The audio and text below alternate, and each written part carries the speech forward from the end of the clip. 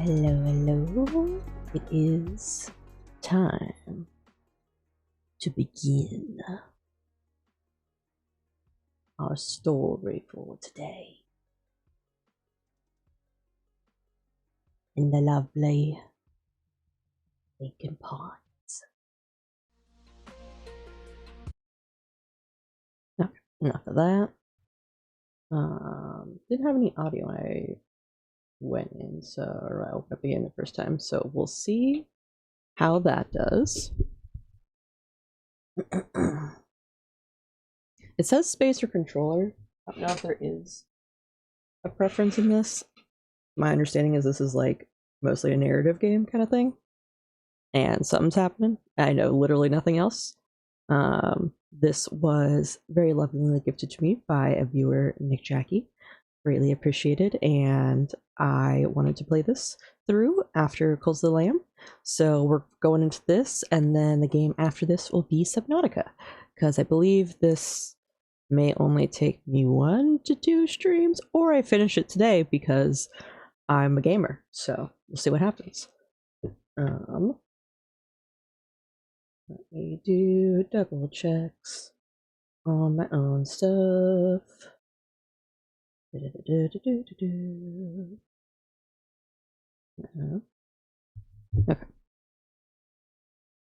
I'm gonna press the button and then test audio, hopefully.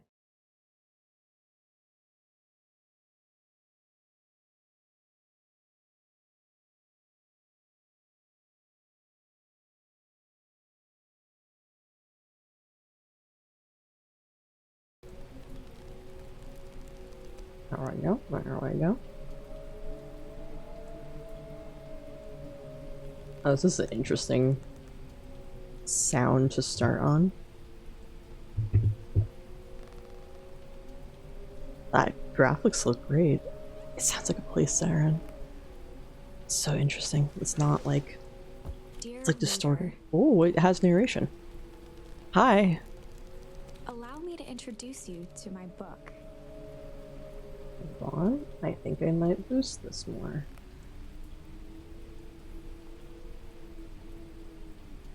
This is a little quieter than I thought.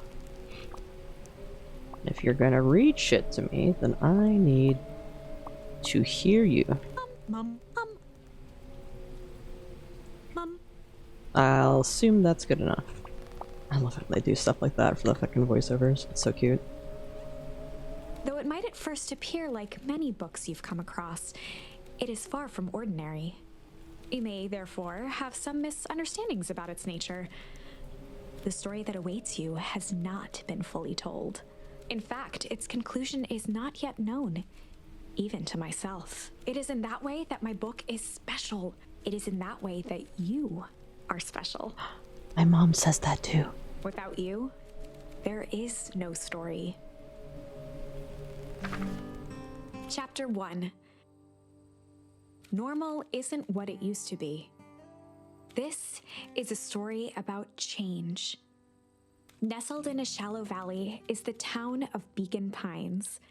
Far from the town square, across the river, past the neglected welcome sign, a young boy walks alone at dawn. I need to check audio as I go. 1 second. Must check on my phone, cause that's all I have.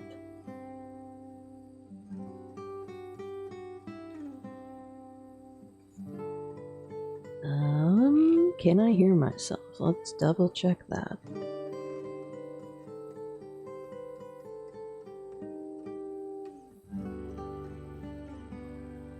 That's an issue. Do do do do do do do do.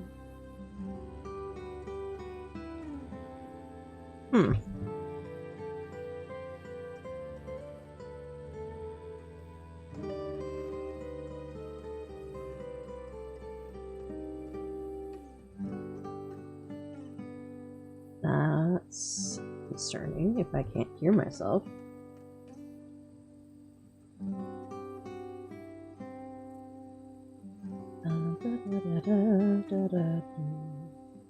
Da da da da, do da do.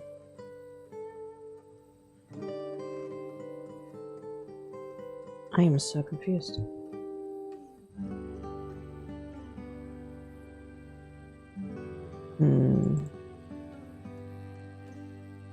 This shouldn't help. That should double it, I believe.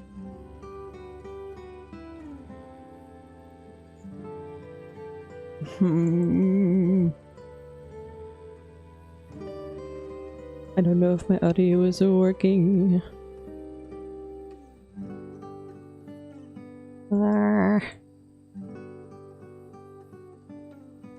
I'm checking on the fly. Oh boy, oh boy. You know, before I do that, maybe I just mute the browser and then I'll check. Does that work? Is that better? Does that work? Is that better? Yes, no, maybe so. Yes. There's no sound coming out. There's no what?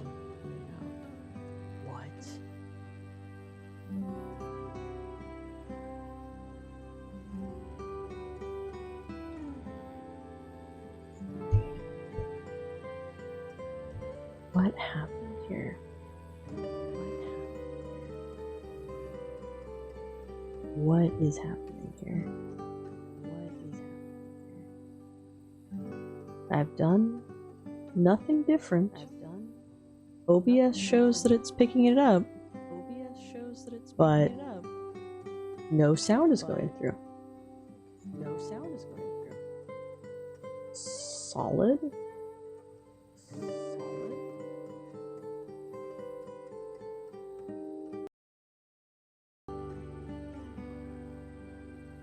Do-do-do-do. Did something... I don't know what broke. I don't know what broke. This is concerning.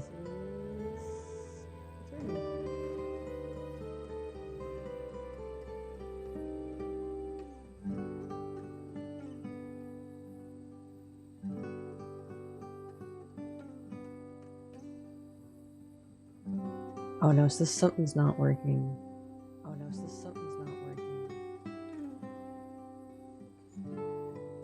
This is so weird.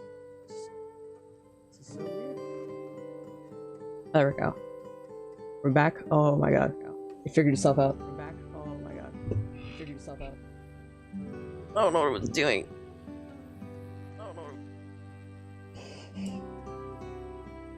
That just was... I was panicking. Still. I was like, what did I do? It's been 2 seconds!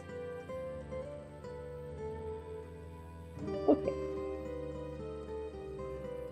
Back to story. His name is Luca Van Horn, and like you, dear reader, he's here for a reason.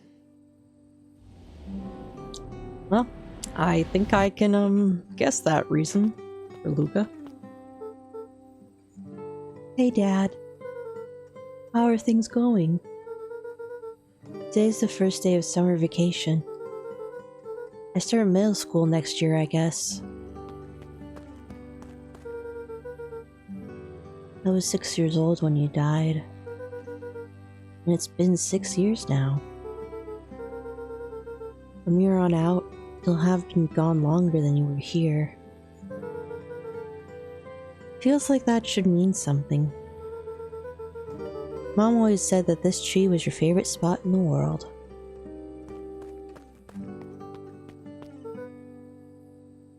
Me too. Hey, Luca. I knew I'd find you here. Rollo was Luca's closest friend. He possessed many fine qualities, but subtlety was not one of them. Well, after I banged on your door till your gran answered, and I checked the pond, and climbed up the treehouse, then I knew I'd find you here. Rollo finally noticed the tears. Rollo's got falling in his nice friend's fucking eyes, and eyelashes. flowers on the grave.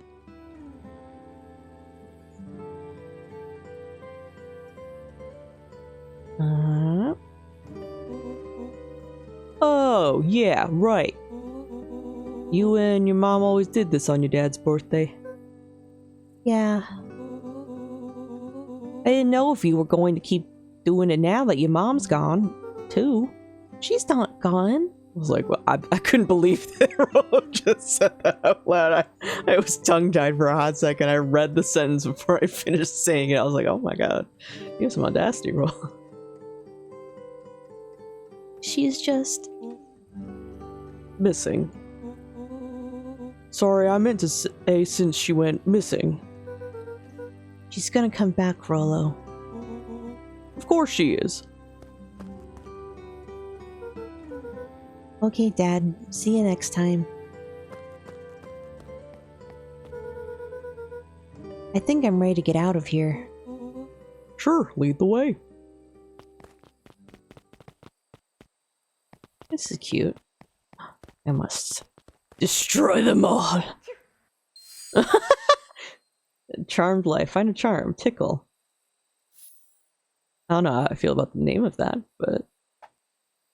Wonderful. I had a good feeling about you from the moment you opened my book.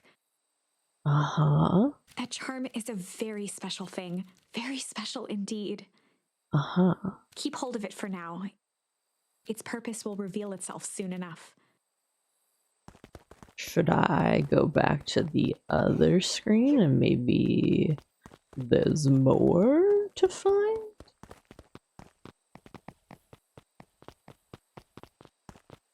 No. Also, you get limited to normal walking when you're here. But if I go to the next screen, I can run. That's funny. It's a cute way to like kind of have the reader or reader/player do something. Oh yeah, I almost forgot. Whole reason I was looking for you. I was wondering if you'd ever get to that. Lucas, like, I'm done with your shit, Rollo. Don't think I did not fucking take a hit from that goddamn comment you made earlier about my mom. I found the perfect way to start our summer. How's that? Rollo looked to the side suspiciously. Not here. They might be watching. The NRA. They who? Shh, not so loud. We need to do this in a secure location. Mission control. Alright, I just have to tell Gran and then we can head out. What are you gonna tell her? I don't know, I'll think of something. If it's all the same to you, I'll meet you at the welcome sign. Your Gran still kind of wakes me out. I don't do well with new people. She moved in like half a year ago. Just meet me at the sign when you're done. To yourself, I won't be long. Tell Gran for heading out with Rollo. No, I wipe my nose. What is that? Okay. Oh. Don't mind me, ladies. Been here all day. Be here all week. This is just the spot to look cool. It's fucking, like, why is this in the game? Oh, I can jump. I did not expect to be able to jump. Why can't I jump on the log? Jump here. Oh. I think I could go in the bush. Dear Ran. reader, forgive me for this interlude. Remember that charm you found in the dandelion patch? There are more of those special charms to discover throughout Beacon Pines. They've been known to reveal themselves to those who are willing. Some of them can be found in this very house.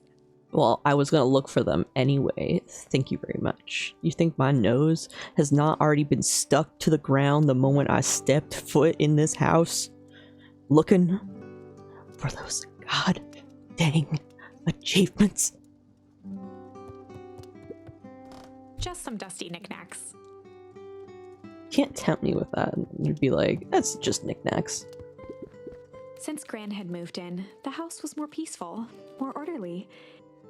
and more covered in flowery fabric. What's wrong with flowery fabric? Looks good. It's a good fabric. One of his Classic. father's old stethoscopes. Luca had spent countless hours listening to anything and everything with it. Not for years, though. Why don't we start doing that again? Can I take that with me? Oh, I don't even fit the little... I don't even fit the chair. I'm like half lying in it. I'm so small. Oh. I'm gonna do it again.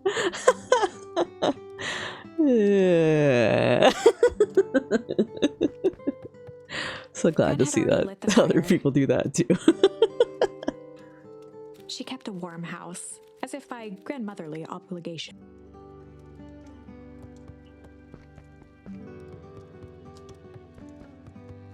Anything else around to look at? What about through here? Oh my! This is quite exciting! I am now certain that you are the one I've been waiting for all these years. You'll recall I was a bit coy regarding the use of charms earlier. Excuse me, I tend to have a flair for the dramatic. You are about to encounter your first turning point. There are certain times in this tale when everything hinges on a single word. Step forth, dear reader. Nope. On the other hand, I suppose there's no reason to rush things. Gran will be waiting when you return. I wasn't done looking. It's not done looking. An array of prepared meals crowded the refrigerator, each labeled with a day of the week. Oh. She meal preps.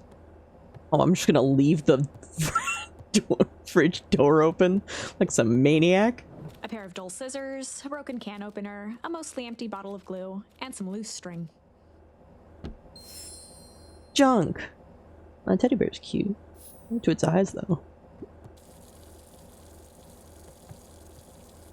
I'm just gonna leave that running. Yes, so. I'm just a maniac. I'm hiding. Where'd I go?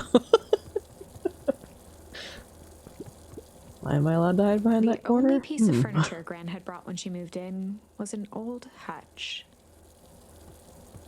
Her trinkets. Trinket box are my trinkets. Trinkets.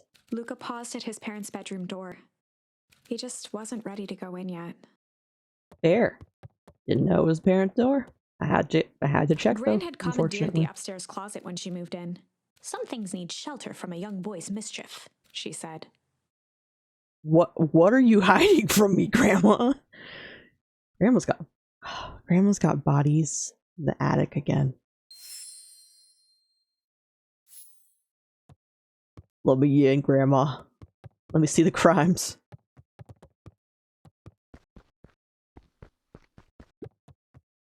Luca tossed on his favorite old sweater. Even though it was the first day of summer, a chill still hung in the air. I have a sweater. Gran's moving in meant that most of Luca's things had been crammed in the corner. Well, that's kind of dick move. Luca was somewhat annoyed by the situation. Yeah, I would be too. What entitles you to all the space in the world? I'm a child. I need space too.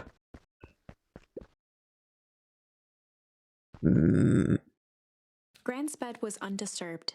Luca didn't mind that she had a habit of falling asleep in front of the fireplace. It meant that he could read late into the night. That's good at least. There's some benefits. But God, sharing a room with your grandma does not seem... God, I would not have been able to share a room with anyone during my middle school years. Just no. No. I need my space. I like that I put on the sweater too, especially because like we're even dealing with that right now, even where I live, just because it's swinging between super cold on some like the rainy days, and then just swinging just so warm on the sunny days.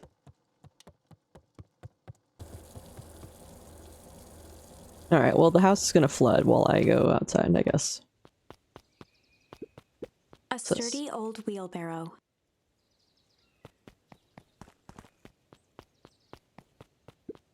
Young Luca would spend hours hiding in the bushes, waiting for a chance to jump out and startle his mother. She always enjoyed humoring him by feigning terror. It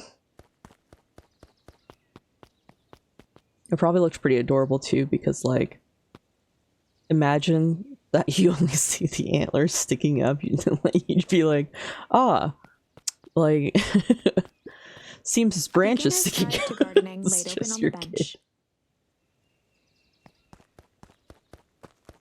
You're pretty cute. Cannot deny. Right. So I have a bunch of these. Chill, hide, junk, ponder, tickle. Well, I guess I'll just go for the turning point. Hey Gran, I'm gonna go hang with Rolo for the day. See you later.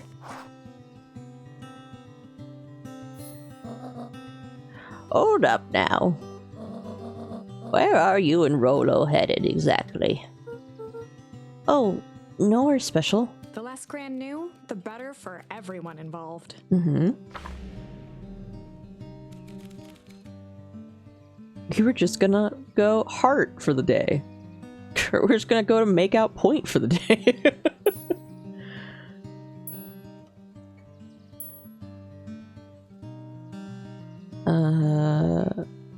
I assume, like, we just go chill? We were just gonna go chill for the day. That's my understanding. The best lies are built on truth. You boys are always in a hurry to do nothing. We stick to what we're good at. So make sure you are done chilling in time for supper. Easy. Impressive. You've managed to navigate your first turning point without too much of a mess. That is the power of charms. A single word can change everything. I think it's time to introduce you to the Chronicle. Mm-hmm. Oh. The Chronicle is a record of the decisions you've made. Mm-hmm. You can see the turning point, which has been revealed. At any time, you can use the Chronicle to go back and invoke different charms, creating new branches. Ah. Luckily for us, this is the one and only turning point where the charms won't dramatically alter fate. It's the perfect opportunity to experiment with rewriting things. A grand jury. Yeah, what does ponder for the day We're mean? just gonna go ponder for the day.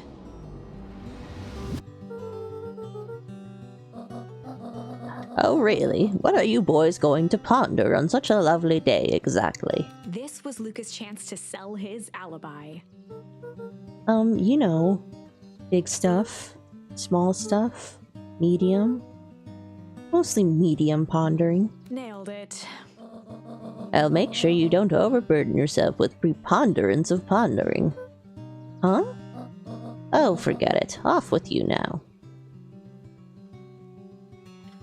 She stuck me in the leg with it again. Okay. Oh, whoop. I get used to its controls. Just for the sake of it, I wanted to see what the last one, hide, works. We were just gonna go hide for the day. Hide? Traditionally, when one is trying to hide something, they avoid literally using the word hide. Yeah, I guess Rolo bet some other kids that we could beat them at hide and seek. Aren't you a little old for that? It's not like there's much else to do around here. Well, make sure you boys are done playing your little game in time for supper. All's well that ends well. Honesty does work. Okay, I'm gonna go back and choose the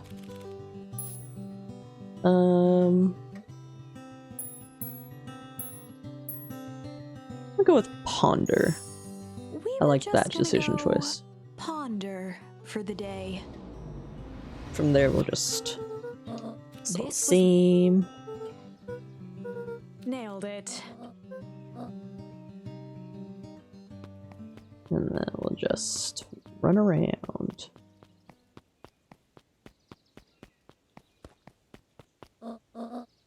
Oh, and Luca. You and Rolo stay out of trouble. I know, I know. Get into trouble with Rolo. Yeah. Put it on the list. At least this kid knows what it wants.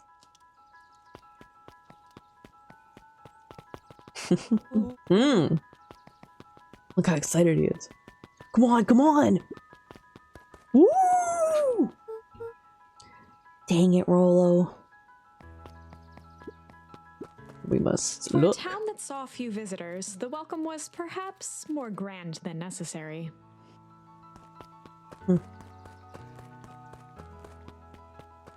He looks fine. Well, Rolo went the other way. road leading to What's this? Beacon Pines was long and uninspiring.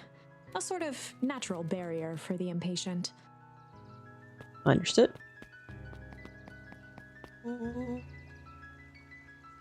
You know the drill. Don't let anyone discover our secret path.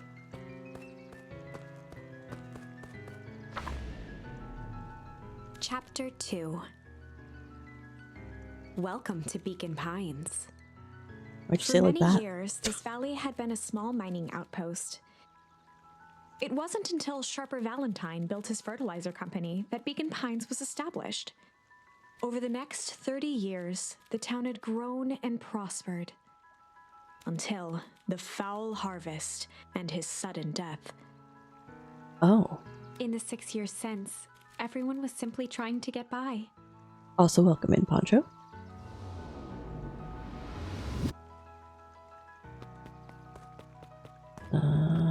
Hello, peoples. Do, do, do.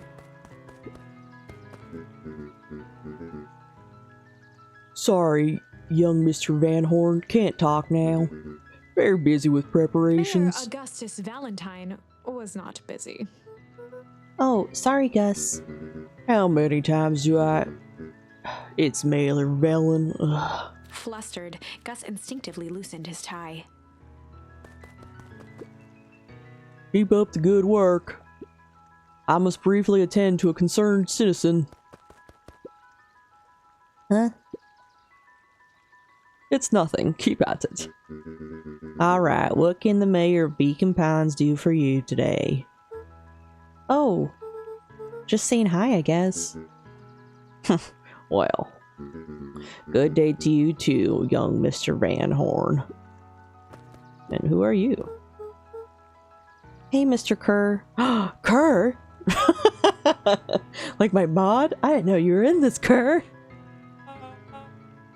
Hey there, pal. William Kerr was the CEO of Perennial Harvest Company. He had become a fixture around town over the past few years. After the failing of Valentine Fertilizer, the town was hungry to welcome a new source of employment. And so you invited a hyena. Also, goddamn, how the artist draws the eyelashes, like in this game, gorgeous. Looks so gorgeous. Excited for the big festival. Oh, sure. Come on now, when I was your age, there was nothing more exciting than a town festival. The food, the music, the dancing. Sounds pretty alright.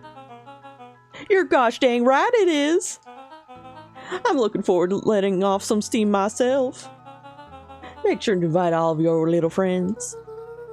I couldn't keep Rolo away if I tried. Excellent. Sorry, Luca, I've got to get back to the proverbial grindstone. Our harvest awaits and all that. Ho now. The left side's a little low. Alright. Ooh. Gotta look cool.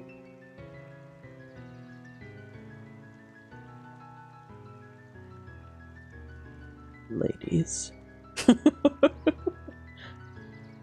Men. They thems.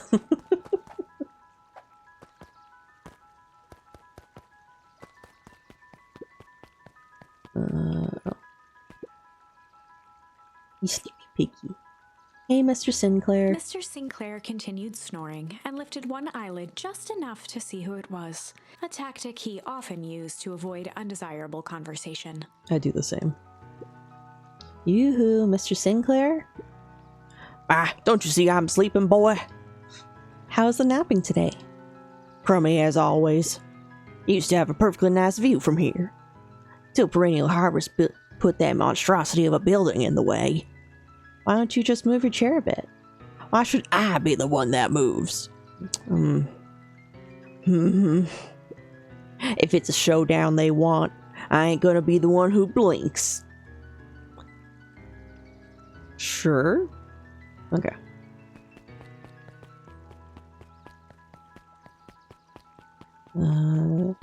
Inspect the trash. Where? I can talk to each of you individually. Come on, Andy, grab his wallet. I'm sorry, Icky, I can't. Do it or we pound you. Yup. Yeah, but my mom said... Yeah, but. If I had a nickel for every yeah, but, I'd be the freaking king of nickels. Ain't that right, Tish? Yup. Alright, poor little bunny. Oh, you poor little bunny. Let me get this way. Mr. Van Horn, do you have a moment? It's just Luca. Golly, I'm sorry. It's my first week at Perennial Harvest. He pulled a pen from the pocket of his sweater vest and began to frantically jot something down on a clipboard. Wonderful. It won't happen again. If we're going to be on a first-name basis, then you can call me Pete. Oh, nice to meet you, Pete. Sorry, what are you writing? Oh, just documenting. Gosh, it's exciting to be part of something so darn special. You know, it's not just about new fountains and phone booths. We're gonna change the world. And it all starts here in Beacon Pines. Isn't that amazing? Uh-huh. Anyway, I'd better get... Oh, that reminds me. We'd love to hear your thoughts. My thoughts? You bet. If we're gonna change this town, we need to get every detail right. That sounds intense. Ha ha ha. Changing the world is intense. So what do you say? Could you answer a few questions? Well, I guess if it's quick. Wonderful. Open to answering a few quick questions. One down. See, it's not that hard, is it? Oh, okay. We're going already. Question 2. What is something you love about Beacon Pines? I've never really thought about it before. Perfect. It's the only place I've lived. See, that wasn't so painful. Pete stopped scribbling and glanced up from the clipboard. Was it? I guess not. Huzzah! Our first 3 questions answered in record time. Are you literally writing down everything? Thank you so much for your time. I need to process these answers. We can save the rest of your thoughts for later. Okay. Our harvest awaits. Bye-bye, bucko. Alright, well, let's wait for the trails. Yep. We'll walk that. I just had to check. There's so many options.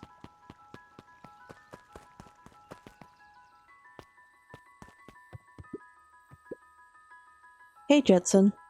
Is the line playing any tunes today? No bites this morning, I'm afraid. Come to think of it, can't remember the last time I reeled one in. But hey, it was never about the catch. It is where I come to think. Yeah, that's what my dad used to do here. That reminds me. If you ever want his chair back, I've taken to standing recently. Keeps me from falling asleep at the rail. If you don't mind, I think it should stay. Not at all. An empty chair makes for a great listener. Whenever Luca saw his dad's chair by the pond, it reminded him of the days they'd pack up a couple of sandwiches and fish until sundown. Welcome in, Highball. Oh, I get a little memory scene. Oh. This gonna make me cry! Luca opened the tackle box and picked the perfect bait.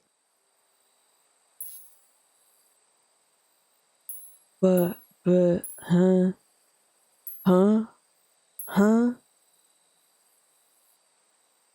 Junk? Luca tied a shoestring to the hook. What fish could resist a nice shoestring? What was the other option gonna give me? Is tickle supposed to be tackle? Okay, how that works. Give it a good cast now. Sure thing. Pa?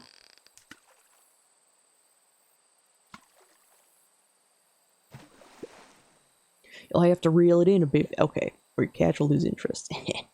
What's Luca tickle gently do? baited a feather onto the hook. Oh, okay. I was like, what the heck do you mean Good tickle for for? skimming the surface. Sure. Do that and then we'll try the junk again, I guess. Oh.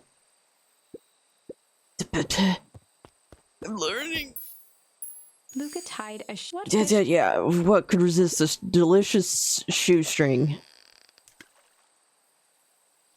I don't know how this works. Easy there, buckaroo. You don't know your own strength. You're not giving me a tutorial! Luca gently baited a feather on. Good for skimming the surface. Try the feather again.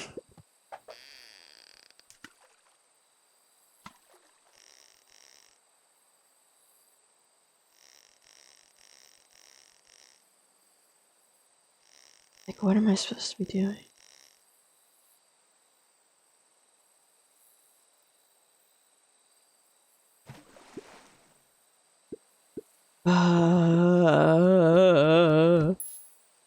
Luca tied a shoestring. What fish I could swear, resist a I nice swear shoestring? this doesn't normally happen. I've practiced fishing for so long. I guess it's just like a tension thing, and I gotta like watch the rod. Oh, thank God, that's a boot though. Where do you think the other one is? Hard to say. Sometimes things drift away. That's not fair. No, it's not. Well, wherever it is, I hope that other boot at least has a sock to keep it company. Can I keep going? Okay, I just have a boot. Well. Luca Oh, there's gently one per baited a each. That feather makes onto- sense. Good for skimming the surface. Okay, okay. What do you get for the feather? Watch it slowly.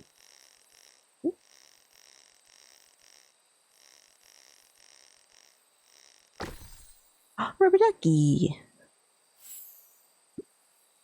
Well, I'll be switched. It's your old rubber ducky. You were just a little drooling ball of fur when you lost that. Cried for days. I told you it'd turn up.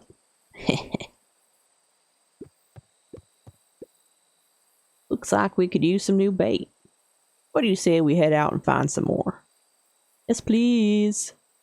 I want more new bait. I want to fish new things. I go anywhere? I don't think I can go anywhere else.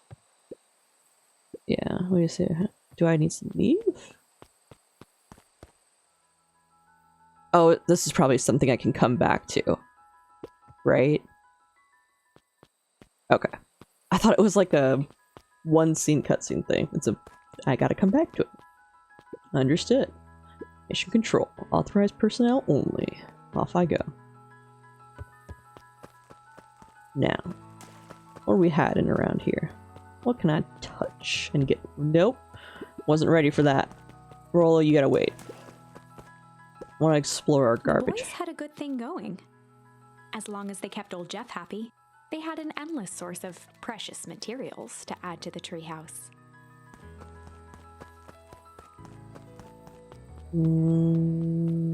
Okay. It's like nothing out here, I guess. This is just... Oh. There's puddles. Oh. I was playing in the puddles. Is this something? Can this be something? Can be playing in the puddles be something?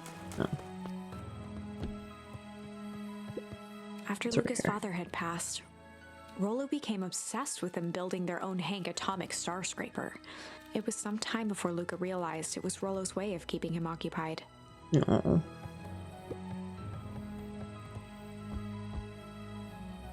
Yeah.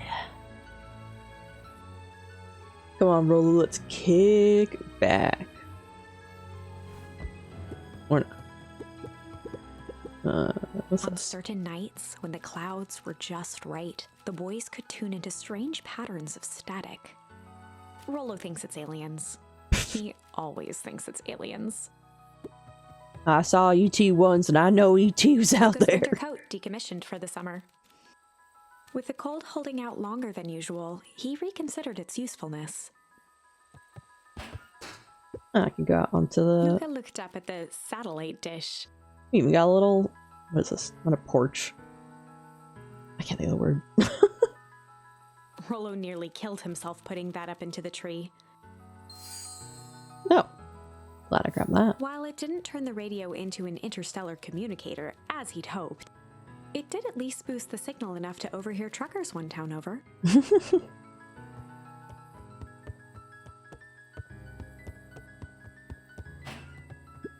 Alright, what do you have to say? Okay, what's this top secret plan to start our summer? So you know the abandoned warehouse by my place. The old Valentine building? Yeah, well, it isn't abandoned. What makes you think that? Get this. Last night it was glowing. Glowing? Are you sure? Kinda. That place has been empty since the foul harvest. Yeah. Who would even want to poke around that place? We would, Rollo. We would. Wait. It's just a busted old warehouse. I just meant we could do some research at the library. You want to actually go to the warehouse? What do you expect to find? Answers. My mom's out there somewhere, and it seems like everyone wants to pretend that she's gone for good. You don't have to come, Rollo, if you don't want to. Luca, remember that time I sort of accidentally burned down the chicken coop? And you jumped in and said it was your fault before my pa throttled me? This is a flaming chicken coop sort of deal. I've got your back. Thanks, Rollo. Now that I think about it, poking around a decrepit fertilizer warehouse is exactly how I want to spend the first day of summer. Let's go! You said LFG. Lesbian finger guns.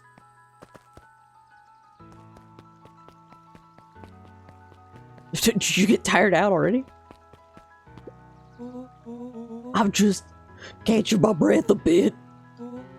Go on, I'll catch up. Alright.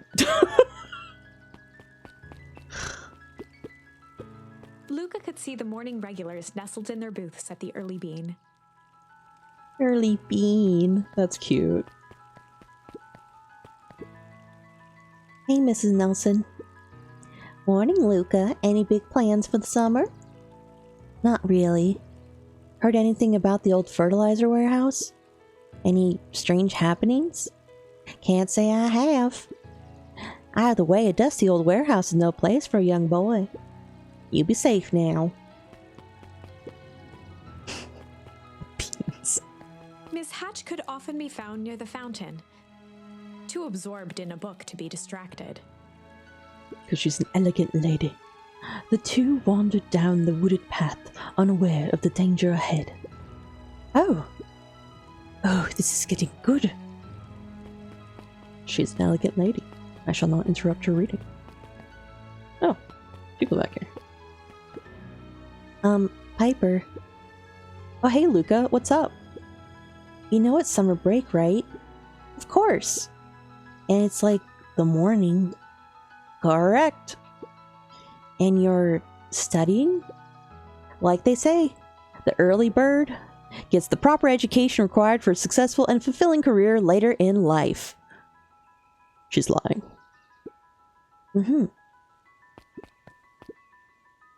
Hey, Zariel. Hiya, Luca. Would you please tell this lazy butt to help out in the cafe? Lumi, Zariel would like you... Luca, let me give you a little gem of advice. If you never do what you don't love, then you'll never work a day in your life. Wow.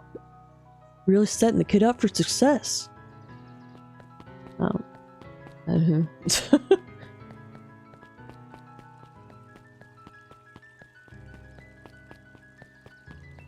You're looking dapper. Holden Wilder ran the local paper of record, the Beacon. Oh, I don't know if I want to. I couldn't. I want him to have like a really gravelly like mafia boss voice, but he also looks proper. But he has a cigar in his mouth. Hey, Mr. Wilder. Morning, Luca. What's the day have in store for you? I was wondering if you heard any news about... News! The Beacon knows the news that needs knowing! Any news about the old fertilizer warehouse? Nope. Oh. Rollo thought he saw some lights here last night. Rollo ought to be poking around that part of town. Ought to be careful poking around that part. The winds of change are blowing, and change is a dangerous animal. Ooh, change. Does that just mean like they're trying to emphasize that he changed shirts? Because that makes me be like, do I have a second? Is there a double me? Oh, Luca, just the fella I was looking for. Hey, Roxy, what's up? Oh, right. Rendezvous with Roxy. This is an important turning point. Ooh. The first time where your charms will change the course of fate. And currently, we only have one suitable charm at our disposal. Have no fear, we can always return later using the Chronicle once we find more charms. Well, now I'm just rambling. Where were we? Have you seen my blockhead brother today? He skipped out before breakfast. Well, not really, no. Can't say I have. Can't say or won't say. Roxy, would I lie to you? Luca, wait up! I almost forgot to tell you. Roxy might be lurking around here. This is one of her favorite places to stand around and be useless. Alright, Rollo, you really just know how to say it with your chest. Rollo. So we need to make sure she doesn't spot us. Rollo. Why are you doing that turn thing with your body? What? You're not scared, are you? She's harmless. And a chump. And she's right around that corner, isn't she? Get into trouble with Rollo. Complete. Don't mind me, just over here lurking. Uselessly. Oh, hey, sis. Nice weather we're having, eh? I couldn't help but notice you snuck out this morning before breakfast. Wasn't hungry. I also couldn't help but notice your morning chores were left unchored. Roxy, I'm gonna level with you. I'm sick and tired of digging up carrots. We all gotta pick up the slack since the foul harvest. Almost every carrot I dig up is rotten. And the rest look like they were hit by Hank's atomic shrinko ray. All the more reason to keep on digging. There's gotta be more to life than puny carrots. Look, Roxy, Luca and I have places to be, so if you don't mind. Oh, I do mind. I'm not gonna catch hell again because of you. So either you march yourself home and harvest those carrots, or I haul you home myself. Rolo froze as Roxy took a step toward him, cracking her knuckles. Luca knew he had one chance to save his friend from being dragged home. In the past, he found the best way to deal with an enraged Roxy was to be a little chill. In the past, he found the best way to deal with an enraged Roxy was to be a little chill.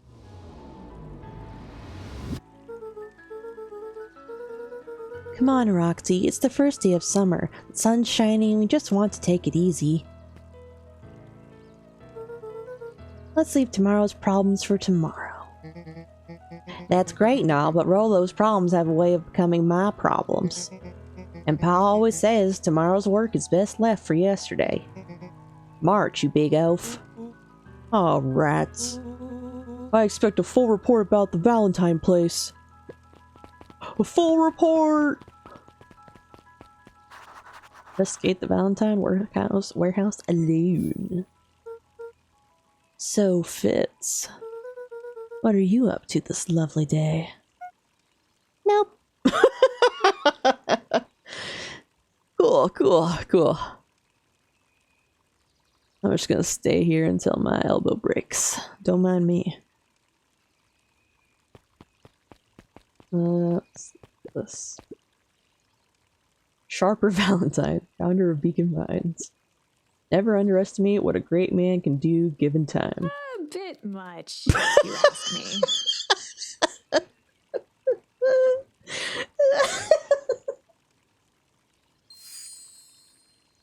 Indulgent. Let's just keep walking around, I guess, for now. What does this say? Last Chance Diner. This is cute. Up at Dawn Newsstand, and there's a bat! Oh! So cute. Hey, Dawn. Sorry to wake ya. Oh, no problem. It comes with the job. Dawn had dreams of becoming a big-time reporter. At night, she searched for the story that could be her big break.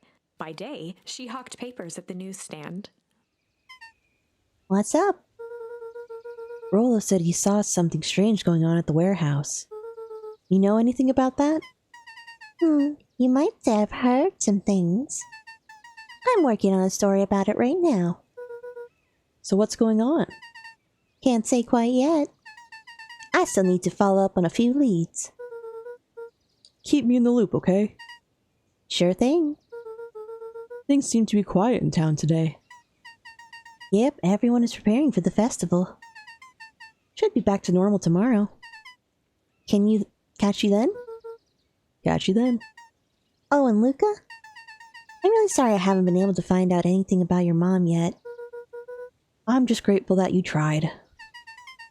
I'm still keeping my ears up. That's cute. Oh, you went right back to sleep.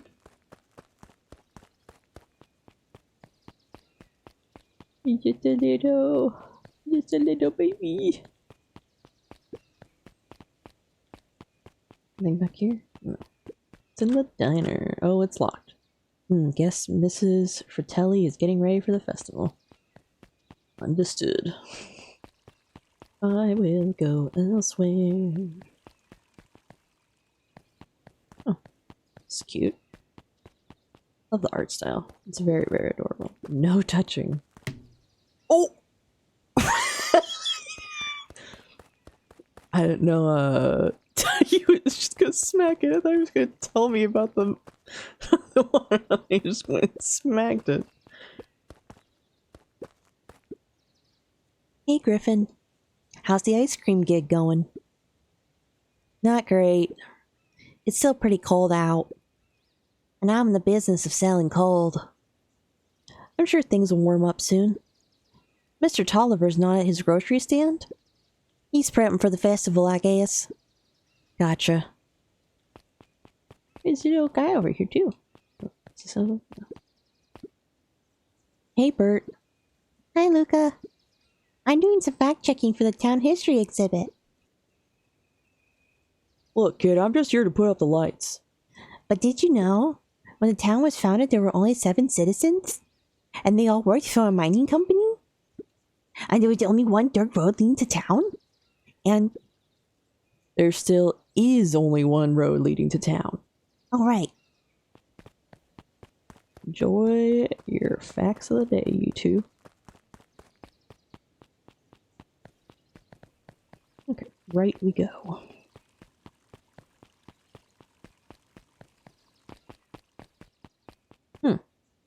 Hey, Solomon. Apologies, no time for chit-chat. Jeff's hardware Solomon. closed down about a year ago. The effects of the foul harvest stretched wide.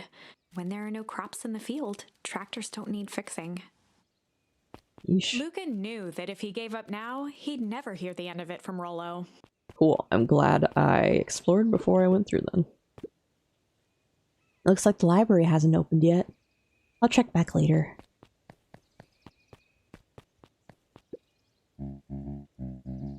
Luca, my boy, hold up a tick. Oh, hey, Mr. Nuncreed. I was just on my way to... I just sold the last jar of your grandmother's preserves. Can't stock the shelves fast enough, turns out. Hey, that's great, but I'm actually...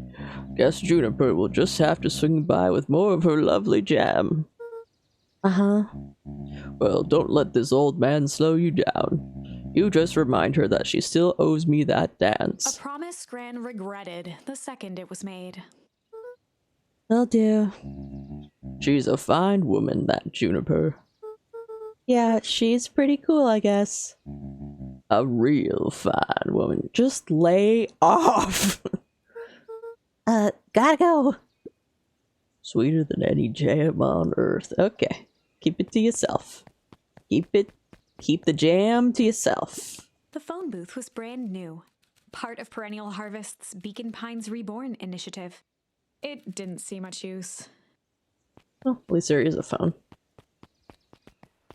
Communications forward. Oh, it's a... Oh, hey, Luca. Hey, Joey. How's the bug hunt going? Not great. Bugs have been shy this week. Bugs get shy? Well, sure, bugs aren't that different from people. Sometimes they just want to be left alone. If you're going into Weepwood, just be careful where you step. No bug crunching. Got it. Not with intention. Okay, it's going that way. What's this? Luca peeked up at the beehive. It appeared to be deserted. That's strange. Oh, this looks like the... After the foul harvest destroyed their wealth and reputation, the Valentines shuttered off their estate from the rest of town. I see. The Valentine mansion loomed over every other building in town, both figuratively and literally.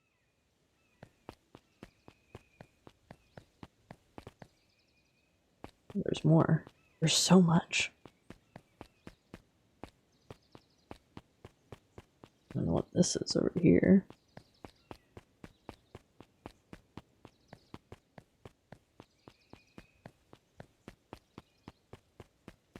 Oh, I guess we'll go into the woods. The path led into a small hollow at the edge of Weepwood. Okay, no turning back now. Caution, electrified fence. Is that sign new? The fence thrummed with a gentle electric buzz. Okay, so what would Rollo do if he was Luca here? often asked himself what Rollo would do, so that he could rule out that option. I'm definitely not touching that thing. This. Oh. As sparks flew from the fence, the light atop that section shut off. 2 bulbs remained. Oh, I did that on accident. Cool. That's 2. 1 more to go. Before I complete the puzzle so quickly, did want to see what else was around. Property of Valentine Fertilizer Company. Looks old. Yeah, it has skull and crossbones on it, which I feel like means, maybe they were responsible? Maybe there was more to that?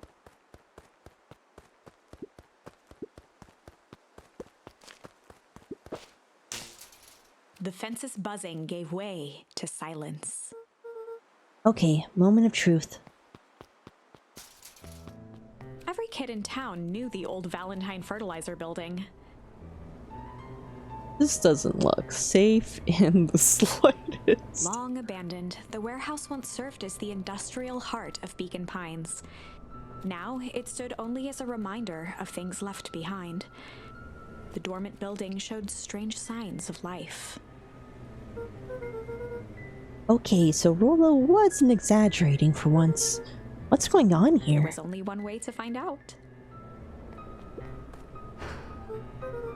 Wow, that smells awful. Too bad Rollo's not here. He'd have no problem poking around in there. Yeah, so check trash can next time I can bring Rollo here. Oh, nope. Hold on, there was like something on the ground here I wanted to see. Oh, it's just something to toss. Guess so. The water Sus. looked almost diseased. It flowed slowly into the woods.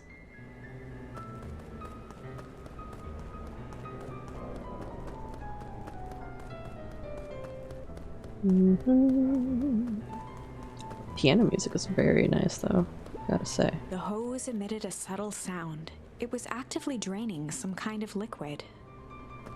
Oh. How do you read us? Welcome in. Luca thought he heard faint sounds coming from the other side of the door. He pressed his ear against the cold metal to hear better. A zipper? Footsteps? The sound of footsteps grew louder. Hello?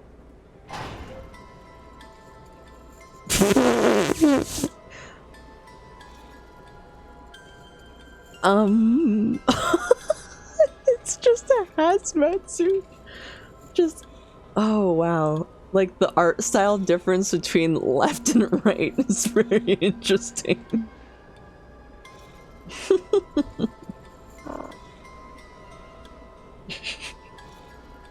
Shit.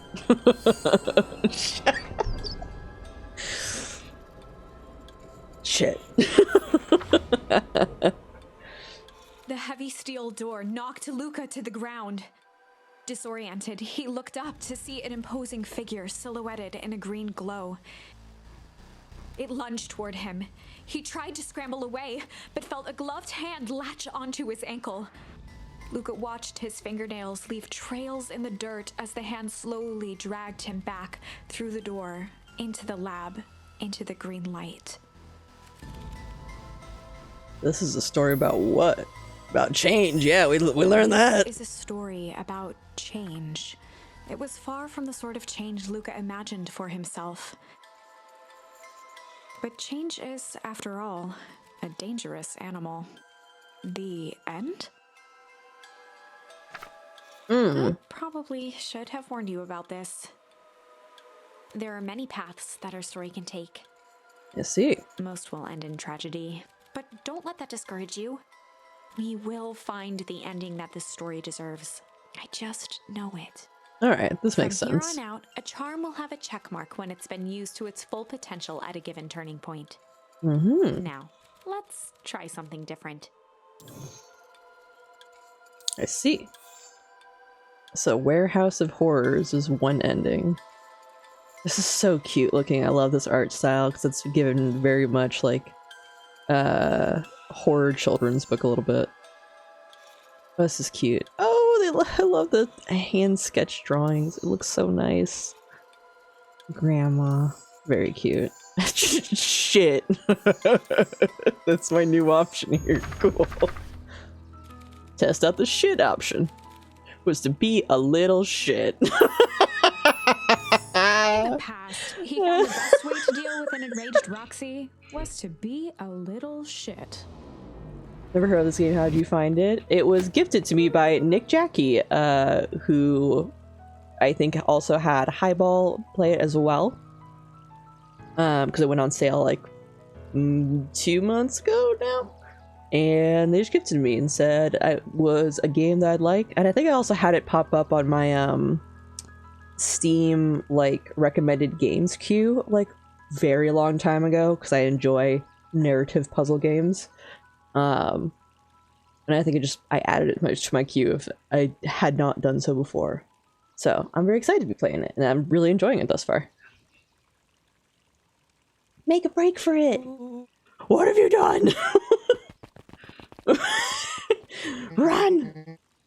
Did that little shit just kick me? Run all you want, little twerps. You gotta come home eventually. Sorry. Let's go reinvestigate that warehouse. So sorry. Sorry about that. Rolo can get overexcited sometimes. Solomon Valentine. Oh, you are part of the Valentines. That makes more sense. He's so cute and so Current sweet. ward of and future successor to the I like the Valentine little fortune. clip in the ear. Huffed as he brushed off his pants. A town of complete and utter fools. One wonders if it's worth taking anything here seriously. Either way, I'm really sorry. No matter. How are you doing? Me? Yes, with all that business with your mother and whatnot. Oh, I'm getting by. Still no word from her at all. No. That is truly a shame. Oh, I know that. I know that word all too well, little buddy. Your grandmother has taken residence to keep house. Yeah, And how was that going? we mostly stay out of each other's way. You make it sound like she's rarely at home. It's not like that. She just has a lot to do. Mm-hmm.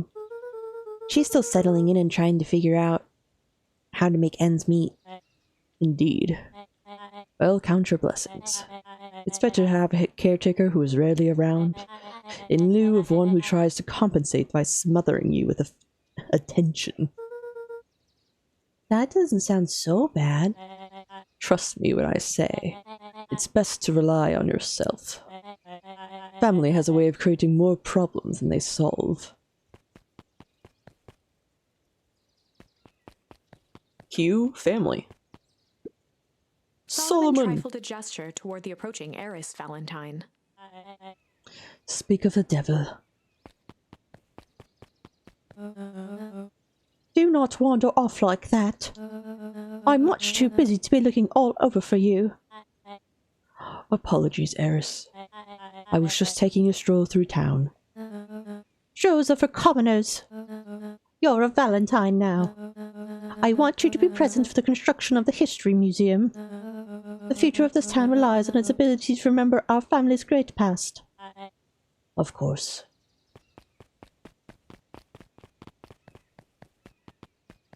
I think that's gonna be my favorite character. Look at my boy. Hold up a tick. We're gonna... sorry, Mr. Duncan. Kind of hurry right now. Bye! Boy's got too much of his father in him. And you want to bang my grandma, and I do not want to have that conversation ever again, if I can help it. I win. A little help. I am the champion. We were racing? Does that road get longer? Like anything it ever changes around here. It seemed longer. You're just lightheaded from the run. You really need to pace yourself better next time. Not sure why I would take advice from second place. Has that sign always been there? Wait, what? Caution, electrified fence. No, that's definitely new. Creepy. How are we gonna get around an electric fence? Don't worry, I've got this. Yep. Why did you do that? He's looking at like he definitely was looking at the fence being like, oh dude, why'd you hurt me? But it looks like he's looking at me like, dude, why'd you let me do that? Like I had any control. Wow, it says you can figure out what the plan was when you're done. Great, what now? Well, I did my part and established that touching the fence is bad. I'm sure you can handle it from here. I'll supervise. From a safe distance. So what happens if I use the can? Works the same way. Whoa, you're a genius. Over here. It bounced off, it works. I think that did it. Luca, you never fail to impress. As the glowing windows of the old warehouse came into view, Rollo began to bounce excitedly. Check it out. Dang, Rollo, you weren't exaggerating for once. Was there ever any doubt? This definitely needs investigating. Good thing two ace detectives are on the case. This is bizarre. This is awesome. Rumble. Did you feel that? What, the excitement in the air? You bet your butt I did. Check out this puddle. Yeah. That's not normal. And this hose.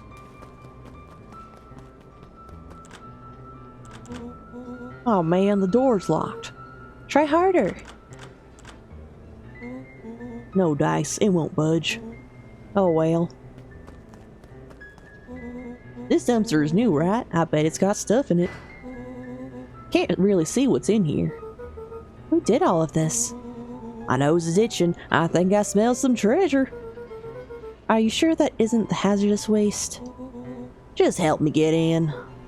Rollo, it would be my honor to throw you in the trash.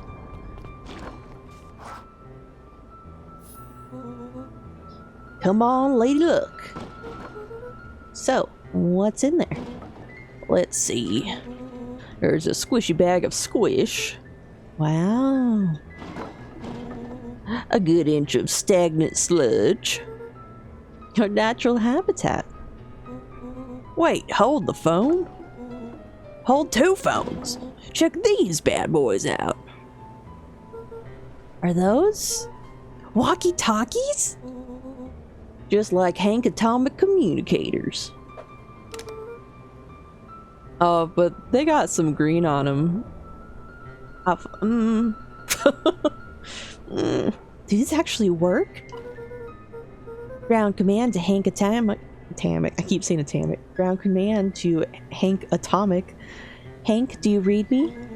This is Hank Atomic. Ground command. You're coming in 5 by 5.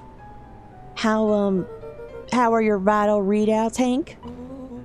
It's getting a little stuffy in here. Requesting assistance for evac.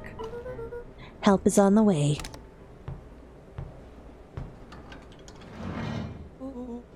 What was that? Someone's coming. Give me your hand. I'm trying. My hands are covered in squish. Scoot over. I'm coming in.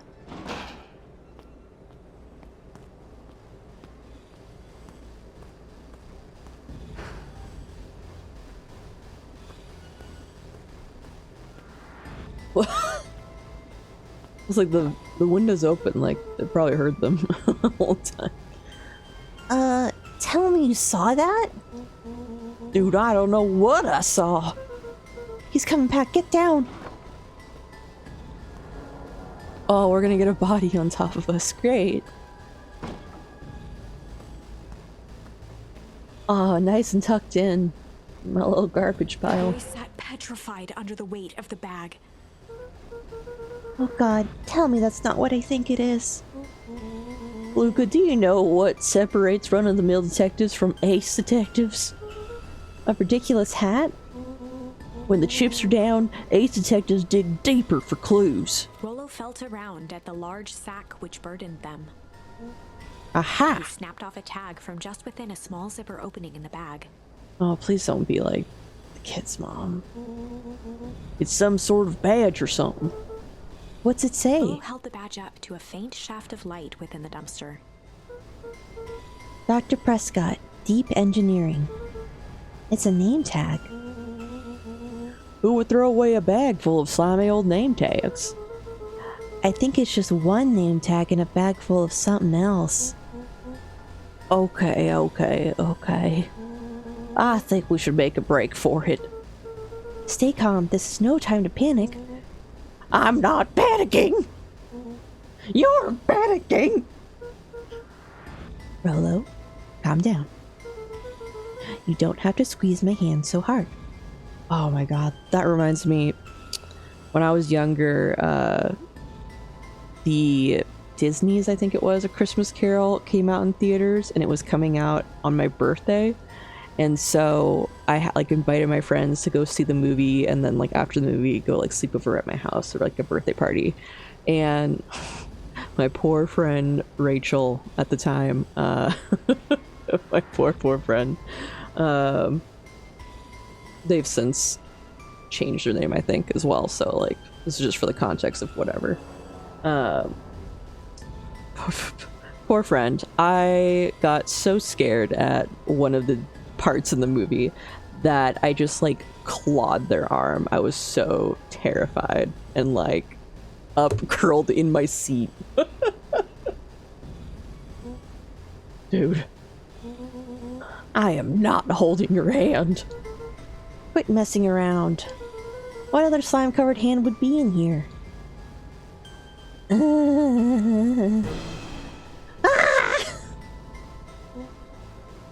Ah! I am beginning to see the benefits of your run for our lives plan. Right, we've established that I'm faster than you, so I'll go first.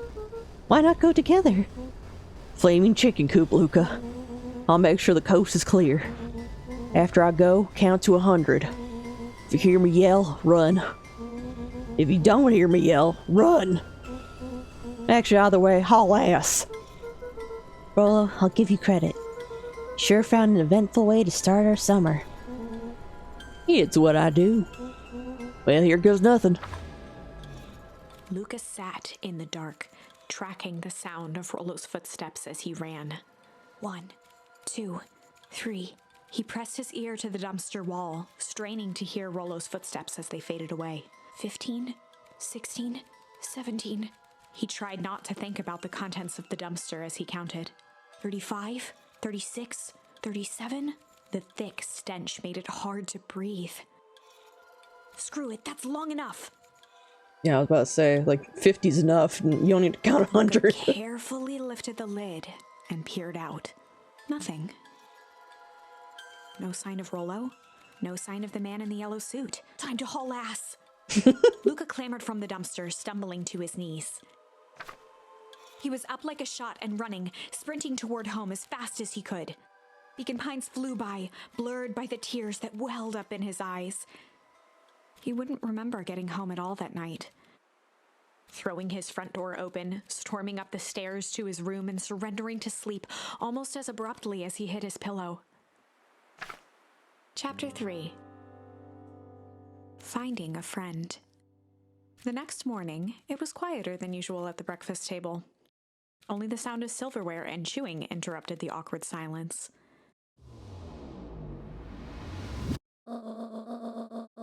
I finished jarring a mess of jam last night. Uh-huh. So that'll need to get delivered into town today. Okay. So what did you and Rolo get up to yesterday? Oh, nothing interesting. Oh, there's a phone back there. Hello.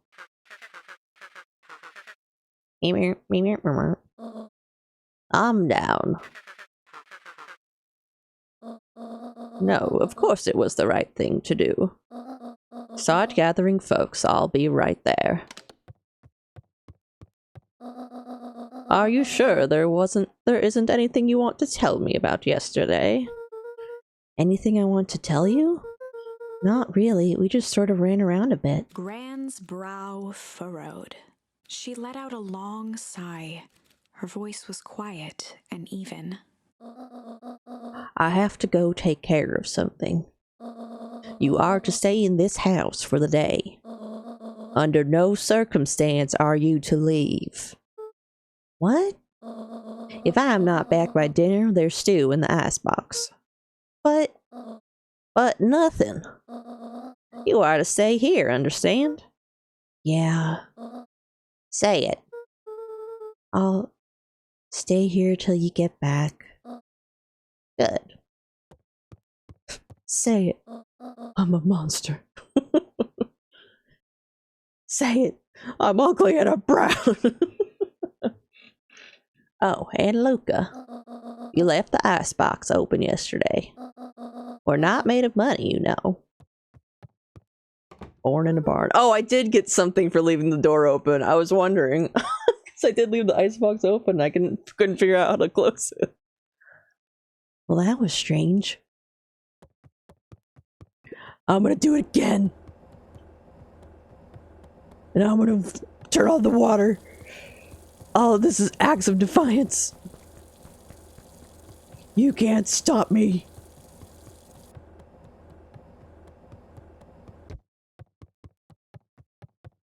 I didn't realize I could close it, man. I just didn't know I could close it. An eerie electronic sound echoed from Luca's bedroom. Hello? Is anyone there?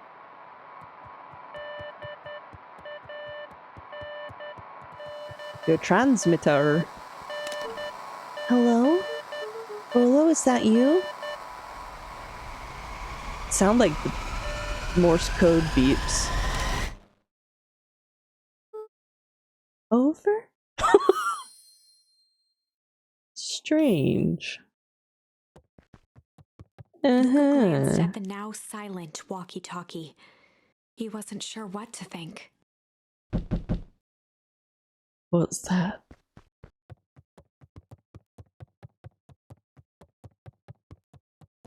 Oh, I'm coming. Oh, hey, Roxy.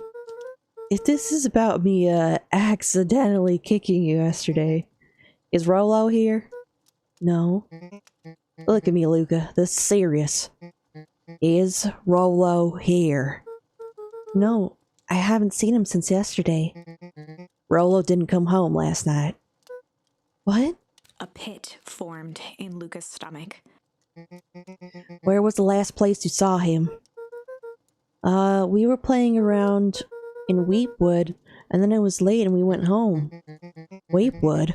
If he's still alive, I'm going to kill that little creep. Is there anything else? Anything that you said? Luca's mouth felt dry. No, we were just messing around. Okay. I need to go let people know to check the woods. You just stay out of trouble. Go see if he's hiding in the library or something. Luca could feel his heart beating in his throat. Rolo. Where are you? Is there anything in the... Before we go check on our pal Rolo. Anything in the garden I can touch? No, that Granny's not here. No. I'll run away.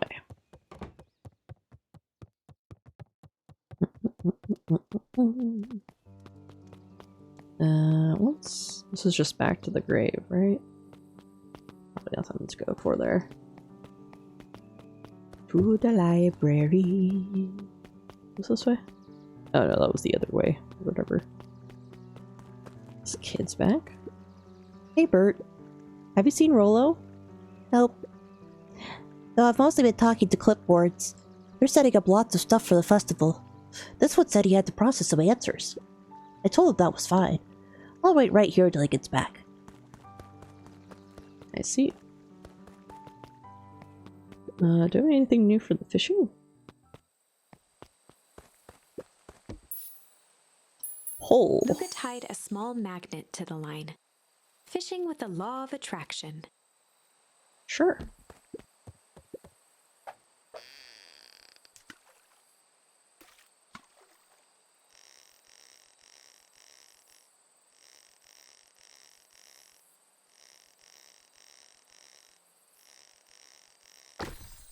Ooh, a key. Where do you think the lock is for this key? Now, why would we want to find that? Because then we would know the secret. Ah, that's no fun. The second we know what it unlocks, it just becomes a boring old key. Right now, this key could unlock anything. Cool. Use some bait, okay. Nothing else. Thought I'd check. Alright, well, he did not make it back here, which was one of the things I wanted to check at least, so. Run back to the library. Anything else to, like, look at here?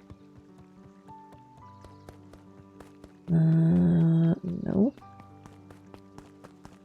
Touch. I want to touch things and get words. This guy's just got stuff, like, being placed around him.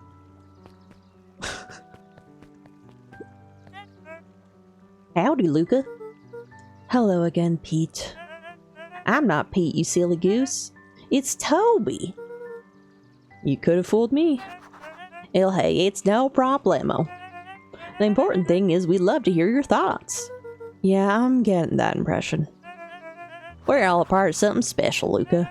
And it all starts right here in Pecan Pines. Pecan Pines. I have a Beacon Pines. I got it. Toby looked up from the clipboard excitedly. That's right. So how about you start by telling me? Look, no offense, but I've got my own stuff to take care of. Gaw, you joker. We're all a part of this together. You'll let us know when you're free to answer a few questions. I'll let you know, alright. We really need to get back to work. Just a couple more minutes. If Roxy said she will be here, then she will be here. I just don't see why I'm standing around doing nothing and waiting for Roxy, when I could be standing around doing nothing and getting paid for it. Come on, Lumi, Roxy needs our help. Yeah, well, good intentions don't qualify as legal tender. Tender.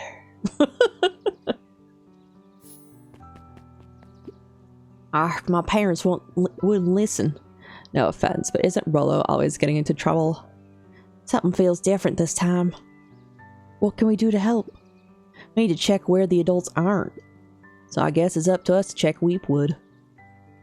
Our shift doesn't end for another couple of hours. We could spend the time making posters. That would be great. I guess. Right, Fitz and I will check Weepwood. We'll be back later to pick up the posters. I think my dad has a map of Weepwood. Let's swing by my house and grab it before we head out.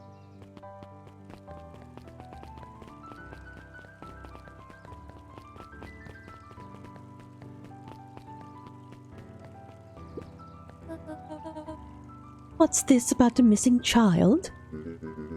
I'm stressed that the situation is completely under control. It just all seems so terrible. I'm sure there's nothing we can do to help. Nonsense. Nonsense. Young Mr. Cotter will turn up safe and sound, I am certain. You just focus on settling in. I trust my sister has supplied you with suitable lodging. Oh yes, Miss Valentine has been more than accommodating.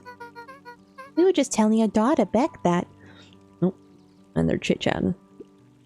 Now where did she run off to? Daughter Beck. Oh. Hey Dawn. Got more stuff for me? Is it true about Rollo? Yeah, he didn't come home last night. I wonder if it's connected. Connected to what? I was checking in on reports about increased activity around town. Sort of activity. Windowless trucks, mechanical noises, strange lights. Typical shady stuff. Who would be doing all that and why? Well, I have a few leads. The Valentine family is always suspicious. Perennial Harvest certainly has the resources. I'm supposed to be higher voice. Do you have any idea where Rolo could be? The best place to start looking is where the trail went cold. Where did you see him last? We were in Weepwood, right by Valentine's fertilizer. I'll check out Weepwood when my shift ends. I do my best work at night. You get your rest. Manor's closed.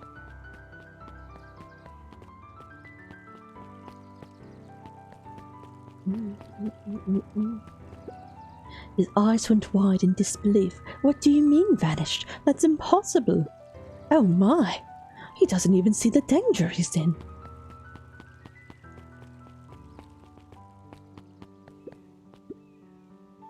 Hi, Luca. What's up? You haven't seen Rollo around recently, have you? He doesn't come around here much. Not since they made a rule that he can only order decaf. Yeah. He should stick to his decaf. Oh, is that a Yorkie? Oh, I'll talk to you in a second. Hey, Griffin. Has Rollo been by? I haven't seen him all day. I'm sure he'll show up safe and sound. And when he does, tell him there's a strawberry chocolate Dell scoop waiting for him. On the house. He'll like that. Hey, you little Yorkie. Hey. Yisun? Yilson? History Museum. It's laughable, really. Did you happen to see Rollo in there? No, just a shadow of a family clinging on to a town clinging on to the past. Thanks for the cling. Feel free to check out for yourself. But don't expect to have your mind blown. Understood, little Yorkie. Sharper Valentine, a celebration of excellence. We all know Beacon Pines is a great town. What you may not know is great towns grow from mighty roots. And that is why you cannot tell the story of Beacon Pines without telling the story of one Sharper Valentine. Young Sharper's keen intellect and strong moral fiber led to a grand vision. A vision Look at of a that. community dedicated to a better tomorrow. What a sharp In person. his own words, a better tomorrow is within our grasp, but it requires a singular mind to harness it. Lucky for us, he decided to grow that vision here in Beacon Pines. And how does one grow a better tomorrow? With fertilizer, of course. Valentine's Fertilizer Company became the lifeblood of a town yearning for purpose. But then tragedy struck, a scientific experiment gone wrong. An accident which took Sharper away from us far too soon. To this day, we struggle to pick up the pieces. But one foul harvest isn't enough to stop the people of Beacon Pines. The spirit of Sharper Valentine lives on.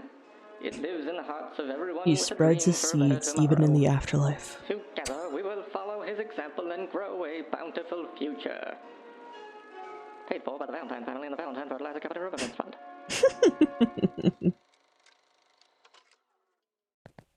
Thank you. That was unhelpful. I learned so much. Smack it again. Gotta give the watermelon a smack every time I come by.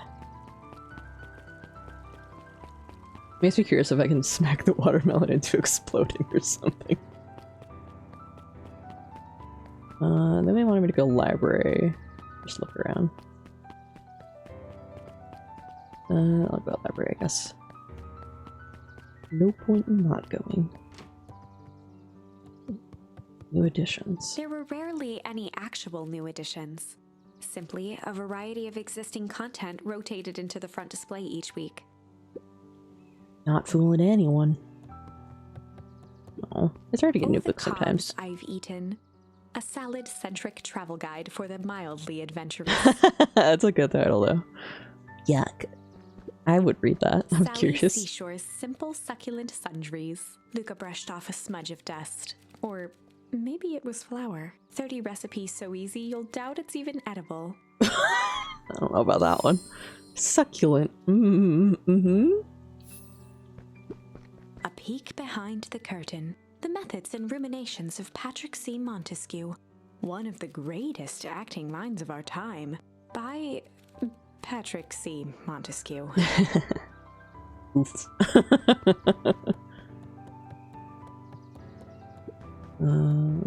Here. Who are you? Hey, Jace. Oh hey, Luca. Did Rolo come by? No. I was actually surprised. He's usually here early on days when a new issue drops. Rolo's the biggest Hank Atomic fan I know. Besides myself, that is. Well, if he does swing by, tell him to meet me you know where. I don't know where. No, he knows where. Oh. Roger that, Space Cadet. Thank you. The bottom corner shelf was a dusty array of thick science books. Only one binding was clean enough to read. Cellular Biology and the Chemistry of Mitosis. Boring. Mitosis. Mycological phosphorescence. Ugh. More like my complete loss of interest. The entire top level of the library was devoted to comics, most of which were Hank Atomic and the myriad of lesser revered spin-offs. Nerd, poke around the library. I am a nerd. I got things for poking around the library. You dare call me a nerd after all that? Kato volunteered at the library during the summers. He wasn't very social, so he'd dedicate each summer to becoming an expert in a single subject, making him a reliable source of very particular knowledge. If you were to ask Kato something he didn't know, he'd escape into the dusty old bookshelves and return with just the right thing. Yeah. Hey, Kato. Kato. She said Kato, right? Kato. Kato was lost in his Yeah. reading. Luca crooked his neck to see the title, Introduction to Melitology. Melitology. Ahem. Oh, hey, Luca. You snuck up on me. Good book? Dunno, just started it. He gestured to the shelves. I'm really running out of books I haven't read yet. So now it's on to the wonderful world of bees. Turns out, bees are pretty cool. For instance, did you know that around 70% of bee species actually live in underground tunnels? Or if that there are two queens in a hive, they will fight to the death for supremacy? I did know that part. Fight! That's interesting, but you haven't seen Rolo around recently, have you? Not since yesterday. Keep an eye out for him, okay? Sure thing. If I see him, you'll be the first to know. Check the library. Now I can walk. Thank you for the hydrated, Dina. Welcome in.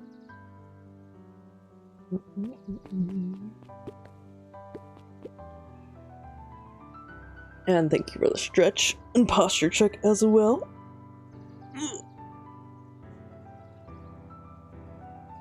Hope you're doing well. What sort of monster puts candy behind a locked door?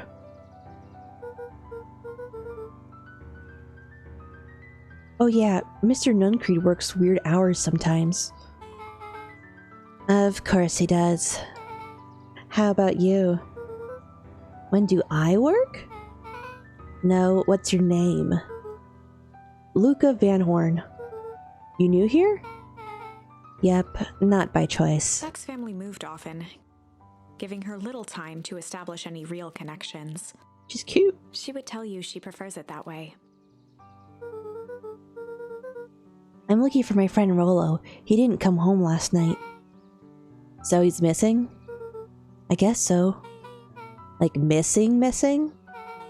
Does that sort of thing happen a lot around here? Luca shifted his feet uncomfortably. Well, that sucks. Yeah.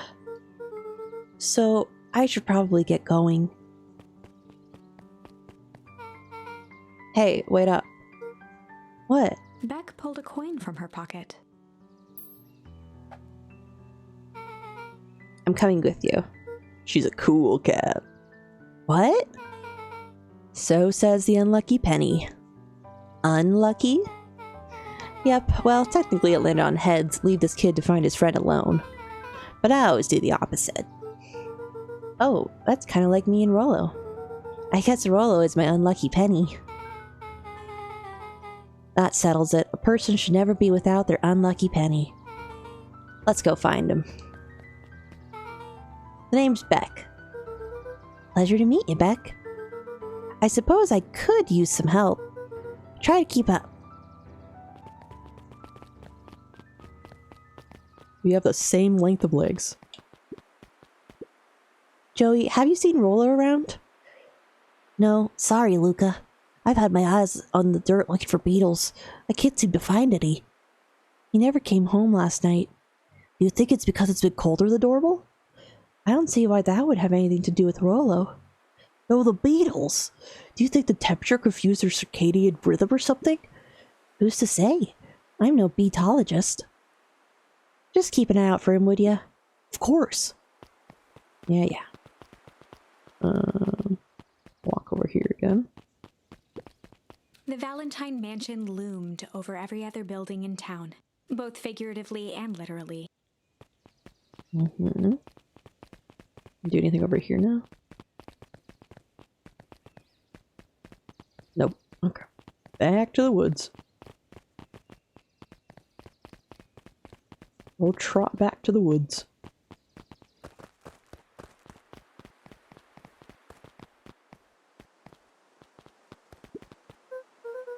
Dang, they boarded up the way in.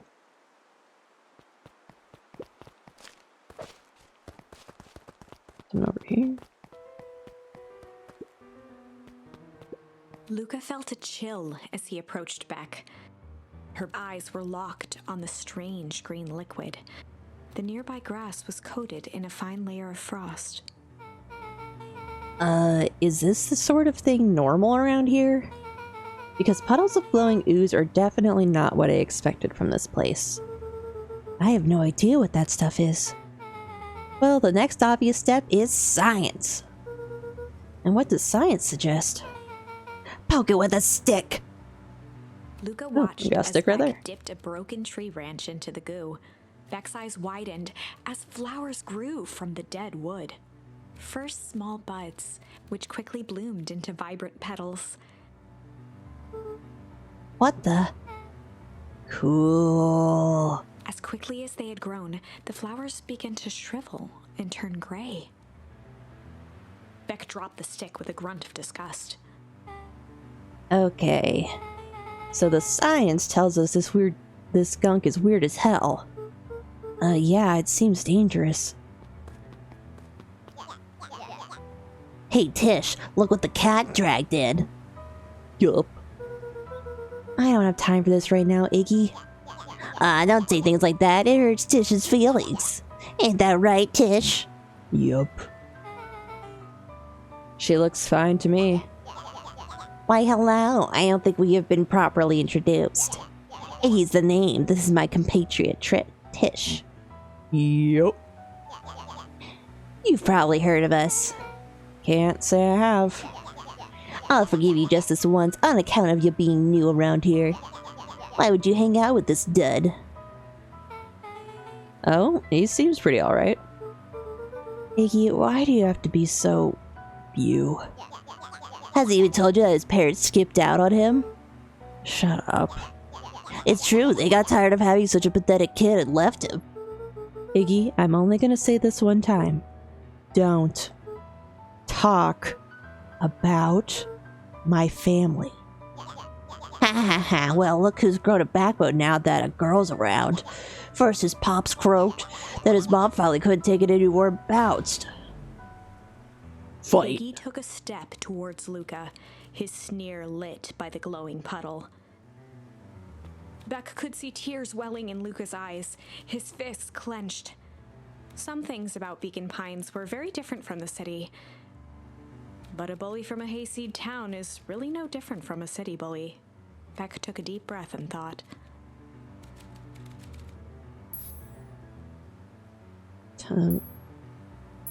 I guess I'll do tickles for this Well? first one. Time to bust out the tickles. Tickle the idiot. Hey Tish, wanna see something cool? Yup. Check it. Beck lunged forward and began to tickle under Tish's arms.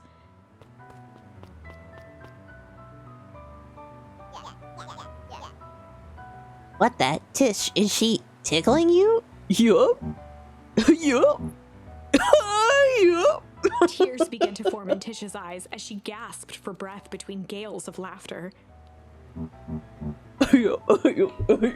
Beck redoubled her efforts until Tish finally had had enough. What just happened? She seems nice. Sorry for interruption. I think you were just threatening us. Iggy's eyes darted around, a realization dawning on his face that he was now outnumbered. I just remembered. I have somewhere to be. See you around, new kid. Iggy kicked at the puddle before making his escape. Oh. Whoa. What a little creep. Beck, I think you got a little ooze in your Beck hair. shook the ooze out of her hair as best as she could. Is it bad? It depends. What are your feelings about having a more mature, refined look? Oh, God. Yikes. Chapter 4. The Best Policy. Luca paused for a moment, catching his breath. He'd only just met Beck, and somehow he already managed to drag her into this mess. Hopefully he could make it up to her. But finding Rollo was his primary concern. Now step in the puddle. Perfect balance. Relax alone. If there's anything else around here.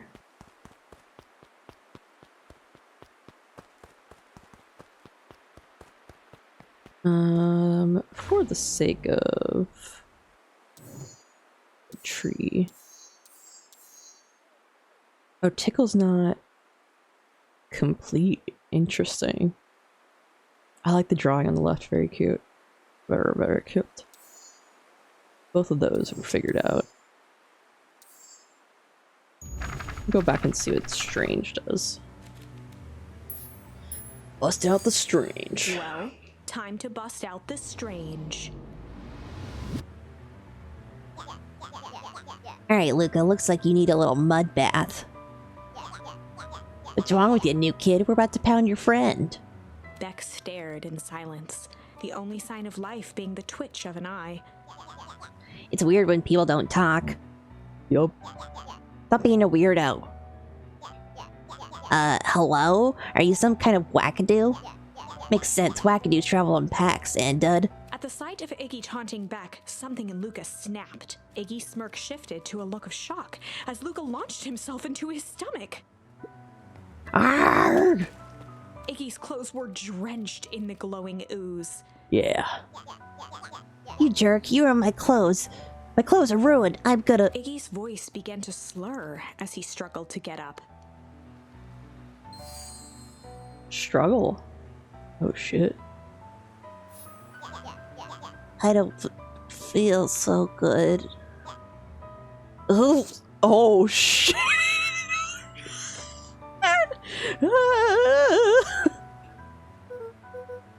I'm sorry, I just... Oh shit. Yup.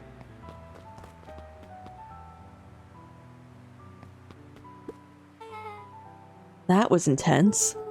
He's gonna be okay, right? Nothing about this seems okay. Person at the warehouse.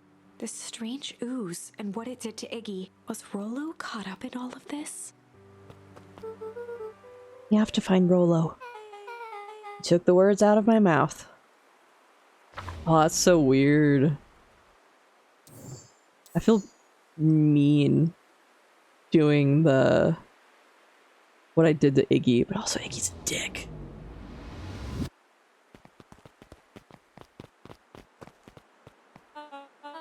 Whoa there, little buddies. You startled me. What in the dickens are you up to in this part of town? We were just helping look for Rollo. Oh, you haven't heard the good news? Rollo showed up safe and sound a bit ago. Really? So where was he? It's funny, really. He just got a little turned around in the woods. They can be disorienting, you know. I am starting to get that impression. Rollo's at his house now getting some well-deserved rest. Wow, that's a relief. You two should scurry along before you get lost yourselves. Yeah, come on, Beck. I can't wait to introduce you to Rollo. Oh, that reminds me. Luca, your grandmother was looking for you. She was? She was worried sick. You should march straight home. I guess. Beck, your folks might be getting word too. I'll walk you home. I need to talk with Nelly about work anyway. Beck glanced toward Luca. I guess all's well that ends well.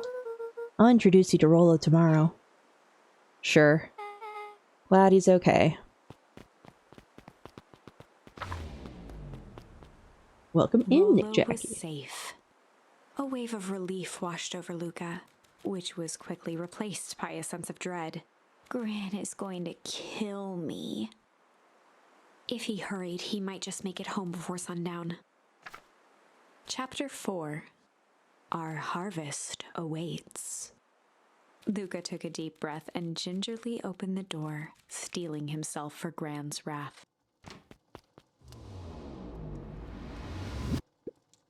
Gran, I'm home. Everything's fine. Gran? Gran? I know I wasn't supposed to go anywhere. I was just helping look for Rollo. I'm not here. Gran? Roxy came over. She was worried about him. So I figured you wouldn't mind if I helped look for him. Turns out Rollo is safe and sound.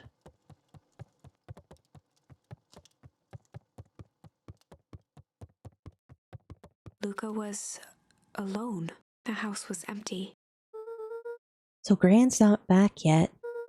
I guess that's a good thing. Nothing to do now but sleep, I guess. Plop. Luca was sitting by the pond, listening to small waves lap against a rock. His father sat in a folding chair in front of him. Without turning, he spoke. "Why don't you grab me some nice bait?" "Sure thing, Dad." Thank you for the hydrate. Luca hopped over to the tackle box and popped open the lid. Inside was a rolling, buzzing mass. "We're fishing with bees?" Luca's father gave a warm chuckle. "Well, you catch more fish with bees than honey. Pick us out a good one." Luca closed his eyes and plucked out a bee. He could feel its wings struggle between his finger and thumb. Holding it at arm's length, he hurried over. His father deftly baited the hook and examined his work. "Interesting choice." Bees? With a practiced flick of the wrist, the line buzzed in a graceful arc. The water accepted it without a splash or ripple. The wrong choice, but I respect it. The pond began to freeze over. The line buds, get it? I think. Sometimes we gotta make the wrong choice before we can make it right. Pallid ice propagated across the still surface with an alarming speed. Luca scrambled back as the ground beneath him turned cold. "Dad, I don't understand." "Sorry, kiddo. Understanding isn't always part of the deal." The relentless ice shot through the fishing line toward his father. "Dad, look out!" His father casually wound the reel. "None of it's your fault, you know. Never was." "Dad, we have to go!" Luca grabbed his father's shoulders, trying to pull him away. "Please, you have to run!" The ice crackled as it spread across his father's hands. "That's the thing about fishing, Luca." His chest began to crystallize. "You toss your hook in, and you never know what you're gonna pull out." A shock of searing cold ran up Luca's arms. He gave one last desperate tug. The chair tipped backwards in a single frozen mass. Luca tried to stop the momentum, but it was too late. He watched the icy form of his father slam into the hard ground, shattering into 1,000 pieces that crowded around his feet. "Dad, I don't understand. What does all this mean?" The gentle rustle of leaves was the only reply.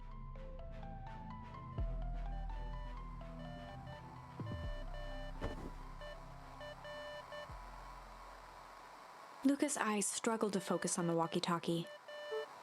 Rollo? Faintly, he could hear Rollo amongst the noise.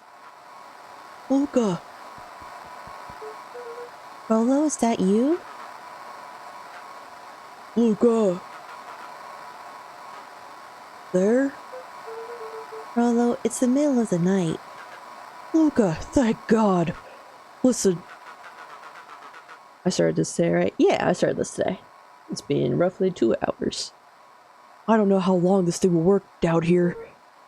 Down here? Lolo's voice was coming through more clearly now, but some words were still just static. Listen to me. Someone grabbed me yesterday. What? The man in the hazmat suit? It was so-and-so. Took me to some sort of something. I think I'm underground. Underground? Are you okay? Kinda. They seem more interested in... for now, at least. Mr. Kerr said you made it back home safe. Kerr? No. Trust. He's... Hold on, someone's coming. The signal went silent. Rolo? Oh, he censor the important info, is he stupid? I like to think that the static's just getting worse, but like the fact that Luca's not responding, being like, what'd you say? is like, hey. Rolo, where are you? Luca held still, waiting for a response, his pounding heartbeat marking the passage of time. Okay, I think they're gone. Getting worse. I can barely hear you. Lolo's voice began to fade. Losing signal. Not much time. Mission control. You need to... The treehouse. The treehouse! With that, the signal died for good. What was he trying to say about the treehouse? What's at the treehouse? The antenna! He wants me to use the antenna in the treehouse to get a better signal. Rolo, you're a genius. Luca grabbed the walkie-talkie and sprinted to the treehouse. And treehouse. Okay. Since it's night... Oh, I can't go that way. Luca heard a group of footsteps approaching. He dashed behind the bushes to avoid being spotted.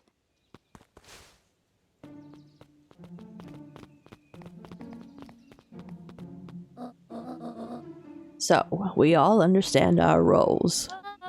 You can count on me. I think we still need more time. This wasn't the original plan. Mr. Tolliver paused, shifting his eyes to one side. We're all in danger now.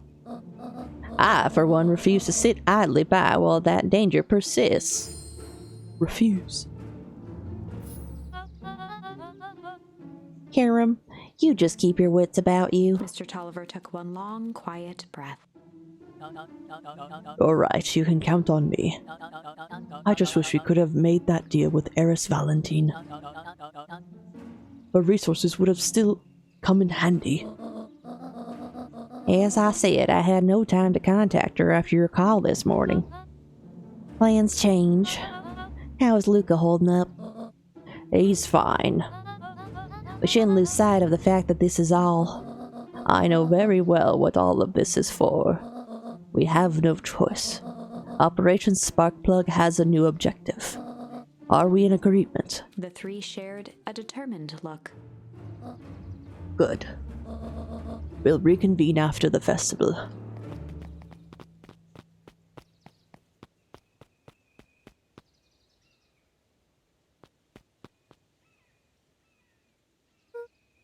Ran, why are you meeting with Mrs. Fratelli and Mr. Tolliver late at night?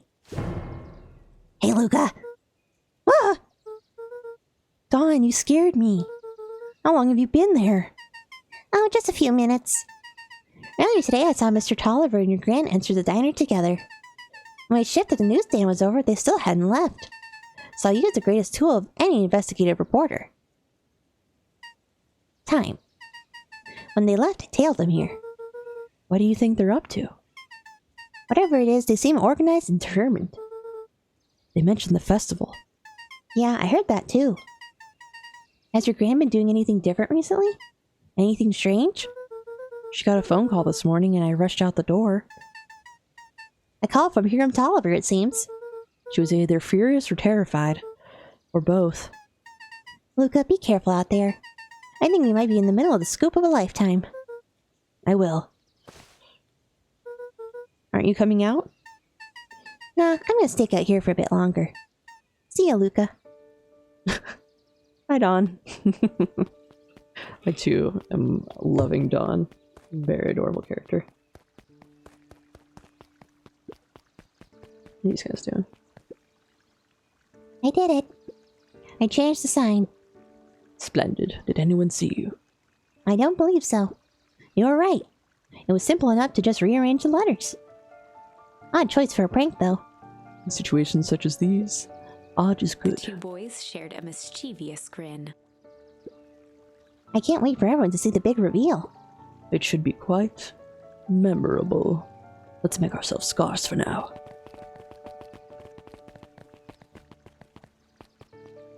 That still says festival. This makes me curious. Can I go into town? Better hurry up. No. I got it. I see one person. This is still in the office on that very top floor. Can I do this anymore? Oh, I can't still. Is there any other new ones I got? There is. We got Luca Cling. wrapped some tape around the hook. Hey, you never know.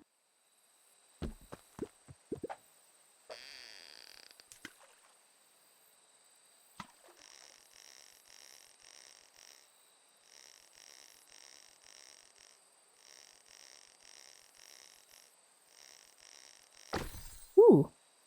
What is it? It's got a bunch of big words written on it. Let's see that. We regret to inform you that your application for property rights with respect to the Beacon Pines CBD and surrounding area has been rejected. Who is that for? Applicant Valentine Estate. Good. Good.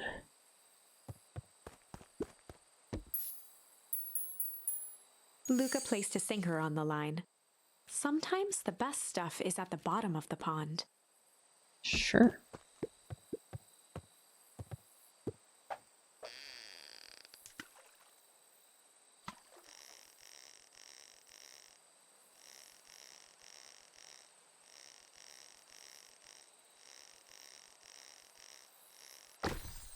Ooh. Note in a bottle. Mallett's 80 proof whiskey. A hard liquor for a hard man. Best leave that be. Takes a real piece of work to leave something like that lying around. Oh, what? But there's a note. But there's a note. Ah. There's a note.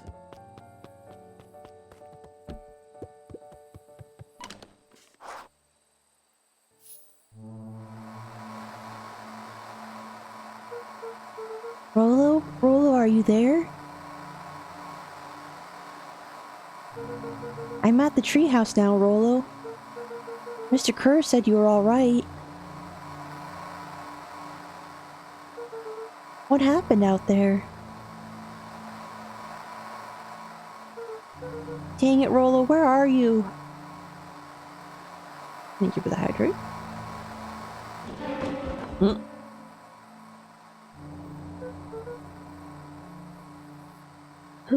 Who's there? Luca could only see a cloaked shape behind the rocket. I've got weapons in here. So you better come out right now. He strained to hear as a muffled voice began. Weapons. How could you hurt something that's already dead? Fear gripped Luca's throat. Who are you? What? You don't recognize me? I guess I don't even recognize myself anymore. Luca stared at the ground for a moment, trying to place the dampened voice. The figure shifted slowly from behind the rocket, revealing itself to Luca. Oh. I'm a monster. And now they hunt me like the beast I am. Iggy. Luca reached over empathetically. Iggy's tone jolted to dejected anger. Don't touch me! This is all your fault. Luca slumped to the ground, overwhelmed by guilt. I'm so sorry. I didn't mean to. I lost control. So you couldn't control yourself for a second, and I get to be like this forever? There must be a way to fix this. Oh, you gonna be my savior? Perfect little Luca saves the day. with this positive attitude and the power of friendship. None of this matters. There's no time. They're after me. They chased me all through Weepwood. I only came in here to hide. Hide from who? Who's after you?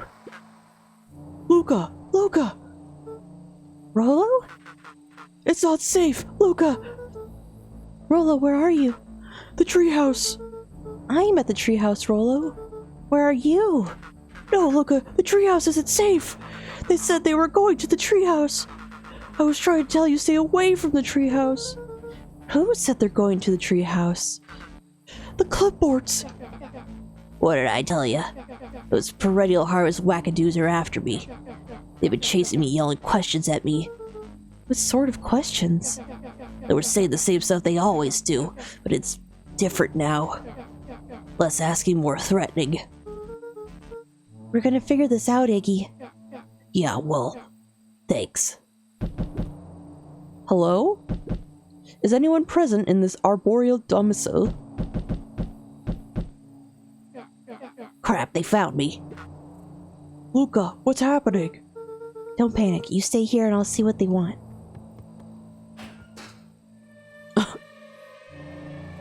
Hello, Mr. Van Horn. We would love to hear your thoughts. Do you have time for an informal chat? We will be brief.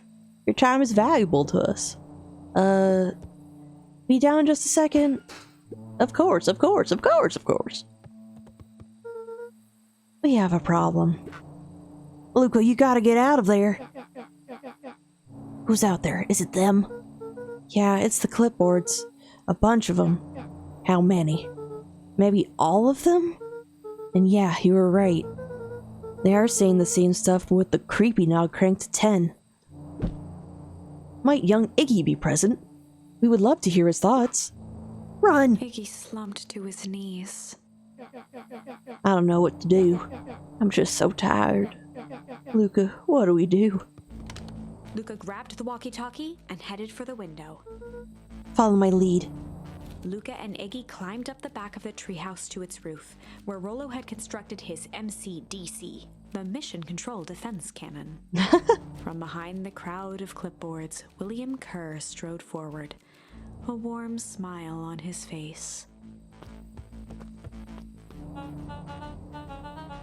Iggy, there you are. You gave all of us a heck of a scare. Go away, just leave me alone. Oh, I'm sorry, Iggy, but no can do. Don't worry though, we're here to help. What do you think so far? I'm really liking it. It's a good narrative thus far. Help? Then why were you chasing me? Luca, can you talk some sense into your pal here? Just look at him, he's not well. What's wrong with him? What did that gunk do to him? Well, that's a pretty honkin' big question, Luca. All you need to know is that he's sick. He's real sick, Luca. I just need you to let us up there and take care of him. He told me Rolo was okay, that he was back at his place resting. He is. Poor fella just got a little lost. That's a lie. That is a hurtful thing to say, Luca. I thought we were buddies. Why? Because he lets you ramble on like a wackadoo? Nobody likes you, you creep. Kerr's smile faltered. Why don't you pop down here so you can have a face-to-face? Yelling like this is gonna give us all a heck of a sore throat. And who wants that? Luca's grip tightened on the MCDC. What did you do to Rolo, you liar? Well, shucks, Luca, the only tiny fib I told you was that he was at home. He is resting and he is perfectly safe. For now, at least. What happens to him next is up to you, Luca. Look around. You're in quite the pickle and I am the only person in the whole wide world who can help you. You get to decide how this ends. Luca's mind raced. He was caught in a trap. What do you do when there's no hope? I had to see what Hide and Spot Games does next, for sure. Iggy wiped his cheeks with a sleeve. What are you gonna do, Luca? Seems to be their first PC game. We fight! Luca drew himself up and decided to take the only option they had left. Fight. He swung the mission control defense cannon around, aiming it confidently at the smirking face of William Kerr.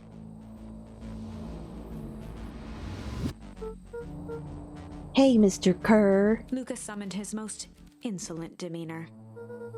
Rollo sends his regards.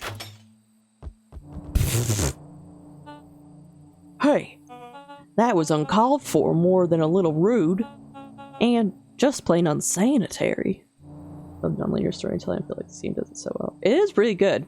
I like that it's keeping me very involved in this because it keeps hopping around. Luca, I really did think we were good pals. What a shame that it's come to this. Kerr turned his back on the two boys. And this. With a nonchalant wave of the hand, he made his exit. As the clipboards began to slowly advance on the treehouse, Luca looked to Iggy with resignation in his eyes. The end. No. That escalated quickly. Maybe discretion was the better part of valor here. Let's put a pin in this for now. Yeah, we're gonna have to go the other option. Oh, struggle is now an option there. Interesting to see.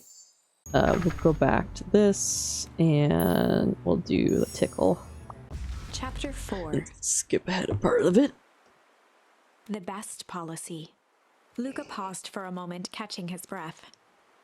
He'd only just met Beck, and somehow he already managed to drag her into this. Hopefully he could make it up to her. Yeah. Luca, what the hell are you doing out here? Why did a kid with gray hair just run past us in a panic? Roxy and Fitz looked drained. It was clear they'd spent all day searching. That's Beck. I don't care who she is. What happened? We were just helping look for Rollo. Luca, I need you to start telling me the truth. Roxy's temper could often be dismissed as the impatience of an older sibling. But this was the most intense Luca had ever seen her. Her eyes were wild and unfocused, looking straight through Luca. We're running out of In time. a torrent of rambled words and tears, Luca broke down. Rollo and I weren't just playing in Weepwood yesterday. We were investigating lights at the old Valentine warehouse. But someone was there in a strange suit. And we hid in the dumpster and had a heavy bag dropped on us. And I think it was a body. And so we ran, but we got split up. And I ran home. And it's all my fault. And now my best friend may never come back. Wow. Just wow. Roxy, still exhausted and angry, softened briefly as her eyes hunted the ground in thought. With a determined sigh, she looked up at Luca. It's not your fault, Luca. Rollo's gonna be okay, I promise. Roxy drew herself up. I'm gonna fix this. Luca, go home. But I want to help. This is too dangerous for a kid. I can't just sit around, I have to do something. Roxy tried to think of the safest place to send Luca. You go back to that little treehouse you two like to play in. Wait there in case Rollo shows up. Sound like a plan? Luca wiped his cheeks and gave a quick nod. You did the right thing telling me the truth. Now scoot. Really believe his story? What other option do we have? Things have been strange around here leading up to the festival. My dad has been acting weird lately. Well, weirder than normal. Looking into the puddle, Roxy rubbed her arms to warm up. Why is it so cold here? This place gives me the willies. Wait, the treehouse in case Rollo shows up. I toss more of them.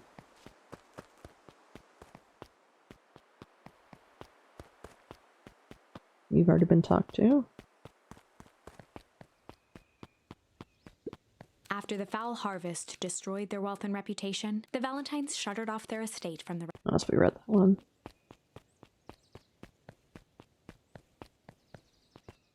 Still nothing here.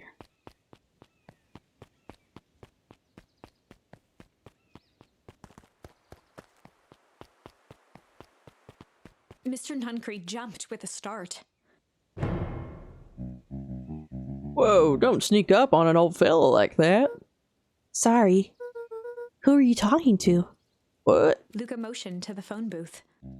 Oh no. I was just checking because I thought I heard it ring. But the dang thing never does, of course. Yeah, I've never seen anyone use it, really. The whole thing's a waste of money, if you ask me. Any word from Rolo yet? Not yet. Long time for a boy to lose his way. Rolo knows those woods too well to get lost. I suppose you're right. Silly boy's antics had this whole town worried sick. Antics? We all know Rolo likes to play his little pranks. You think this is a prank? What other possible explanation could there be? He's not playing a prank and he didn't get lost. Someone took him, I know it. How would you know that? Unless... Luca, is there something else that you know? Mr. Nuncreed gently placed one of his substantial hands on Luca's shoulder.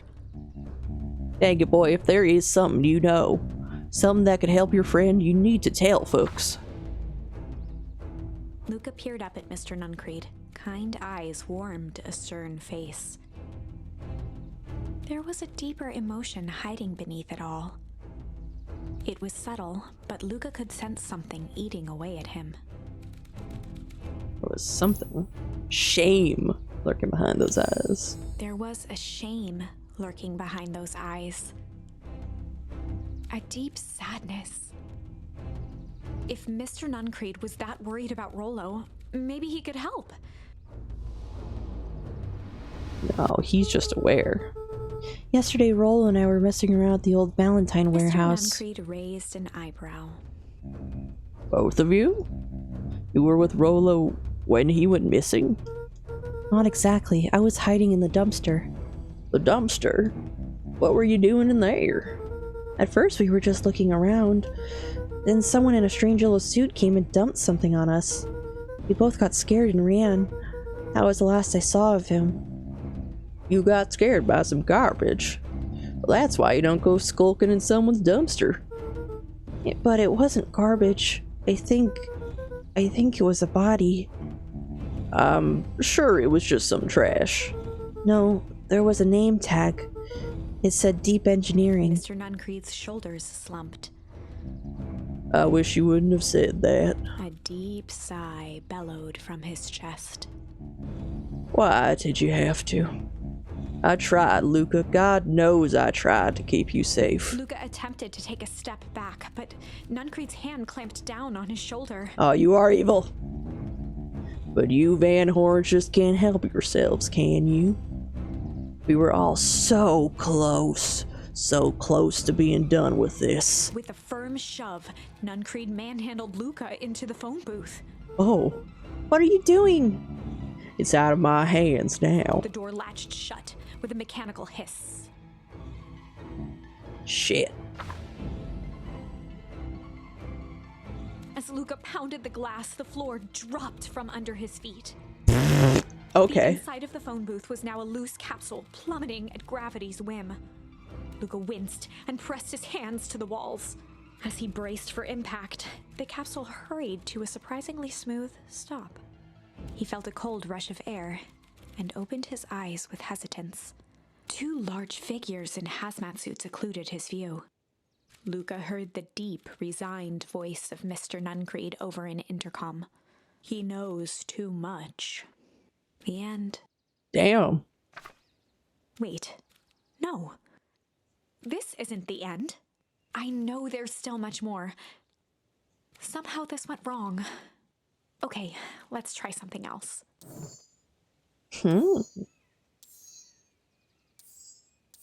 Alright, and that's why I have to go struggle back here.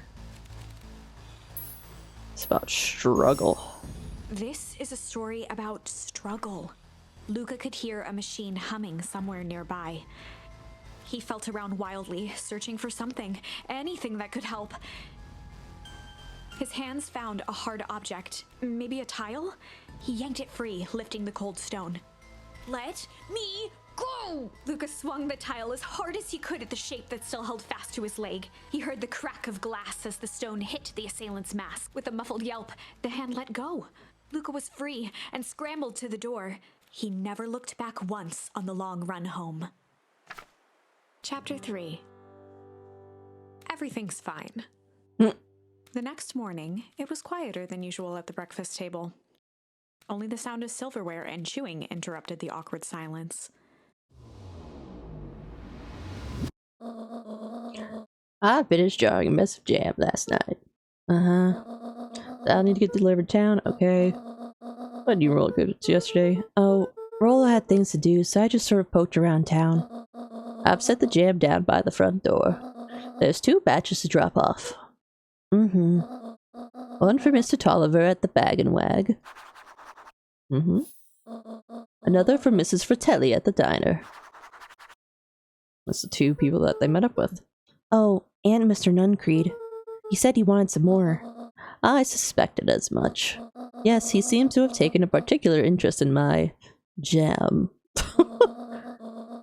There are some extras in the basket for enthusiastic gentlemen. Just make sure Fratelli and Tolliver get the ones on top. No problem. Off with you now while the day is still young.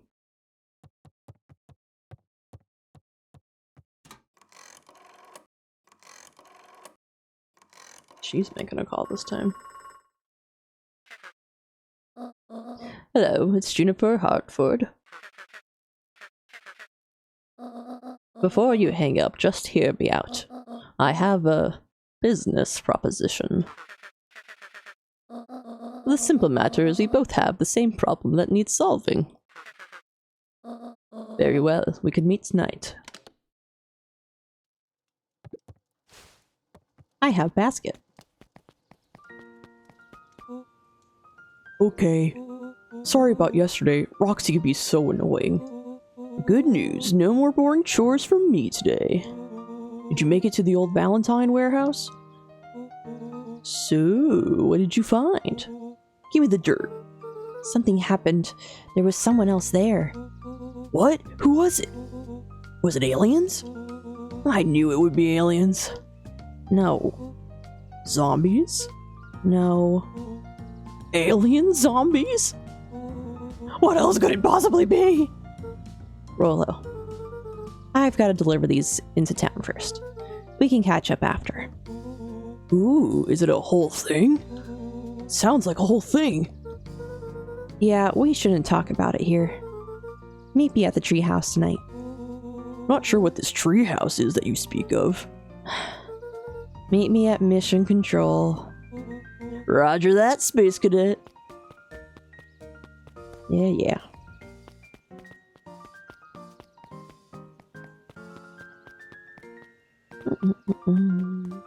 You're over here this time. Wait, watch your step. Oh, sorry. There was a whole family of beetles here. They've gone missing. I thought they just sort of wandered around. Everyone has a home, Luca. Even beetles. Luca checked the soles of his sandals. I think we're okay. It's weird that they're gone. They went missing when the festival preparations began. You think the noise scared them away? Something like that. Just watch where you step, okay?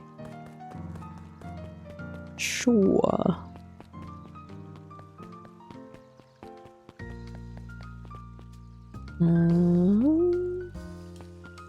This is not ready to go. Chat with people again? You have to say. Anger from the past, mistakes not yet made, and a glimmering hope for the future. He carried them all in equal parts everywhere he went. Oh heavens, what a burden to bear! What about this conversation? Mr. Wilder, I trust you have time to chat. Eris Valentine, oldest of Sharper Valentine's children, and heir to the Valentine fortune, had a way of making questions seem like demands. Certainly. What seems to be the problem? Mr. Wilder had learned to assume that if he was hearing from Eris, it was because she had taken issue with something he had put in the paper. I couldn't help but notice that the front page of this morning's paper was consumed with stories about this silly festival. Well, yes, that is the news of the day. But there was no mention of the museum, nor the foundation through which it was endowed. I'm sorry, Miss Valentine. My readers are more so interested in this town's future, rather than any one family in particular. There was a time, Mr. Wilder, when the goings-on of my family was the only thing this town cared about. Well, things change, ma'am. And you know, change is dangerous. If you finish that thought, I will make that monocle a permanent fixture of your anatomy. My apologies. Good day, Miss Valentine. Did I give you the impression this conversation was finished? Mr. Wilder averted his gaze and began to polish his monocle. Well, good day, Mr. Wilder. Thank you for the hydrate.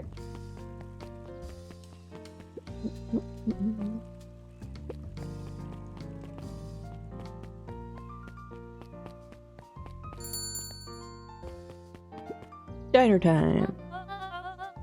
Well, if it isn't my favorite little jam runner. Hey, Mrs. Fratelli. Look at She you. leaned forward and pinched Luca's cheek. You're all skin and bones. Is your gran not feeding you? She is, it's just... I understand. You know, I taught your mama how to cook back in the day. She may not even remember, but you and her used to help out in the diner.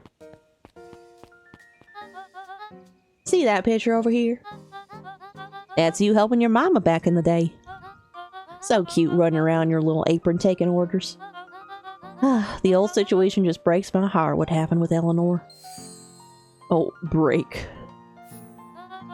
I've got a feeling she's out there somewhere, yearning to be with you again. Few things in this world can keep a mother from her son. Luca shifted the basket uncomfortably. Oh, yes, let's see here. Mrs. Fratelli lifted the cloth and inspected the jam. Ah, they even have my name on them. How thoughtful. She carefully lifted out her jars of jam. You tell your gran hello for me, Luca. Will do. There jam. One jam down. Luca squinted at the faded photo of him and his mom at the diner. Memories of that day came flooding back. I get to experience my mom. Oh, this is cute. I'm ready to help, Mama. All right, little buckaroo. It's up to us to feed these folks while Mrs. Fratelli is away. I've got to deal with the inventory before I can start cooking. Do you think you can handle taking some orders in the meantime? Yes, Mama. Hiya, Roxy. Luca? I'm helping. Wow, hopefully your work ethic will rub off on Rolo. What can I get you? I'm not really feeling like a burger. How about a chicken sandwich with bacon on top? Coming right up. How about... Oh, you're not ready? Oh, do I have to, like, write this? Oh. It's a chicken tender with... Shit. What did she say?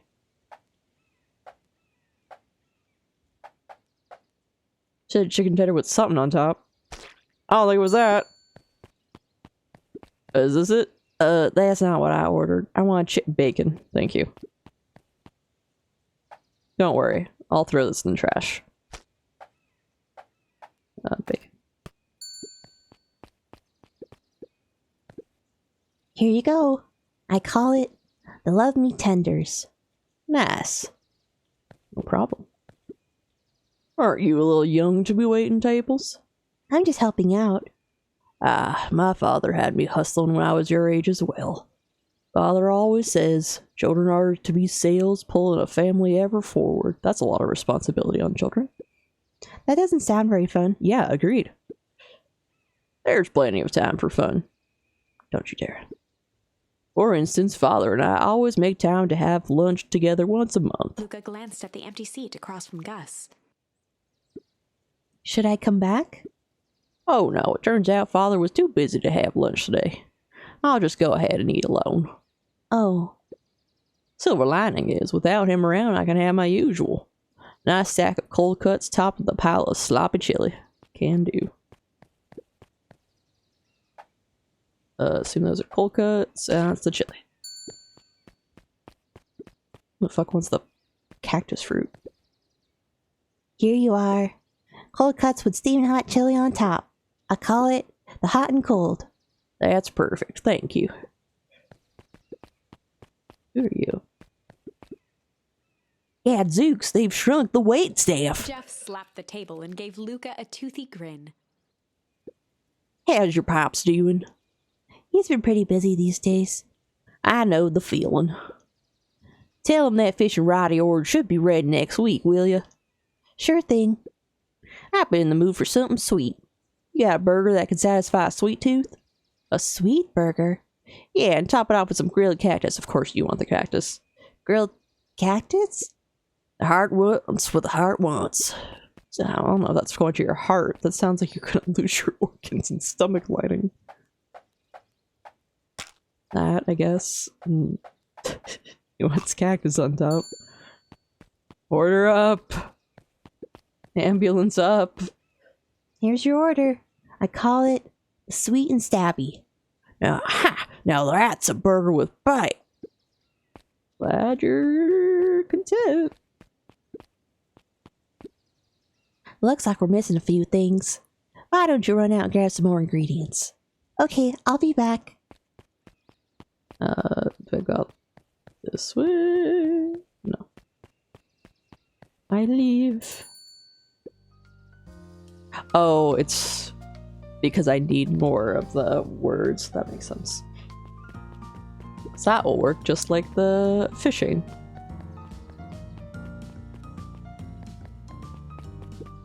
Talk to you yet? If I could just be left alone, young Mr. Van Horn. Oh, sure. Sorry to bother you. It's just that Mr. Kurz asked me to make the opening speech at the festival. Being mayor and all, you might expect me to be a charismatic speaker. The truth is, I'm terribly nervous. I really don't think I'm cut out for this sort of thing. Cut out for being mayor or for public speaking? Both, I suppose. Never really chose any of this. It's more of a duty to my family. Our legacy. That sounds like a heavy burden. As for the festival, just speak from your heart. I'm sure it'll be great.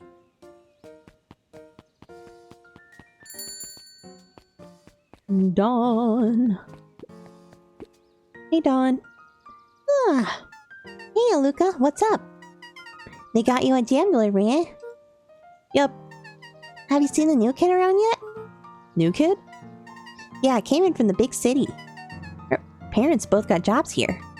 Get this, one of them is working for William Kerr in Perennial Harvest, and the other is working for Eris Valentine. And? The Valentines represent Beacon Pines' past. Perennial Harvest has positioned itself as this town's future. Must make for some interesting dinner table conversations. I can imagine. Enjoy a nap. What's down this way I need to go? Yes. How do you keep the ice cream cold? We keep them on ice. Where do you get the ice from? I don't know, somewhere cold. How do they keep somewhere cold? Look, Bert, do you want some ice cream or not? No, I'm good. Okay. Oh, I can't do this because I'm holding something? Dang it.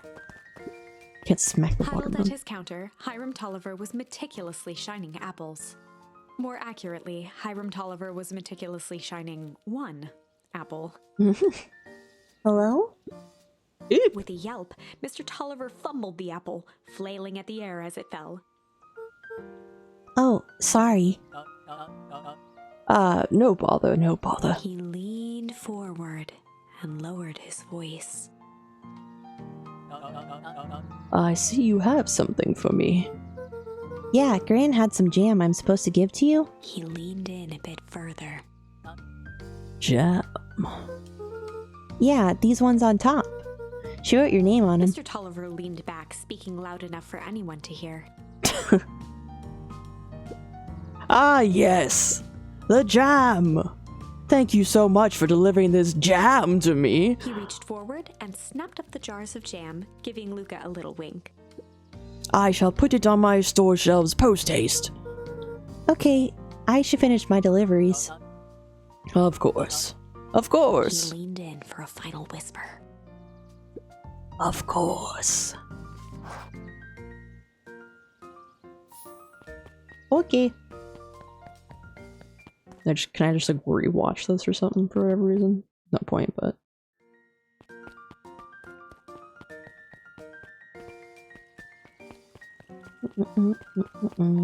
oh, I didn't go behind the back of the coffee shop, I don't think.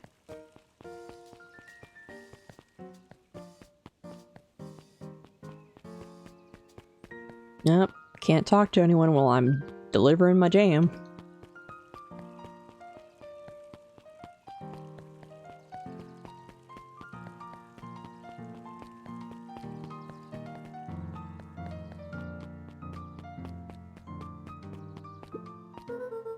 Got some jam for you, Mr. Nuncreed. Luca, you seem chipper. Well, aside from being on delivery duty, it's a nice day. Mr. Nuncreed eyed Luca for a moment, then nodded in agreement. I suppose it is. So, do you want your jam? Oh, right. Usually Juniper drops those off herself. I guess she's busy today. Anyway, this is my last delivery for the day. Oh, in that case, Nuncreed snatched the basket from Luca. I'll hold on to the basket until the next time I see your gran. Okay. Just, I don't. What if I wanted the basket back? What if I had other things in that basket? Hey, you! Anchovies or pineapple? What? Don't think. Just answer. Pineapple? Why? How old are you? 12? Perfect, follow me. Who are you? Anyone ever tell you you ask too many questions? Just try to keep up, okay? What just happened? Well, Time to find out.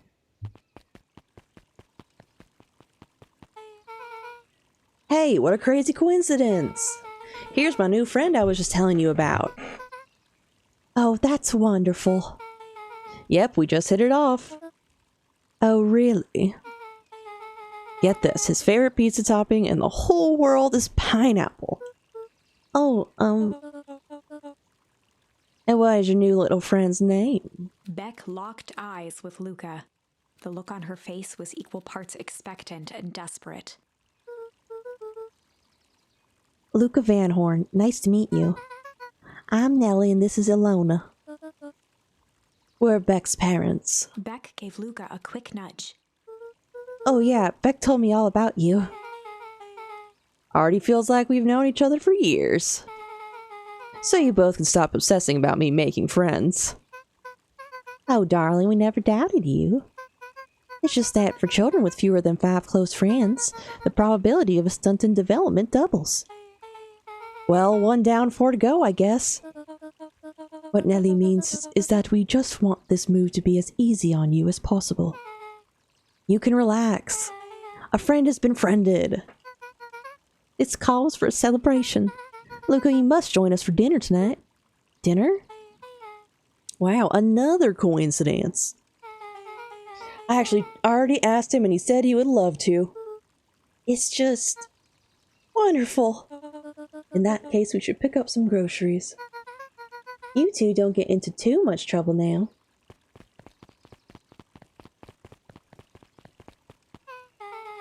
Wow, I can't believe that worked.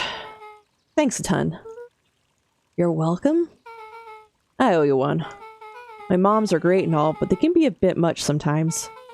Our house is the little cottage next to that big mansion place. Oh, they have the cute cottage! It makes sense. It all makes sense now.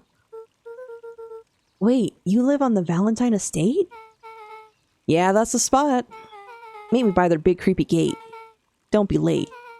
Or I'm back to square one on this whole friend grift. Great, see you there.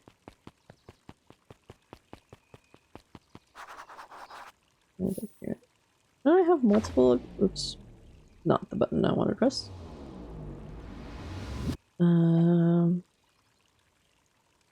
Oh no, I'm supposed to meet Beck. I thought I was supposed to go back to the treehouse. So many things. Good evening, Snacks. I hope you are well. Let me take a second to look at some. Oh, that was just a news thing. We're fine. It was nothing to worry about. But also,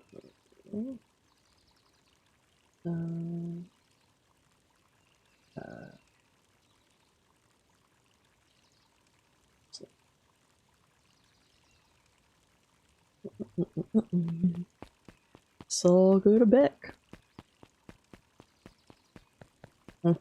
Can I go back to the treehouse? Did I try treehouse and it didn't work?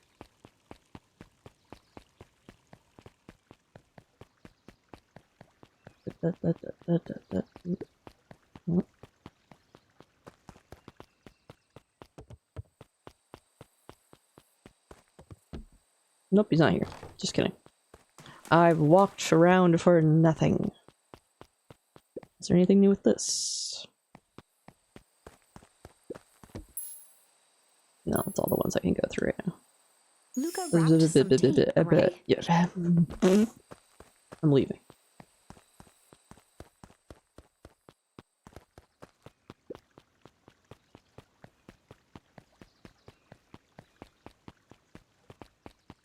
Okay. Going to right. I have to go all the way right.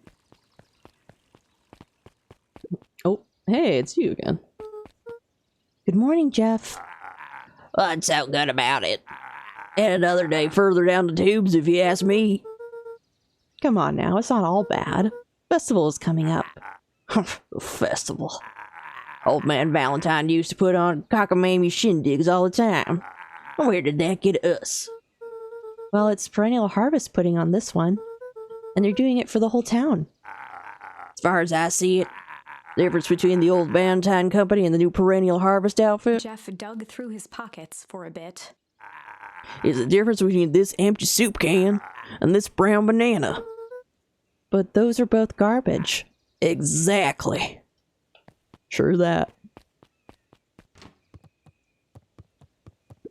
Anything else to find in the library? Hey, Kato. Good afternoon, Luca. Can I help you find something? Maybe, maybe not. Try me. Well, there's been some weird stuff going on at the old Valentine warehouse. Can't say I know anything about the old warehouse, but empty hives don't stay empty for long. Huh? Kato motioned to the book in front of him. Yep, the biology. The more I read about bees, the more similarities I see with people. If a hive collapses and fails, it doesn't stay empty for long. This being is a fucking nerd. Yeah, it's a cute nerd. A new queen will set up shop pretty quickly. So you're saying it would make sense for someone new to start using the warehouse? Nature abhors a vacuum. Okay. Hey, Jace. Oh, hey, Luca. Have you seen this new issue of Hank Atomic? Not yet. No spoilers, please. It's awesome. It's a flashback. No spoilers, please. We get to see how mild-mannered Henry Adams becomes Hank Atomic Man of Space Justice. Jace, no spoilers. Oh, sorry. My point is you're gonna love it. Alright, Jace. Catch you later. Roger that, Space Cadet.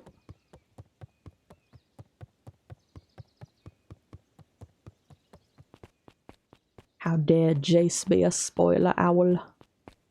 How dare he? Guess I'll just go right.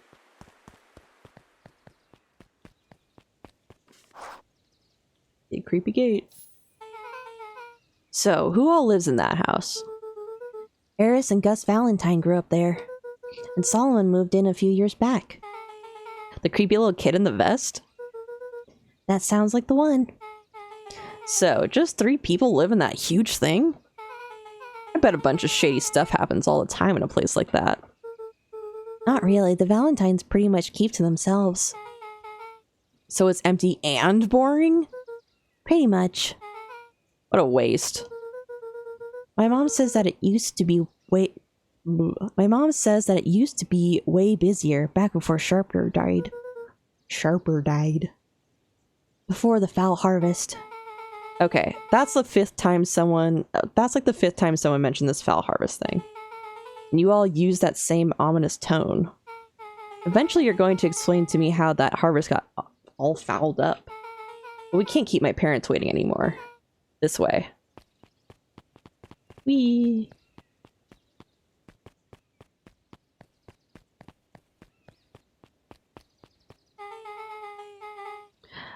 Most kids would have just ditched me by this point.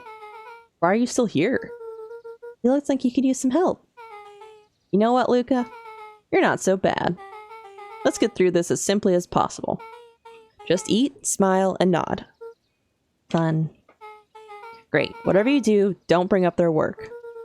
I think I can handle that. Beck took a long breath, then gave a firm nod. Here goes nothing. Chapter 4. Dinner with the Moodwills. Moodwills. Ilona Moodwill was worried about change. A gardener at heart, she understood the necessity of change, relied on it even. But there was a difference between the controlled world of her plants and this cluttered cottage in a strange town. Almost done. Nellie was a blur of activity, digging through boxes. Sorry, love, couldn't find the dishes. We'll have to make do with paper plates. Dinner went by without much conversation. As she watched Beck and Luca finish up their pizza, Ilona let herself relax into the chair. The things she cared about were still here. Nellie finally had the job of her dreams. Beck was beginning to take root. Ilona's task was simply to tend to them. She could do that.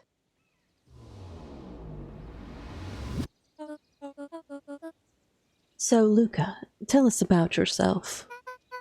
Where do you live? Oh, I live with my grandma. Over on the other side of the river. Your grandma? Where are your parents at? Beck, manners. It's alright. My dad passed away in an accident at the fertilizer plant 6 years back. Oh dear. My mom's been missing for a few months now. Like missing? Luca's eyes were fixed to his plate, pushing a chunk of pineapple around with his finger. Nellie was the one who eventually broke the silence. Luca, how did you like the pizza? Oh, it was good. Very good. Normally we'd have put more effort into dinner. Ilona nervously gestured toward the boxes. You aren't fully settled in, and Beck had mentioned that it's your favorite. I'm sorry, are we just skipping the part where you said his mom was missing? Pineapple pizza shaking. Beck! I'm sorry, Luca. This move has us all a little tired. Luca wiped his face with his sleeve. No, it's fine. So, Beck said you moved here for work? Beck gave Luca a swift kick. Under Yeah, the the table. one thing that is not supposed to talk about. Ow! I mean, what brought you to Beacon Pines? Oh, you were right the first time. We're here for work. Nellie won't tell you this, but she's a brilliant chemist. I don't know about brilliant, but I do love it. She's brilliant. Perennial Harvest just made their newest lead researcher of deep engineering. She makes it sound more impressive than it is. I'm just happy I get to make a difference in the world. Perennial Harvest is the forefront of evolving agriculture into something more useful than sprinkling water and excrement on the ground. Luca glanced over to Beck. She seemed to be holding her breath. What Nellie means, Luca, is that there are different ways to grow plants. Yes, some people talk to their plants and hope for the best. And some people leave their job to allow a loved one to pursue their dream. You swore you didn't! Slammed her fist into the table. Perhaps harder than she intended. Hey, Luca! How about some dessert?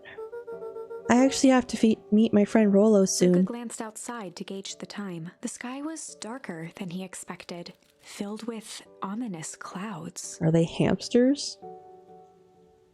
I don't think they're hamsters. My guess was that they were ferrets. That was my guess.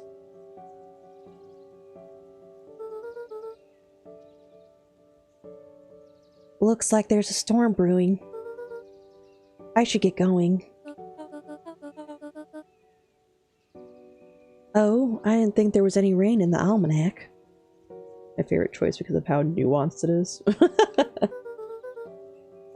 Yeah, almanacs aren't that useful around here. Luca wiped his mouth one last time with his napkin and started to get up. Thank you all for the pizza. It was really good.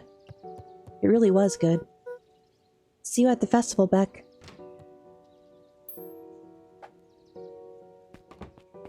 She's joining me, isn't she? Yeah! Wait up.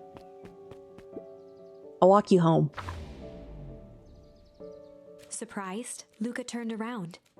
He knew Rollo could be prickly around new people.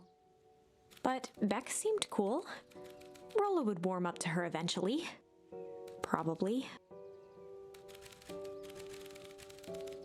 Ooh. Rumble, break.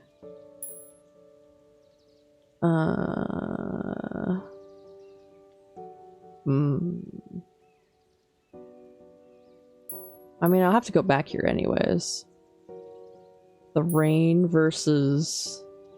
Because break would mean a break in the clouds, and it's not going to rain. But they just said the clouds were ominous. I'll do rumble. Luca began to respond, but the sky answered for him as the clouds above began to rumble with ominous thunder.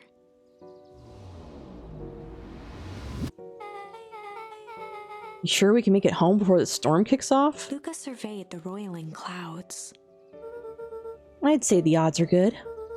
Maybe you should stay here and I'll just make a break for it. At that moment, the heavens opened up, unleashing torrential rain. Whoop. Care to recalculate those odds? Hurry inside, you two, before you catch a cold. It's okay, that stops me from leaving. I see. Luca, Nellie will keep trying to reach your Gran on the phone. In the meantime, you two hold tight. Sorry, not much to do up here. Most of my stuff is still in the boxes. Mind if I poke around? Be my guest. Luca squinted into the eye hole of the microscope. This looks wild. What is it? Gum. Gum. Luca adjusted the slide with his fingers to get a better look. I'm tracking the structural integrity of gum with increasing amounts of chewing. Chewed that one for 47 days. Luca wiped his hand off on his sweater and gave a nervous laugh. It's weird, I know. Beck looked down, timidly tapping the ladder with her feet. You think it's weird, don't you? A little. But weird can be cool. As long as you ain't getting sick, I don't care. Oh wow. Rollo and I have a radio just like this at the treehouse. Probably not exactly like this one. My mom and I tore the whole thing down to the bolts. Fitted it with some state-of-the-art vacuum tubes. She seems pretty awesome. She gets carried away sometimes. I think she feels guilty for working too much. So when she does have time for me, she showers me with high-tech overcompensation. Luca flicked at one of the toggles. I bet you can get all sorts of stations on this. Not out here in the boonies. You wouldn't believe the stuff I could pick up back in the city. But around here, it's all farm reports and static. Ah, shucks.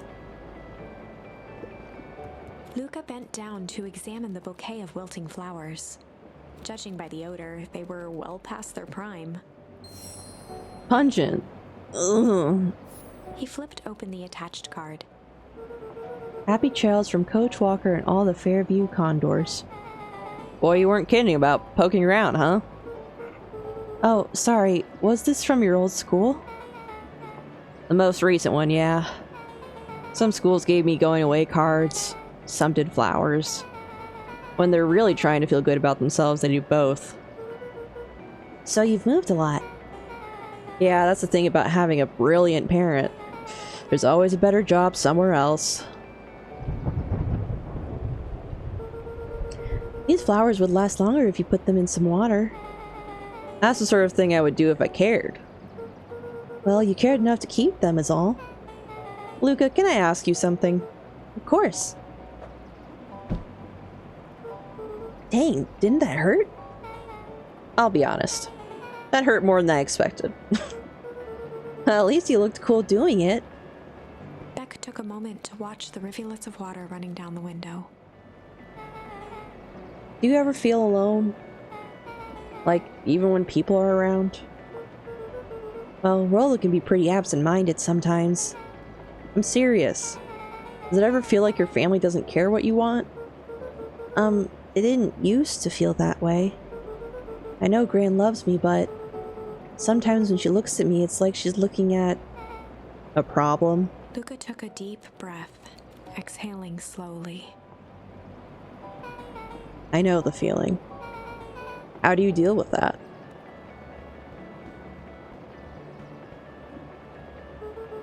I guess I haven't yet. But one thing my dad told me when I was little: don't hold a grudge, especially against yourself. If you try to hold it all in, you're gonna pop. So then, what do you do when you don't know what to do? Dad never got to that part.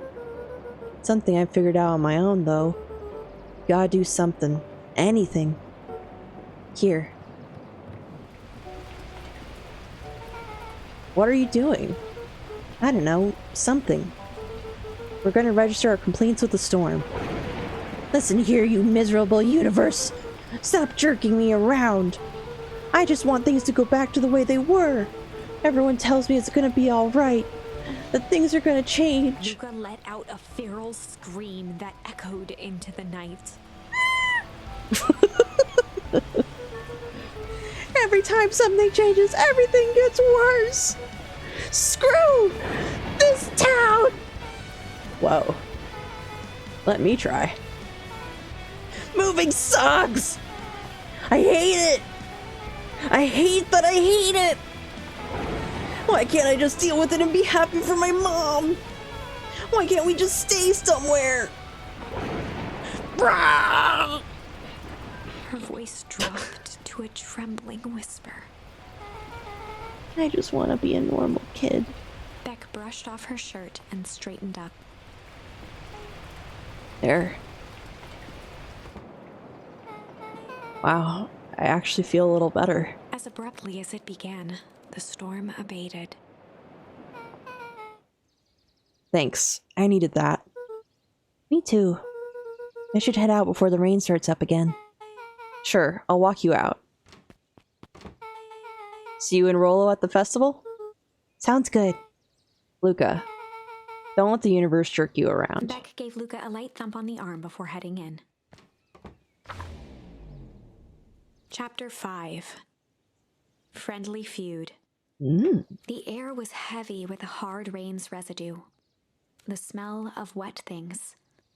Despite his dreary surroundings, Luca felt at peace. He'd never shared those details about his dad with anyone. Not even Rollo. But it's not like this changed anything. Rollo was still his best friend. Adding Beck to the group would help balance things out. Everything's better in threes.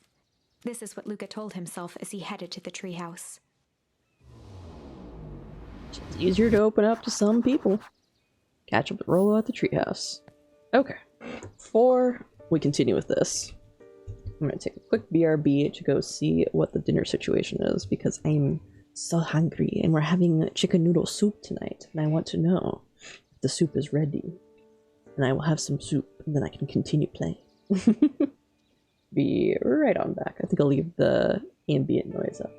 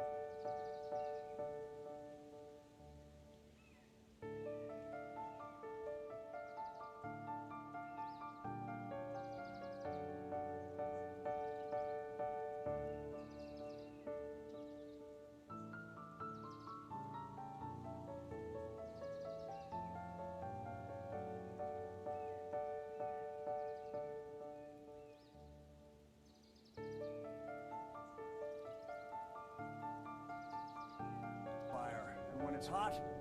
You say... We've opened that.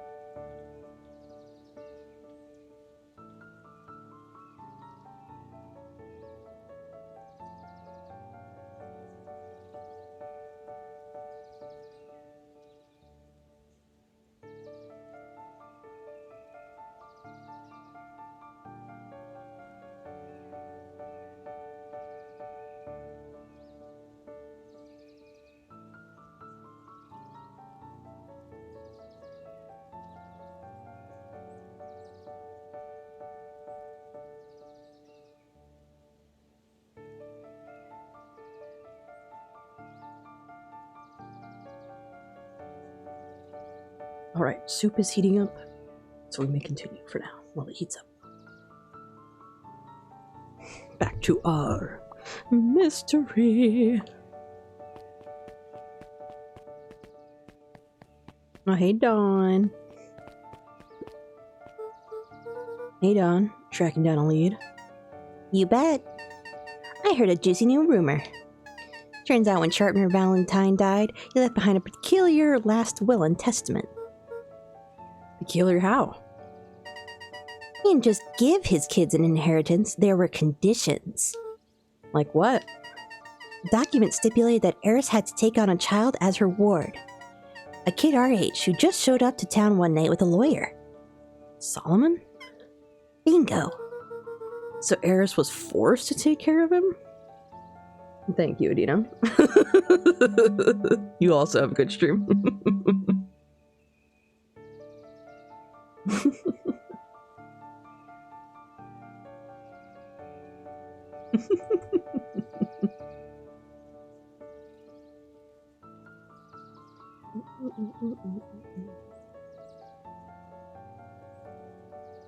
So Eris was forced to take care of him?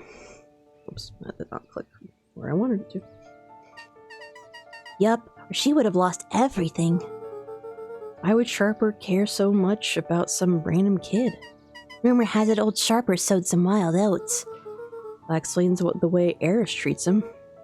Or Solomon. How'd you find all this out? A good reporter never reveals her source, Luca. Well, have fun at your stakeout. Oh, the mushrooms are glowing. Were they glowing last time? I don't think they were glowing last time. I better not dilly-dally. Gotta get to the treehouse. Boo. Anything to look at at night? Closed. Nope.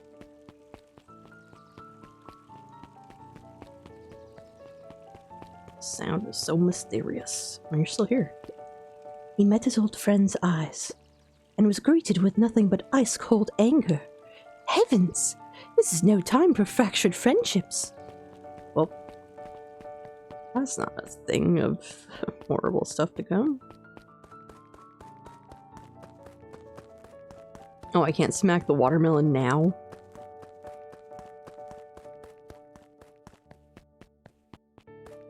Smack it all day long, whenever I can. As soon as night hits though, no smacking watermelons. Is this the same still? I think it is.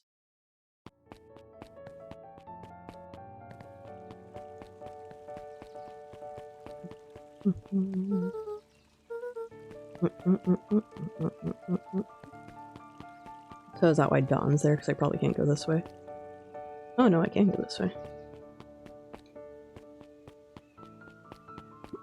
Who's in the diner? Oh. Oh.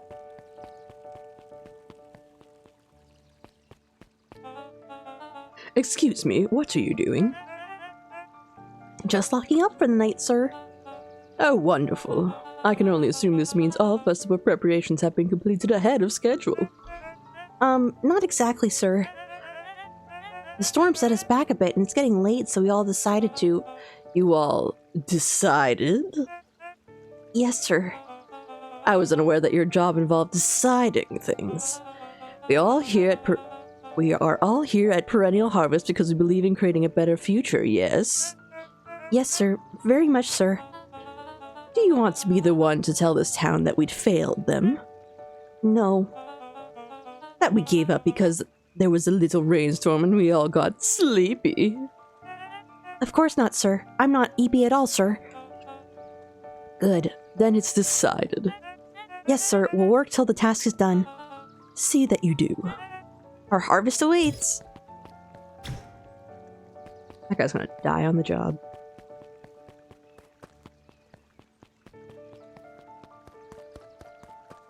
No point in going this way.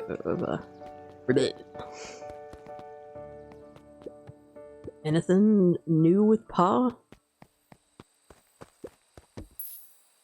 Pungent. Luca wrapped a twig of thyme around the hook. Oh, I didn't think thyme was like, I wouldn't say pungent, but I guess, yeah, that is in a sense, but it's not a bad Some smell. fish have refined taste. Sure. Some are vegetarians and some prefer to eat the frogs. I don't know.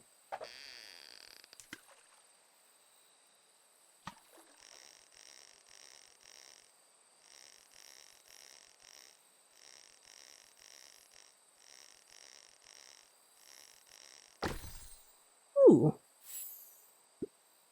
Property of Sharper Valentine. Figures. If he had his way, property of Sharper Valentine will be written on everything in this town. Should we give it back to him? He may not even want it back. The man's got a contentious relationship with time. I'll keep it here in case he ever wants to pick it up. Huh? That's that one. Off to the treehouse. Rolo, are you still up there? I didn't know the window went down.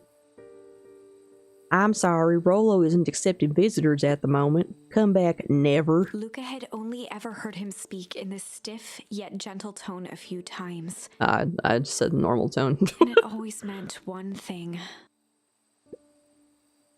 You're upset. Oh, what makes you say that? Maybe because my best friend abandoned me for no reason? I didn't abandon you. I'm just a little late. Rolo scoffed. The rain held me up. Liar! You weren't even home. What? The storm got bad and I got worried, so I went looking for you. Imagine my surprise when I made it to your house and you weren't there. I hadn't made it back yet. I'm not a fool, Luca. Doesn't take all day to deliver some jam. No, that storm rolled in out of nowhere, and I got stuck after dinner at Beck's Luca house. stumbled on his words, knowing he'd said too much. Beck? Dinner? What the heck is a Beck? She's a new kid in town. She's actually kind of cool. You'd like her. She needed help convincing her parents that she'd made new friends. New friends? I spent all day waiting for you, and you were off making new friends? It's not like that, Rolo. You know, while I was waiting, I made some upgrades to Mission Control. It was gonna be a surprise. You took so long, the storm knocked it all down. Just like you knocked down our friendship. What does that even mean? Luca became instinctively angry in response. Both boys were now shouting across the distance. It means you're a bad friend. You don't care about me. Of course I care, you ass! I knew I'd get in trouble waiting so late for you, but I kept my word, because that's what friends do. Oh wow, what a noble sacrifice you made. Easy for you to say. Your grand doesn't even care. You can stay out as long as you want, and you wouldn't even get in trouble. Seriously? You're acting like I chose this? If that's what you think, then maybe you're the bad friend. Yeah, you're kind of being the shit friend a little bit, Rolo, in response, because you know that was uncalled for. Rolo's tone changed to a calm, yet more intense anger. Maybe Pa's right. Storms bring more than water. This one brought out the real Luca. Stop quoting your pa's nonsense like it means anything. Yeah, well, at least my pa is still The around. words hung in the cold night Yeah, air. you went too fucking far. You 12-year-old. Rollo's stomach dropped, knowing he'd crossed a line. Yeah, you cut the fucking line. You crossed over it with all your goddamn junk in your trunk. But it was too late. Luca, I know. Good night, Rollo. Dang it. Wah wah.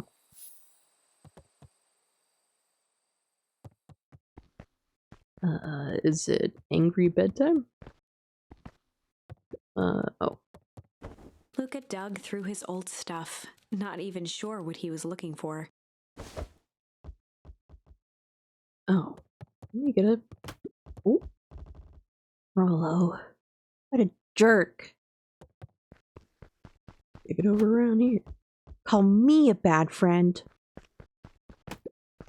Ooh, I'm Rollo. Look at me and my amazing family.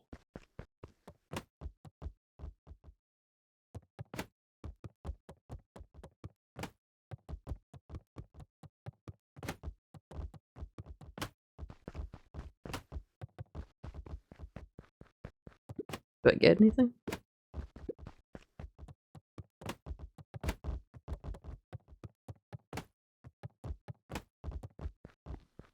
Come on. Is there anything? No reward. Kicking this soccer ball around. Rollo thinks I'm still going to the festival with him. He can shove it. Okay then.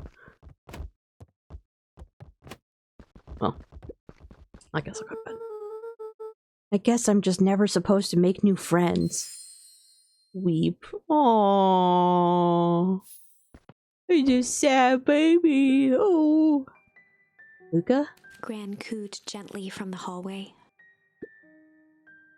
You slept straight through breakfast. Luca, are you alright? I'm fine. Just don't feel like getting up yet. Okay, I'll leave this oatmeal by the door. I've got to run out and take care of some things. Okay. I'll be back later to check in. Sure. Luca just wanted to be alone. He waited to hear the sound of the front door closing.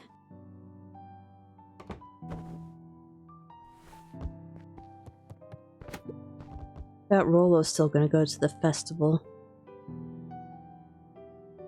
Oops. He's gonna be miserable.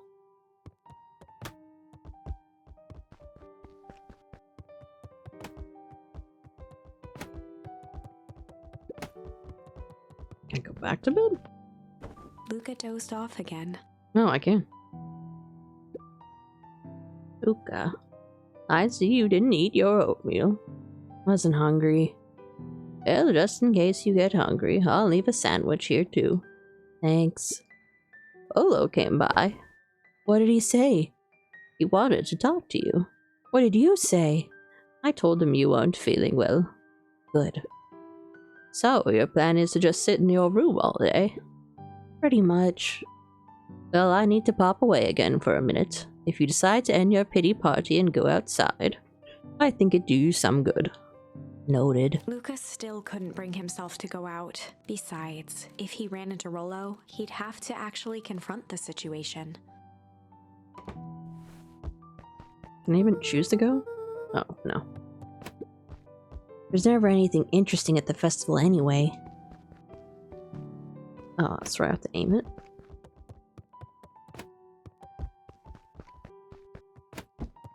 Yeah. The Adventures of Hank Atomic. The complete first volume. Luca carefully opened the cover and began to read. Rollo had received it for his birthday. A special hardcover edition with behind-the-scenes commentary and bonus art. Rollo cherished it, but asked that Luca keep it at his house. Luca wasn't sure if it was because Rollo didn't trust himself with it, didn't trust his sister around it, or just wanted an excuse to come hang out at Luca's more often. Whatever the reason, Luca didn't mind, but it had stayed right there where Rollo had stashed it ever since. Now, at the foot of his bed, Luca lost himself in the pages. He'd read it all before, but at this moment, it somehow felt sentimental. He was well into issue number 5 when he heard soft footsteps from the hallway. Luca, another little friend came by to see you. A girl named Beck Modwill. She said she met you yesterday. What did she say? Is she here? She was just dropping by. Told her you weren't taking visitors today. Oh, she seems nice. Yeah. You had a fight with Rollo, didn't you? Can I come in? Maybe later. Alright then. I still have to sleep in that bed, so I will have to, you'll have to stop having the whole moment to yourself once I'm tired, but yeah, sure. I'll leave dinner on the kitchen table, in case you want to bite before bedtime. Without realizing it, Luca had pouted away the entire afternoon. He once again felt the weight of it all and allowed his weary eyes to close. Luca stood in a vast black expanse. He looked up at his father standing beside him.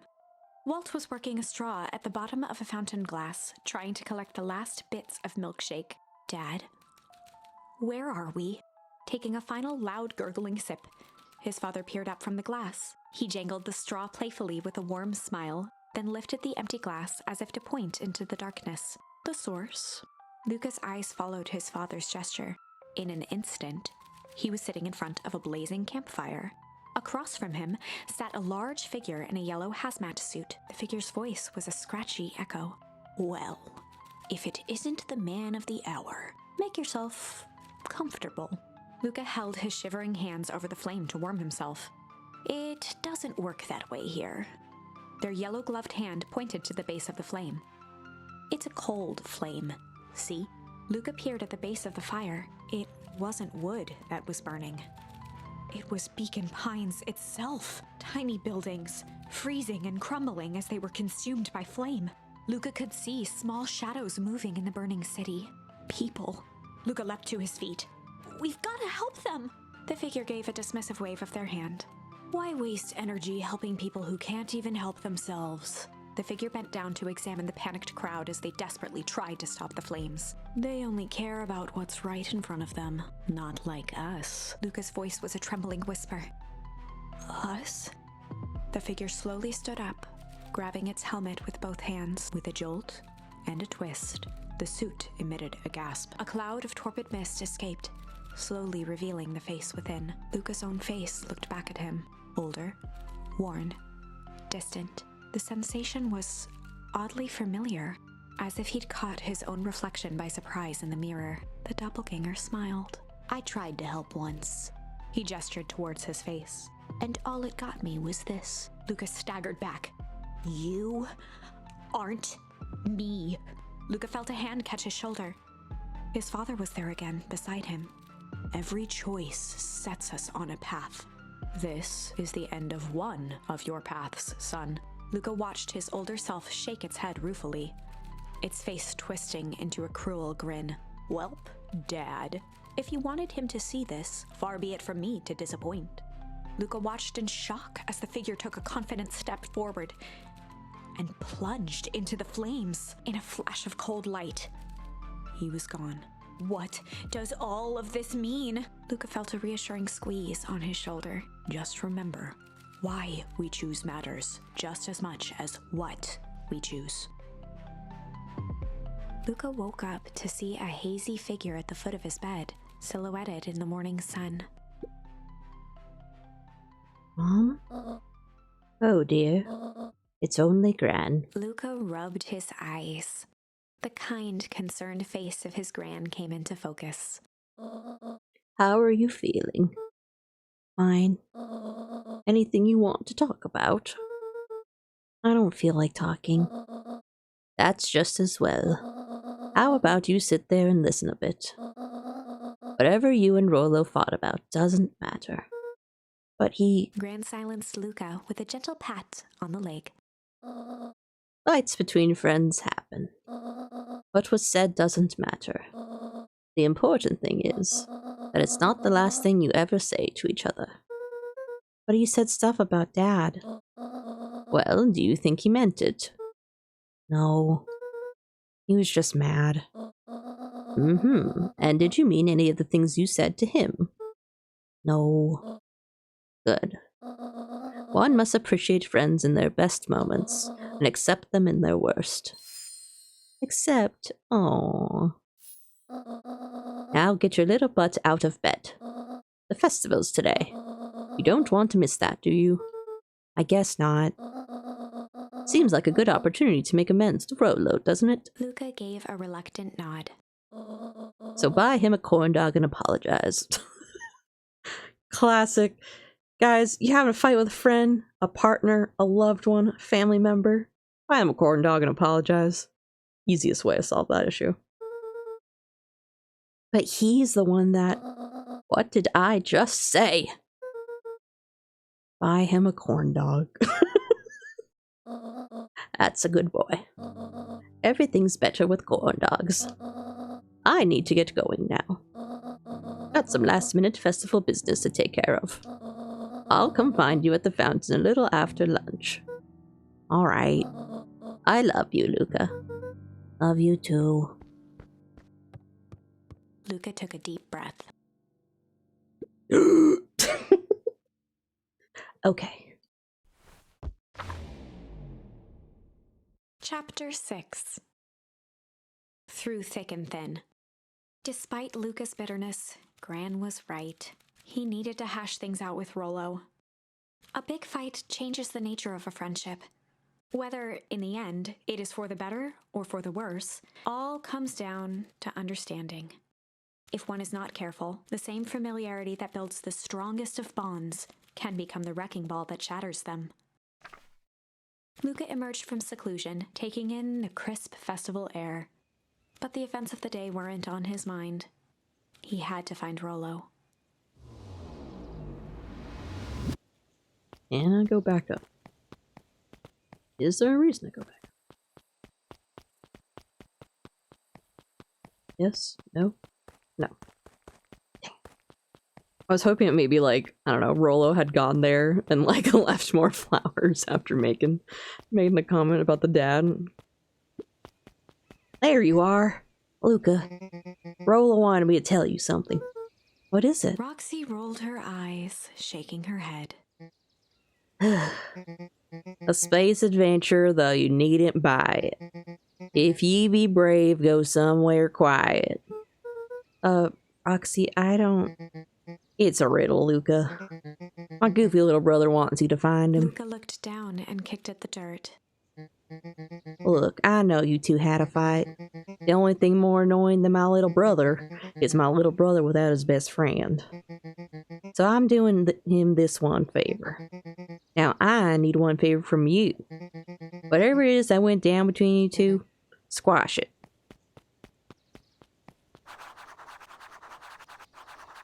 Somewhere quiet.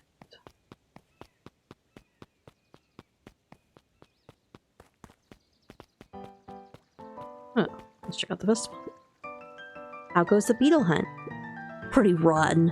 I haven't seen so much as an exave. It is not just the beetles. This morning I couldn't find any critters at all. It's like everything that buzzes or skitters just packed up and left. I'm sure they're out there somewhere. Maybe all the commotion on the festival just spooked them. Yeah, maybe that's it. Welcome to our festival. Don't forget to come back later for Mr. Kerr's speech and the Perennial Harvest Festival sign reveal. You don't want to miss it. Sure thing. How are you, you smarmy boy?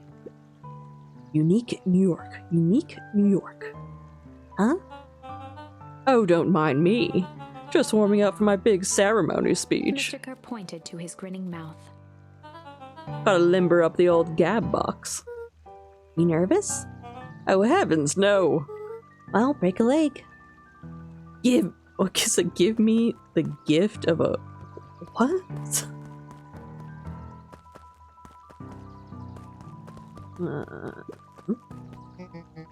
I don't know who Perennial Harvest thinks they're impressing with this ridiculous festival. Totally. The town's still falling apart, the weather's still cruddy, and this season's harvest looks like it's gonna be worse than last year's. You said it.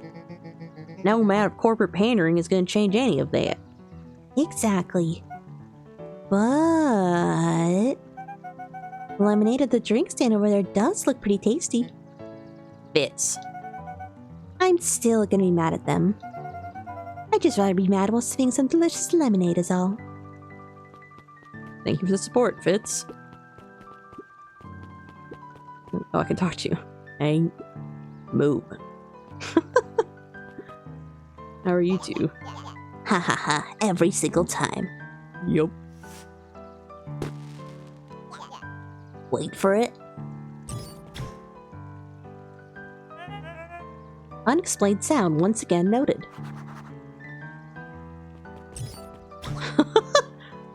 Like clockwork.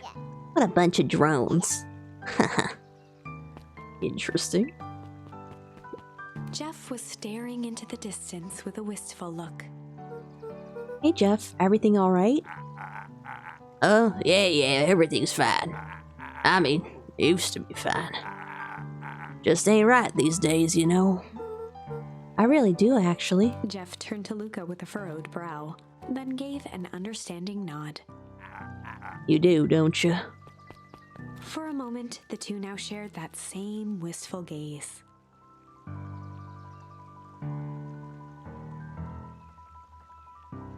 The scratching in unison's cute.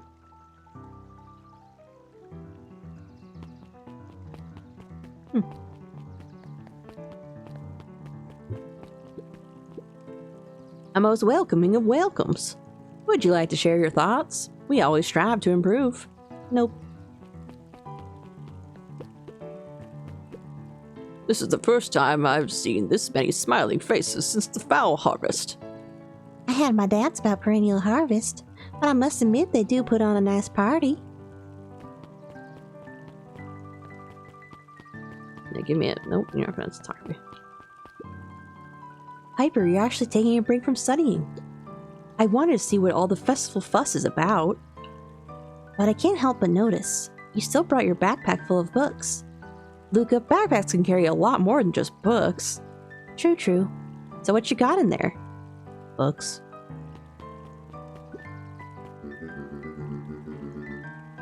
I was able to return the perennial harvest safety suit you borrowed. I don't think anyone noticed. Good. Now, will you tell me what you needed it for? It was a favor for an enemy of my enemy. This isn't going to harm Mr. Kerr, is it? All you need to know is that it's for the good of the family. So were you wearing the suit then? Eris? I've got a question for ya. What do you think this whole festival is for? The way I figure it, Perennial Harvest is trying to win over the town. Like a bribe, but with balloons. Cynical. I like where your head's at. That's what I assumed at first too, until I eavesdropped on a couple of Godspeed clipboards. What if I told you that this whole thing is really a special shindig for a super secret guest of honor? Special guest? Who? I haven't dug that deep yet, but whoever it is, PH thinks they're a big deal. I see.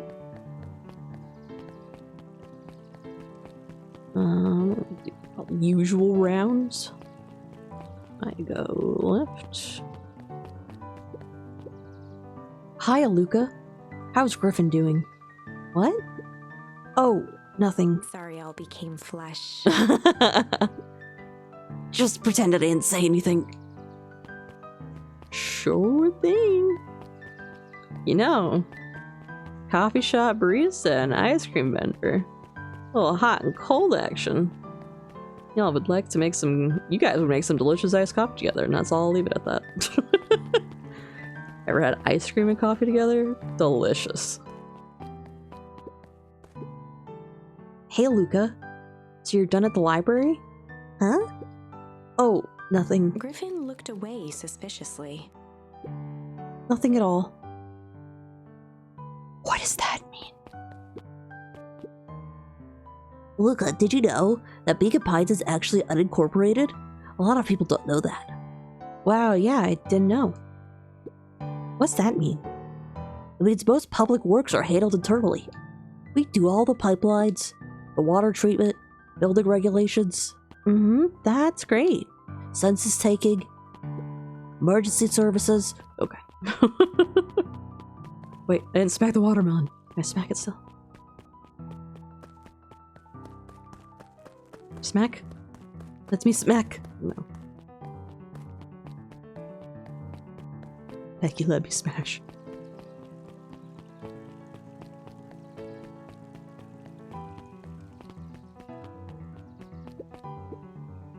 Library. Somewhere quiet. It's probably the case. But I'm not going there yet. We're gonna go for a walk. This is still all like this. No, the spill's not here.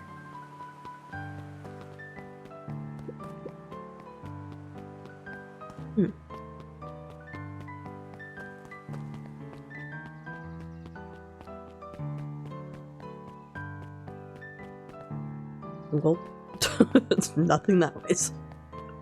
Everyone's at the festival.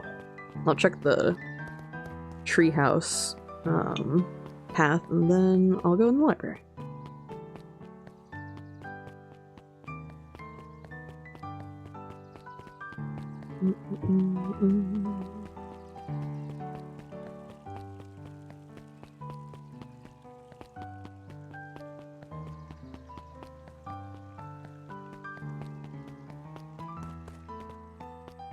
You have anything new to say?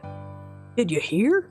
After Mr. Kerr gives his big speech, they're gonna have the first annual biggest catch competition. Long as a boot qualifies as a catch, I'm a shoo-in. Good luck. Good pun. I don't think I have anything new, but I'll check. No. Luca gently Blah blah baited blah blah at blah blah blah first. blah.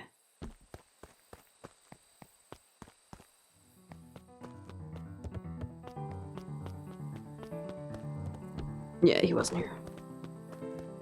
Just was curious.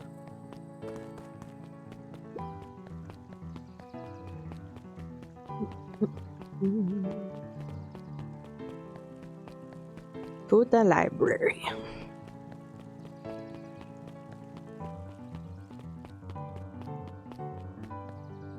Oh, that's why they're probably saying something about the library, because it's a whole, oh god, it's a whole treasure hunt. Scavenger hunt, okay. Hey, Luca. Kato's eyes lit with excitement. I've been expecting you. Bravo on deciphering the first riddle. Solve me this, solve a riddle. Ooh. The first. Oh, you didn't think that was all, did you? Rolo does go all out, doesn't he? Kato straightened up and cleared his throat as if preparing to sing. Ahem. On planet Farpool, you may take issue. When the fifth king dies, you'll need a tissue. Kato stared at Luca eagerly. Get it? Want me to tell you? No, it's okay. Let me figure it out. Alright, when you find it, bring it here to be verified. And if you decide you want to hint, the offer still stands. The fifth issue is what I'm assuming. Luca grabbed the 5 pillars of success from the shelf. You can bring it here to me, or just grab a different one. Okay. Luca grabbed The Issue with Self-Help, a helpful guide, from the shelf. Luca grabbed 500 meals for 1 big pot from the shelf.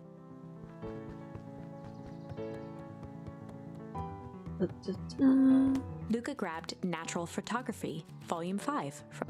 Don't think that's it. Luca grabbed The Modern Science of Atomic Radiation from the shelf. Don't think it's that one. Hi, Jace. Still working through the newest Hank Atomic? You know it.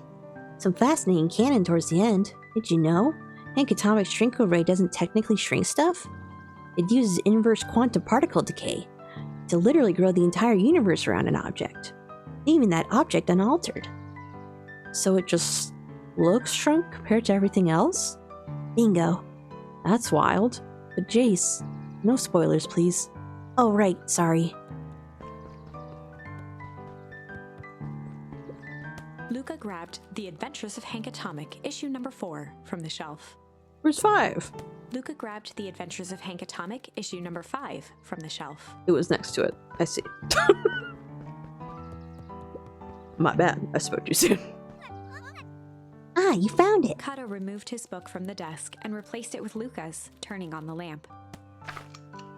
As he slid the book under the purple light, 2 words glowed. The Adventures of Hank Atomic, issue 5. Oh, this is a Luca clicked his tongue with recognition. choice thing. Rollo's cipher pen. He used to write secret messages everywhere with that. And only I had the special flashlight needed to reveal it. But I lost it. Well, apparently he traded Jeff for this purple light bulb. Part of his entire Halloween candy stash. Oh, Rollo. Now let's see here. Kato began flipping through the pages, stopping when he hit a glowing word. Get away with such a He grift. continued flipping. Only found in Grub Cart. Reaching the end of the book, Kato looked up. That's it. Grift in Grub Cart? Griffin. Griffin's Grub Cart. He wants me to go to Griffin's snack stand. Ah, brilliant. I guess you're off then? Good luck on the rest of the scavenger hunt. Thanks, Kato. To the snack stand.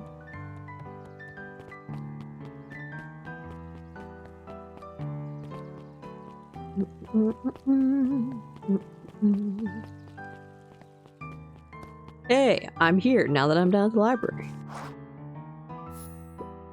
Hey, Griffin. Did Rollo come? Before Luca could finish his sentence, Griffin handed him a corn dog. Oh, that's it? Bought and paid for. Enjoy. I thought there was supposed to be a riddle or something. Luca shrugged, taking a sizable bite out of the corn dog. Yuck. It's cold.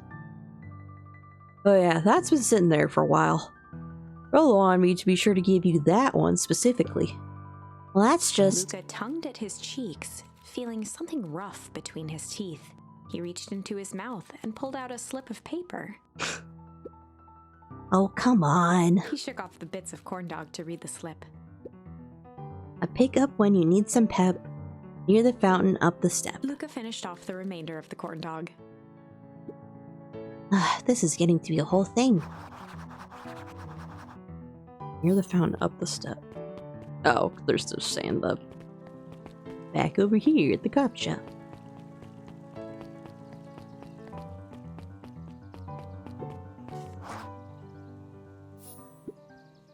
There you are, Luca. There's no way I'm actually doing this. It's way below my pay grade. Oh, come on, you big stiff. Let the kids have some fun. Fine. But Rollo owes me one. Amy waved his hands around sarcastically as he began. What takes flight but has no wings, your final task a friendship brings. See, that wasn't so hard. Hard. Hard. Ladies.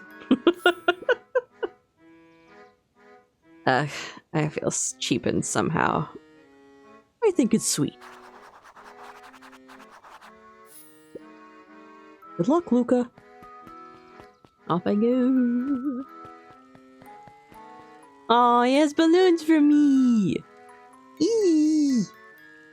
Hey. Hey. Did you find the comic book? Yep.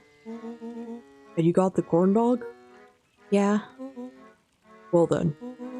I know it doesn't make up for what I said, but here, you've earned this. Rollo sheepishly handed Luca the balloons. No. The words.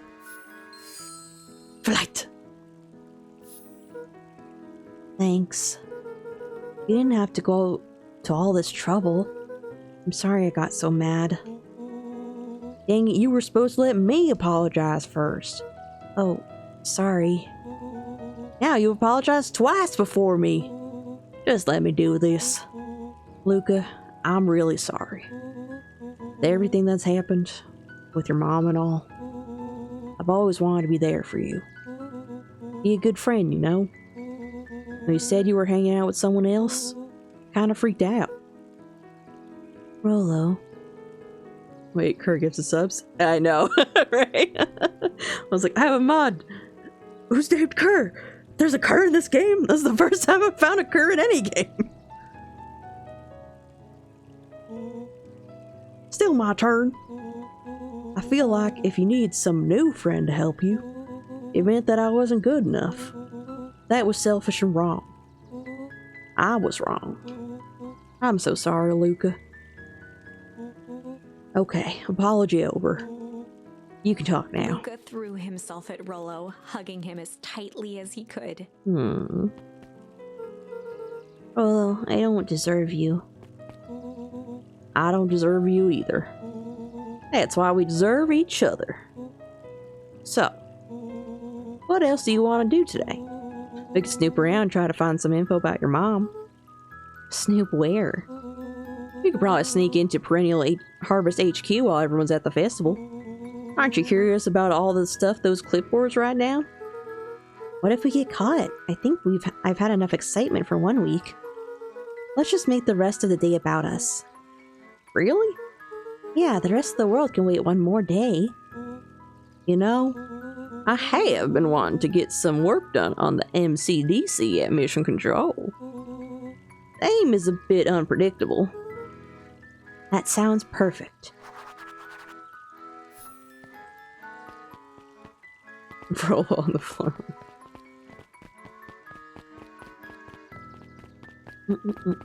I like that I kept my balloons. It's so cute.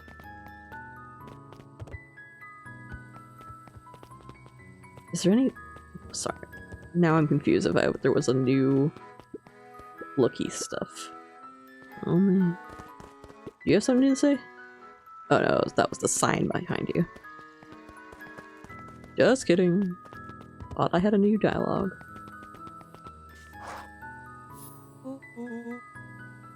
Oh, I almost forgot. I ran into your gran this morning. She asked me to give you this. Rollo handed Luca an unopened letter. Have any game theories about where the plot is going? Not entirely. My guess in terms of stuff is like we're gonna keep going towards like digging up whatever's happened with the goo, because we at least like know that some sort of fucking toxic goo that brings life and also brings death is going around, because we fucked up Iggy in one ending and we also messed with Beck's hair in another, so that's going on. And the Perennial Harvest HQ has got some sort of fucking weird crap going on right now with that one, because like the drones, yeah, we did fuck up Iggy. I was like, Iggy, you deserve it, and then Iggy came back and was like, you're a bitch, and I was like, okay, I was kind of mean to let this happen to you, because I did see what happened in the other timeline, and then I came back and was like, get him. Get him. So, but Iggy's still a little shit. Iggy has yet to prove themselves. I'll wait for you inside if you want to read it now. A letter? Luca, some things are going to happen that might be difficult for you to understand. If I am honest, I hardly understand them myself. But whatever happens, I need you to know that I love you. Yeah, that's like... There's clearly a whole backup, like, extra plot in the back that our family is somehow... The Van Horns are involved in with the Valentines and what they were trying to, like... do probably with the fertilizer and trying to own the town and so much of it, and that we're somehow aware of something, because God, we're having some interesting ominous dreams. None of this is fair to you. You have already lost so much. We both have. I wish there was a simpler way forward, but if there is, I haven't thought of it. God knows I've tried. Everything I've done. I did for you. I hope someday you can accept that. Love, Gran. I love you too, Gran. Luca folded the paper into his pocket and headed up the ladder. What's up with the letter? Anything you want to talk about? Maybe later. Sure, whenever you want. You know, you really didn't have to go to all that trouble just to apologize. I know, but we've been looking forward to the festival for weeks. After I ruined everything with my big mouth, this was the best way to make sure you still had a good time without me. Rolo. Luca was at a loss for words, but that was fine. Words aren't always necessary. True that. Festival seemed nice. Was it nice? We can still go. Nah, this is fine. Well, there's always next year. Sadly, this was untrue. A distant rumble shook the treehouse. Well, there's always next year. There was no next year. That was a quick turn. That U-turn said skirt. Well, that did not happen. Huh? What was that? Oh man, we missed the fireworks? It was not fireworks. What? It was gunshots. It was good back to back. It was something the boys couldn't possibly comprehend. It was definitely gunshots. Something as old and cruel as time itself.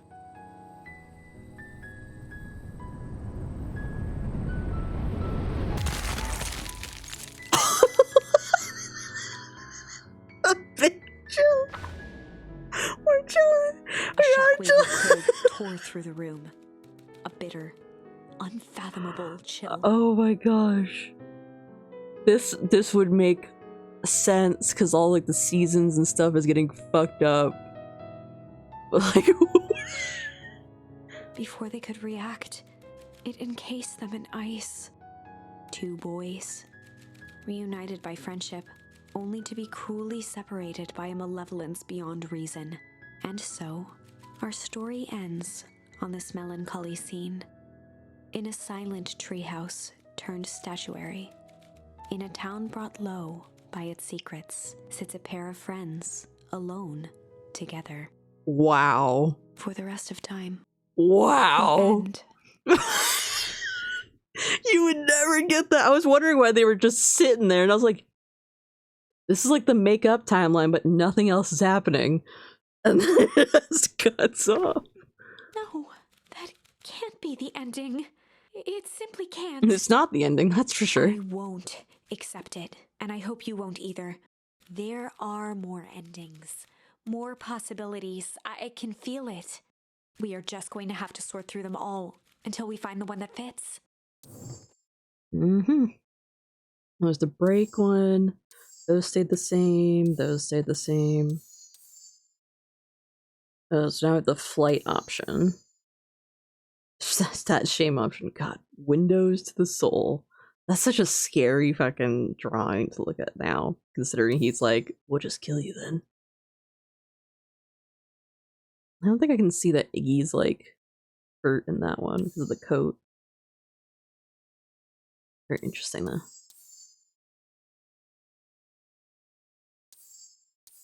I guess so, it just always has to be whatchamacallit. You always have to fuck up Iggy for this path timeline currently. Not another way out of that one, Iggy. A wooden door. Can you burn? Okay, thanks, Oh my God, I can Twitch. break it Thanks for unmuting. I love when you do that randomly. Thank you for the moment from Dino. I was lurking until Twitch decided to do that again.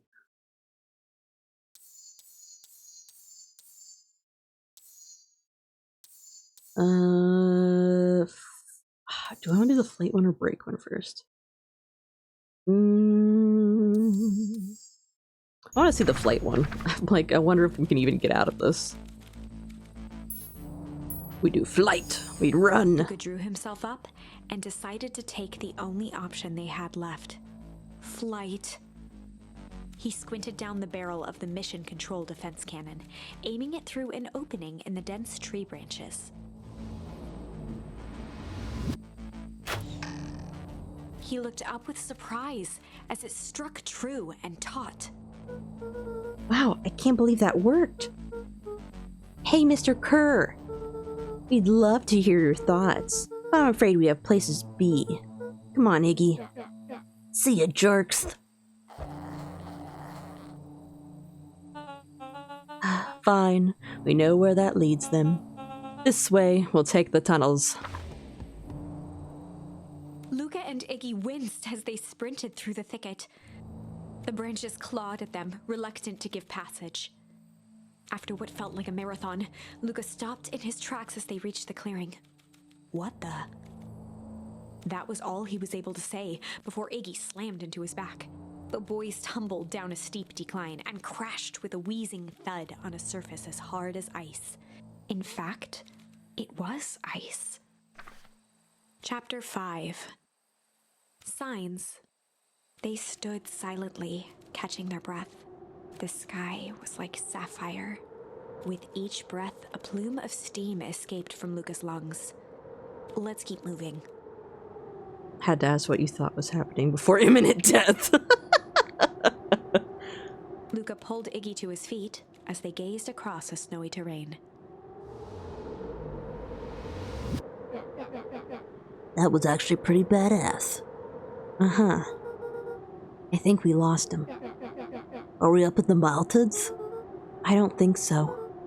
If anything, we went downhill. But what's up with the Winter Wonderland? All I know is there's no going back the way we came. Let's see if we can get our bearings. Follow me. On the way home. The snow sound is very crispy. Very crispy. Oh, time for the spiritual journey. What's the readout? Sitting just above 258 Kelvin. That's down a bit from last time. Should we report this to Mr. Kerr? Meh, still within safe ranges. It may be spreading, but it's under control for now.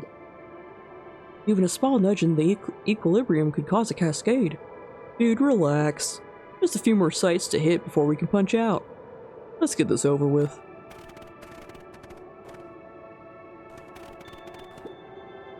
Hold on, I was looking. A disc of smooth metal was lightly covered in snow. Two faint seams were visible along the surface. A manhole cover? If it is, I've never seen one like it. Interesting. Oh yeah, this is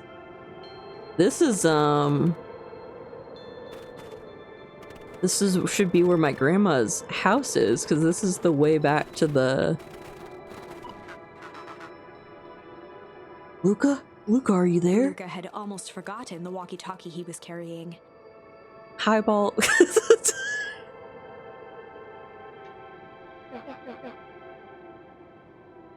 It's that bozo Kerr. I hope nothing bad has happened to you out in those woods. Thank you for resubscribing, Jackie. Thank you. It's the bozo Kerr. Luca looked at Iggy with hesitation. No need to be rude. With a resigned sigh, Luca responded. Seems like the only dangerous thing in the woods is you. He speaks the young man of the hour. Now, how in tarnation did you end up with one of our radios? Just lucky, I guess. Boy, howdy, you Van Horns are full of surprises, aren't you? You knew my parents? I never had the honor of meeting your father, but your mom sure was a handful. Luca winced, shoving the walkie-talkie back into his pocket. We gotta keep moving. This is Dad's grave spot.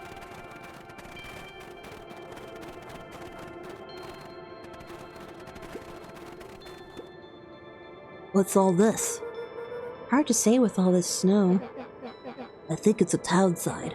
I can almost make out letters under there. What town could this even be? Couldn't be another town this deep into Weepwood. We'll get evidence to the contrary. Let's figure out what we're dealing with here. Step 1. Snow's gotta go. I'll see what I can do. I imagine Iggy will arch for his head. What's all this then?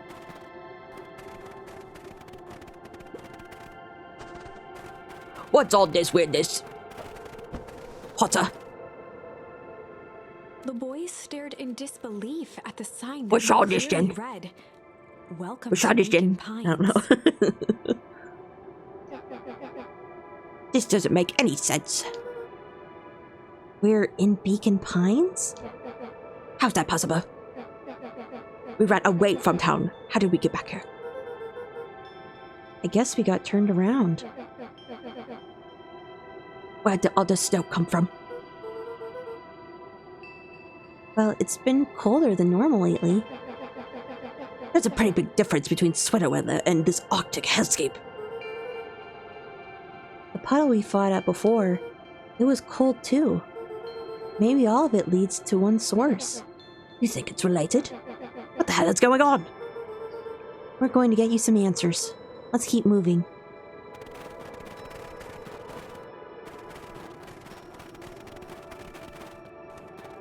I should probably explore more. The fencing listened, each chain link encapsulated with a translucent layer of ice. Looks like the stuff they put up around Weepwood. The stuff who put up? I don't know.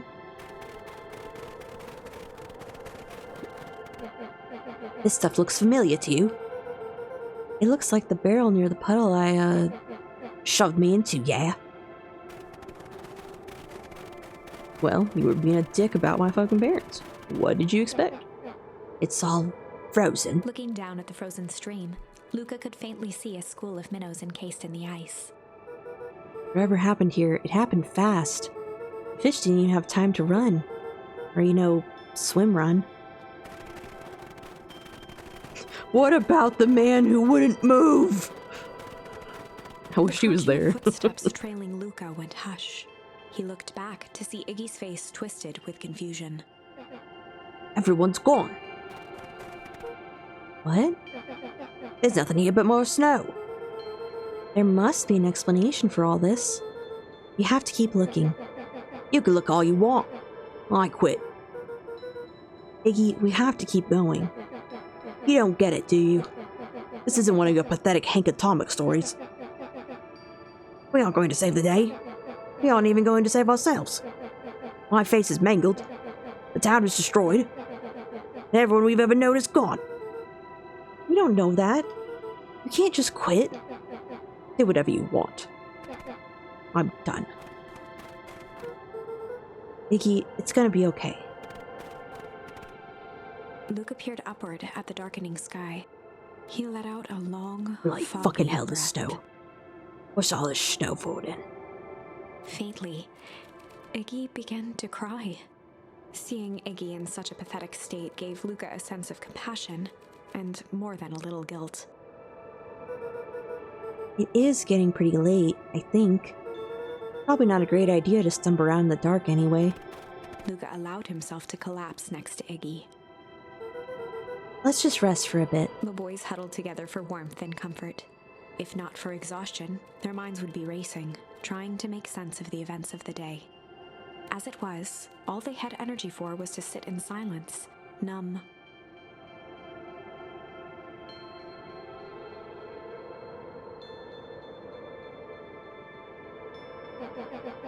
The way the snow covered everything over. It's kinda calming. Yeah, I haven't had time to say it. Thanks. huh? For getting us away from those creeps. Sort of froze up back there. Iggy, I should be the one apologizing. This all happened because I lost my temper. Now that's bull hockey. First of all, you didn't know what that gunk would do. You didn't, right? Of course not. And second, stop with this baloney about losing your temper. But I did lose my temper. Iggy motioned sarcastically to his half-deformed face. Obviously. That's exactly what you should have done. Huh? I was being a horse's ass. You were supposed to be a horse's ass in response. That's how it works. Iggy, I'm having a hard time following. Yeah, I know. I'm great at this accent. You wanted me to fight you? Of course. Jeez, you goody-goody types take forever to understand this very basic point. Why would you go around saying cruel things trying to get into fights? Iggy shrugged. It's something to do. You're an asshole because you're bored? Sometimes I just feel empty. You wouldn't understand. You and Rolo are always having a blast together. Laughing and calling that dinky little treehouse mission control. Iggy now wept openly. Perfect little Luca Van Horn. With his perfect little life. My life is not perfect. Everybody in town likes you. Not everybody. Hell, that new girl hasn't even unpacked yet, and even she already likes you. You have Tish. He wiped his nose with a sleeve. Oh, he's German now? I don't know what I sound like.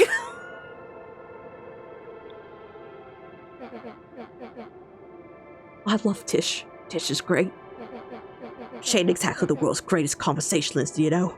Luca gave a warm chuckle.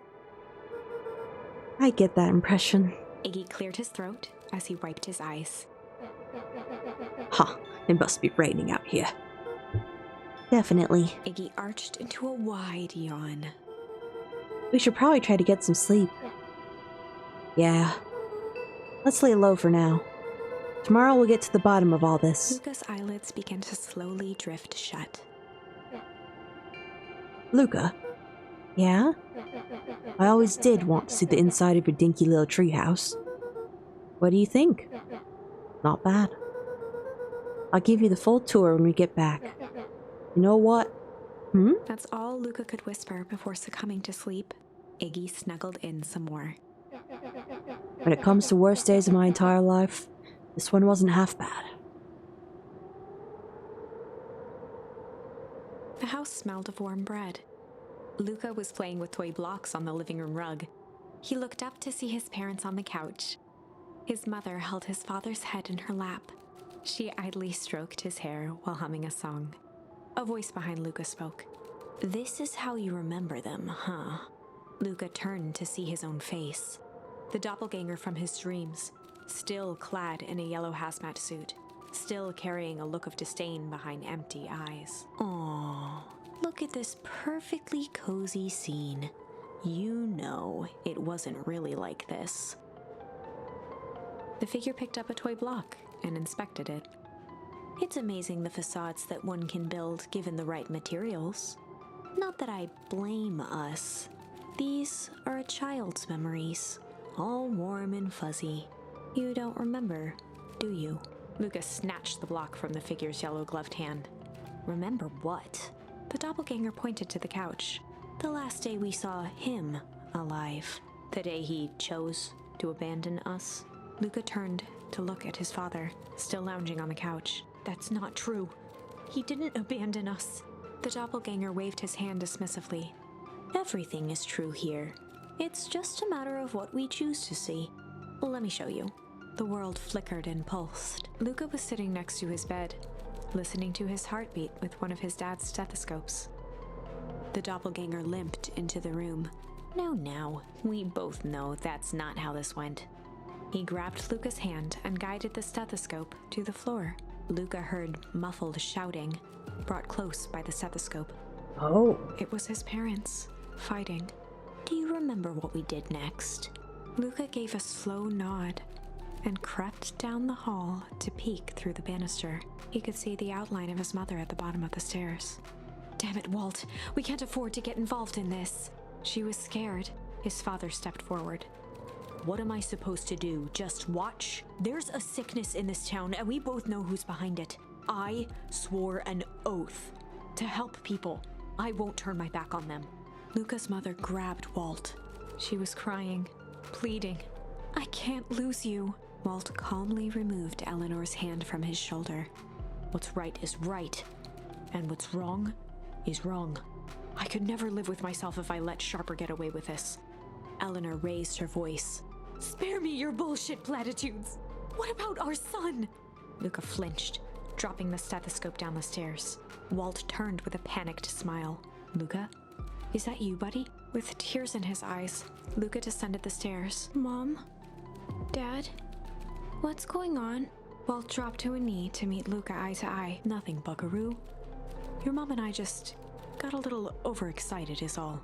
Luca placed the stethoscope against his father's chest. Yeah, we're bullshit His heart was excited. right. It sounded like you were going somewhere. Walt gently removed the device from Luca's ears. Listen to me, Luca.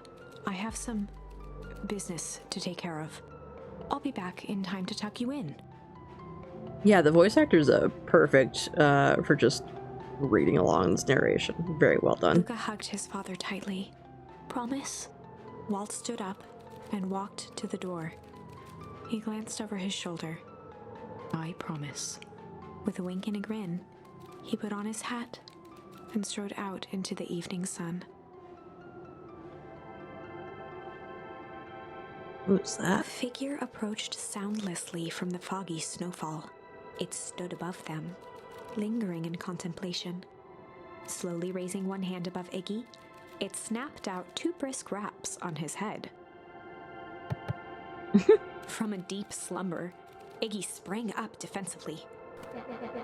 Get your hands off me! Whether it was the calming presence or the recognition that he was not in danger, Iggy felt his clenched fists lower. Just what do you think you're doing? Luca looked up, gradually remembering his whereabouts. The figure exhaled a cloud of warm vapor.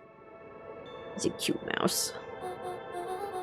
You two certainly have caused a lot of commotion.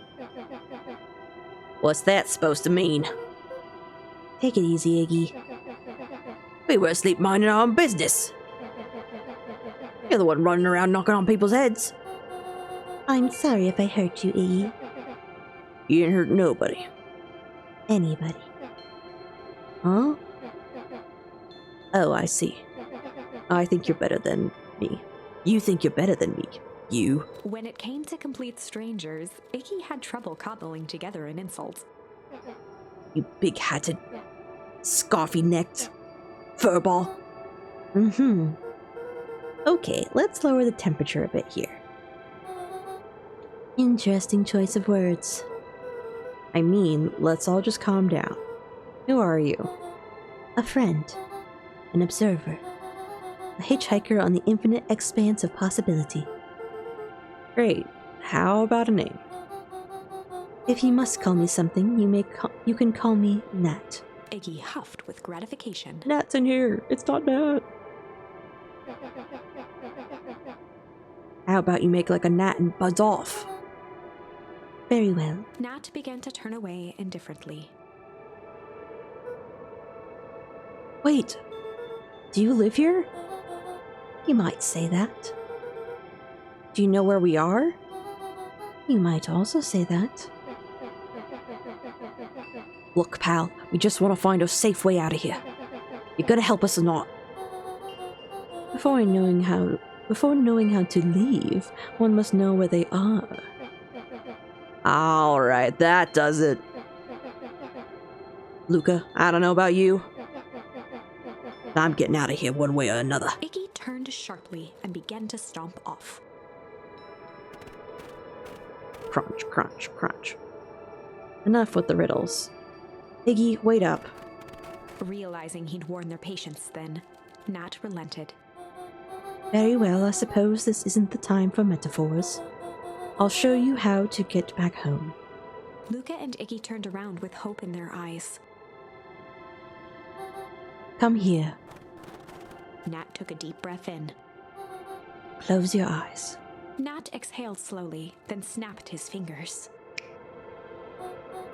Okay, open them. For a brief moment, Luca and Iggy let themselves believe that some great magic was about to unfold, until they opened their eyes and found themselves in the exact same place, cold and disheartened. This is your home. This is Beacon Pines. Look, Nat, we don't know how we got here. Maybe we stumbled through some time travel gate in Weepwood, or we teleported to some alternate universe, or this is all some cruel experiment by Kerr and his goons. But this is not our home. You're inching closer to the truth. Alas, the reality is much less fanciful. Just give it to us straight. So be it. As I said, this is Beacon Pines. The original, true Beacon Pines.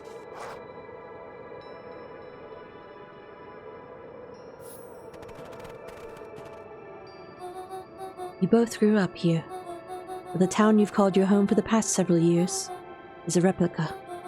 A remarkable achievement of engineering, to be fair, but a replica nonetheless. That's impossible. It's too much work. You need a whole town to replicate a whole town. Indeed, to pull off such a feat would require immense labor power. That which could be moved would be moved. That which could not would require a precise duplicate. We would have noticed. Someone would have noticed. You'd think so, unless the auditing was impeccable. A mind-numbing attention to detail. As for the innumerable trivialities which complete the tapestry, well, you can leave that to this miraculous thing we call a brain. It has a real aversion to discontinuity, a revulsion indeed. Even. Well, I'm really doing great. The brain has a wonderful way of smoothing out the rough edges, keeping us sane. As my brain is smoothing itself like goddamn pasta roller. So you're saying that someone made an entire new town and moved us all and no one noticed? Precisely. But why? Why is the question that can never be answered with certainty. The best one can do is uncover. Nat narrowed his eyes, furrowed his brow, and uttered, The source. Why'd you say the source like that? Why, indeed. Luca began to laugh uncomfortably. It's all ridiculous. There's no way they could. Looked down at his feet. His eyes started back and forth in contemplation. With a sudden pain, a thought struck him. If this really is home. He sprinted off into the pale distance. As Iggy turned to follow, Nat called out, Iggy, it's not too late to turn back. Simply head west through Weepwood.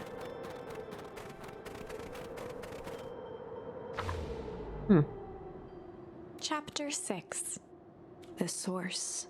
Nat expressed his sympathy with a shrug and sauntered off as unassumingly as he'd arrived. He'd given Luca and Iggy what they needed, and nothing more. As Luca sprinted across the snow, the events of the past few days became clearer, pieces to a larger puzzle. Rollo said he was underground somewhere, captured. Mr. Kerr tried to cover it up with lies. The clipboards were hell-bent on capturing Iggy. It all seemed to point to perennial harvest. But right now, there was one thing that Luca needed to know. Luca stopped dead in his tracks. The tree was gone, uprooted and moved, leaving a raw gash in the earth. He dropped to his knees and dug wildly at the cold snow. His numb hands hit something hard, a headstone. A dry whisper escaped Luca's lips. You're here. All this time I thought I was visiting you. You've been here, alone, in the snow. Dad, I'm so sorry. You ruined your favorite spot in the world. Our favorite spot in the world. Dad, what do I do? There was no reply, just snow-covered silence. Why'd you give me a slip like that? What if I couldn't find you, you jerk? Iggy finally noticed the tears welling in Luca's eyes and the snow-covered grave. Oh. Iggy, they stole his tree, Iggy. Yikes. Suddenly, they heard the crunch of approaching footsteps in the snow. We gotta hide.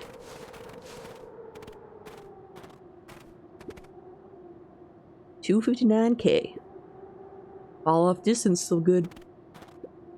Dude, did you hear me? I said 259. Sorry. You ever think about what we did here? We saved a whole town of people. Doesn't feel like it sometimes. What about everything we left behind? That's the grave of someone with a family. People who love them will never know the truth. The truth is He overrated. bent down to scoop up a snowball and lobbed it playfully. Hey, don't be such a downer, dude. You took this job to change the world. Yeah, come on. It's almost lunchtime. Haha, weirdo. Okay. I was like, what is that emotion? He just like hulaed off screen. Here I thought I was a jerk. Those dinguses are out here literally dancing on graves. Luca stuttered through heaving sobs. I thought I was visiting him.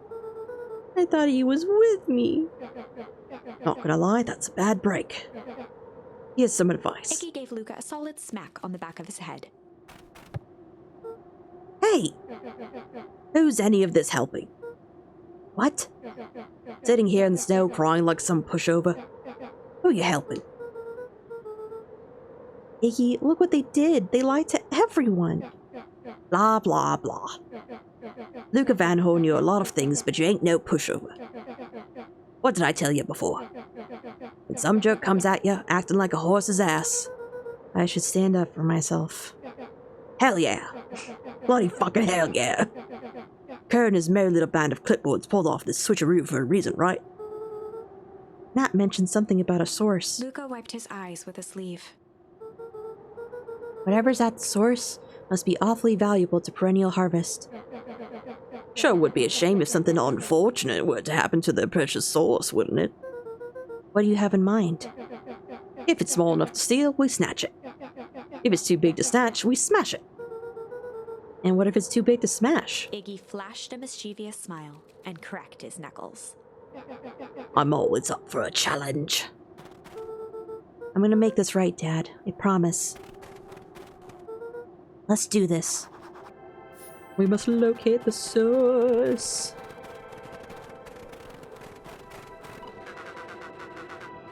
It can get awful cold out there in those loots. What did I say?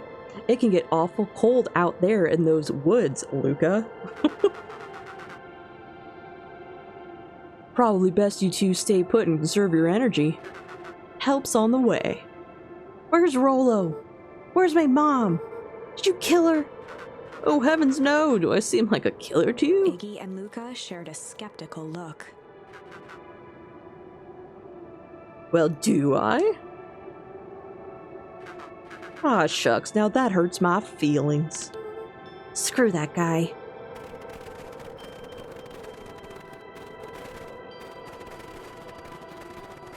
Anything else to observe? I don't think so.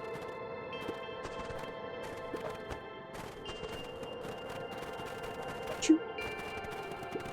I wanted to try to toss one at Iggy, but it doesn't seem like it'll work. Wait a minute. Whoops, that's the wrong button. Reach my eye. If this is the original town, then that means... Iggy darted behind a large pine and began digging furiously. He emerged holding a shoebox with a crude skull painted on its lid. Huh. What's that? Long story. So a few years back, I, came into possession of some premium grade fireworks. Not the wimpy firecracker stuff they give kids. The good stuff. So why did you bury it under a tree? That's the long part of the story. You and Rollo were doing some chores at Rollo's chicken coop. And you guys pissed me off for some reason or another. Luca rolled his eyes with realization.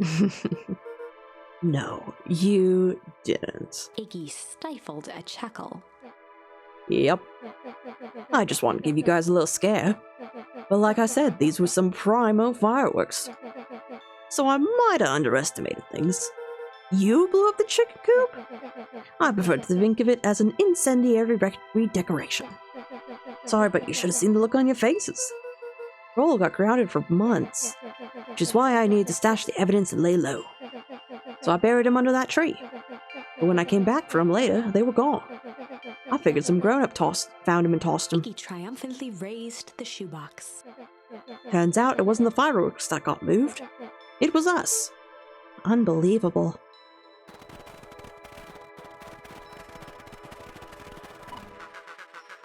you think this is a game? Newsflash, boyo. You're not a hero. You're a little brat who's in way over his head. A hero is just someone who refuses to give up. Comics these days are rotten children's brains.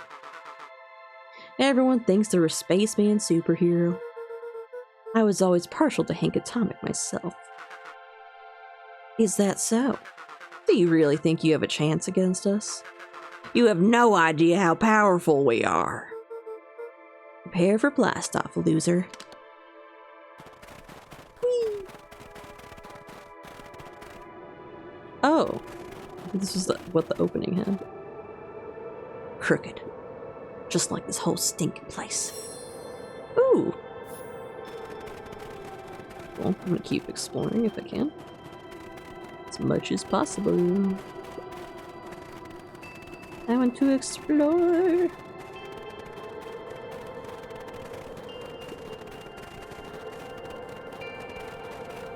Anything else around?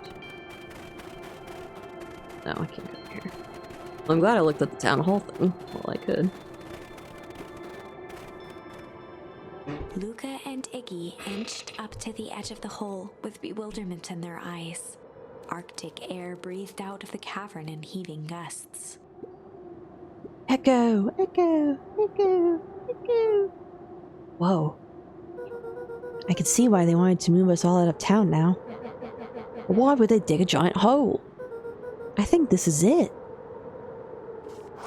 The source. This is the source? It's a dang hole. How do we smash a hole? Oh, it's much more than that, my annoying little friend. Kerr, where's Rollo? I wasn't lying before. He's safe. Well, safer than you two at least. Drats, it's cold. You just had to drag me all the way out here, didn't you? Mr. Kerr gazed down the abyss in contemplation. It really is something, isn't it? What did you do to our town? What is all of this? Well, that's a doozy of a question. This is the source, where they collect the unrefined, Kerr scratched the back of his head. Honestly, boys, I don't understand any of this well enough to explain it. Fact of the matter is, I'm not paid to know. What do you mean you don't know? Ain't you in charge? Oh heavens, no. My role is merely to flash a winning smile and manage various complications. Complications like us? You are a smart boy. His face contorted into a saccharine grin. It really is nothing personal. Some people are destined to strive for greatness, and others are simply obstacles along the way. Seems like you were destined to be a creepy lackey. The point is that we all play our parts in life. Mine just happened to be a lead in the role of a lifetime. And you happen to be extras, ready for your curtain call. You aren't giving up without a fight. Your smile's not going to be winning after we're done with you. Now, boys, there's no need for melodrama. It makes even a professional such as myself embarrassed for you. Let's change the mood a bit. Kerr snapped his fingers. Scene change. There, that's better. Deal with them. Iggy turned to Luca with a sly glance. Why are you smirking? Because I have a box full of fireworks and you don't. Iggy waved the box into the air, threatening to drop it down the hole. Stop! Let's not do something regrettable. Joke's on you. Regret is one of my specialties. Out of curiosity, what would happen if I threw these in your precious hole? Nothing at all. You're a terrible liar. I'll have you know, I'm an exceptional liar. Up, that's far enough. Iggy plucked a single bottle rocket from the box and held it up with reverence. Stop, you fool! Call off your goons. After a long pause, Mr. Kerr flung up his hand with frustration. Very well. You all can head back for the night. It's been a long day. I'll handle these two from here. Mr. Kerr sighed into the frigid air. It's just us now, Iggy. You can put that down. What, like With this? a nonchalant flick, Iggy tossed the firework into the hole.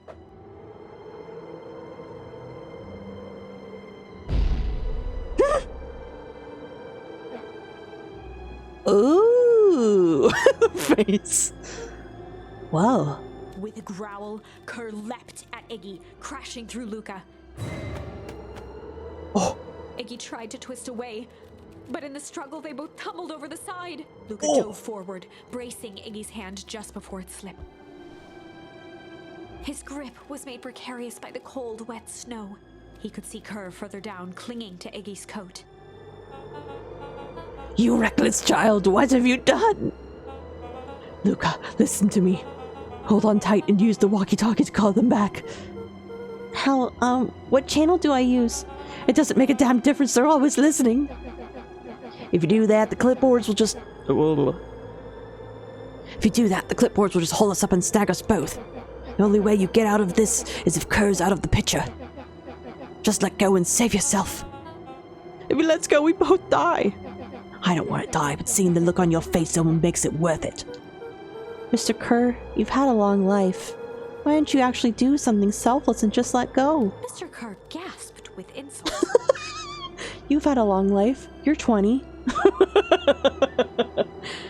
You're 23, right, Mr. Kerr? That's a long time. You're so old. Long life? I'll have you know I can still play 25. Please no. You should have heard me sing the part of Phyllis Young. With a wild look in his eye, Mr. Kerr began to hum a proud melody. Dum dum dum. Dum dum. Wow. Can you believe this guy? We're humming. Luca's hand began to cramp. His voice began to crack. Kerr, just let go. No can do. If you want to save your friend, you'll have to save me too. Luca, look at me. It's okay. Luca felt Iggy loosen his grasp. You aren't going to kill your friend like that, are you? Every muscle in Luca's body burned. I'm not his friend. Yes, you are. Nah, I'm just a no-good bully. Like you, Kerr. Iggy, no. Luca felt his hand slipping. And I told you what you need to do with bullies. I can't. It's your only way out of this mess. 2 birds with 1 stone. It makes sense for us to fall together. Wackadoos travel in packs. A calm settled over Iggy's face.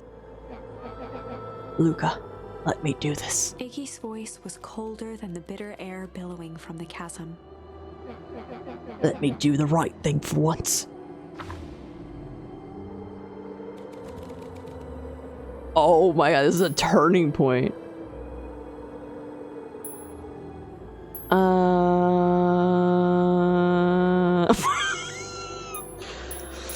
Except looks so happy for what this is. I'll be a hero, and we'll say refuse Luca had first. no choice but to refuse Iggy's request. He tightened his grip and reached for the walkie-talkie in his pocket. A wild delight crept onto Mr. Kerr's face. That's a good lad. Now, radio for help. Iggy begged Luca with his eyes one last time, but Luca pressed the button and called out. We need help. Mr. Kerr is in danger. It wasn't long before they were once again surrounded by clipboards. Mr. Kerr sighed with relieved frustration. There you are. You really are a worthless lot, aren't you? Mirror, now. A clipboard dutifully produced an ornate ivory hand mirror, and Mr. Kerr began preening his tousled hair. Ah, that's better. Mr. Van Horn, I applaud your sharp thinking under duress. I'll put in a good word for you with the founder. Take them away. A swarm of hands overpowered Luca. The last thing he saw before a cloth bag was pulled over his head was the defeated look on Iggy's face. The end. Blah, blah. Had to see I it. think this was one of those times where doing the right thing was the wrong thing. That's fine. We go back and we'll accept and watch Iggy fall to the death. Luca had no choice but to accept Iggy's request. With a quiet blink, Luca watched a teardrop sail down into the howling void. As his fingers slowly gave up, he met eyes with Iggy. Good. Good. The two silhouettes were swallowed by darkness. Oh.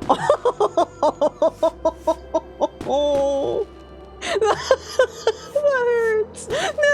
No, not more. Don't give my fireworks. And now I'm crying. No. I don't want that. I don't want the fireworks. Help, goodbye, Iggy. What the fuck? Luca, you really should step back. You should really step back. What? Quickly.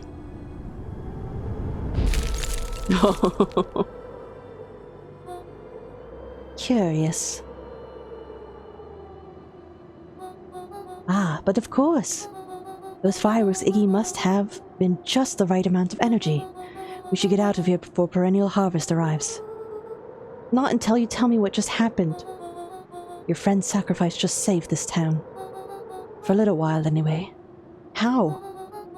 Tempest liquamine is a peculiar substance. It can change the relationship between matter and time itself, but doing so requires unfathomable energy. In a closed system, that energy can only come from its surroundings.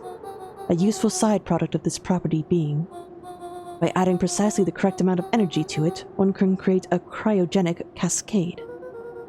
So the gunk makes things cold and the fireworks made the whole freeze over? That's one way of putting it, yes.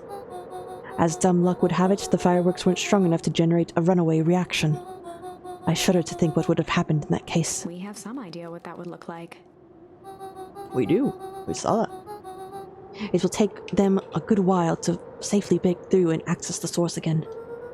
If you know all of this stuff, why haven't you been helping? I have been, in my own way, in my way. Each one of us has our role to play. Iggy's role, it turns out, was to buy us precious time. Mine has been to observe and wait. Wait for what? You. Me? Why? What's my role? A fierce twinkle flashed in Nat's eyes. Luca Van Horn, you are going to save the world. With a chuckle, Nat turned and walked west. Dumbfounded, Luca followed behind him, trudging through the snow. Every step taking him further away from everyone and everything he knew, and closer to destiny. To be continued in Beacon Pines, Pines Harder. Oh. Revenge served cold. Second time's a charm? Wait, that's it? This ends with a crummy cliffhanger just when it was getting good? I was even starting to like Iggy. No way. I refuse to be associated with some never-ending parade of sequels. Let's go back and find something more definitive. Alright.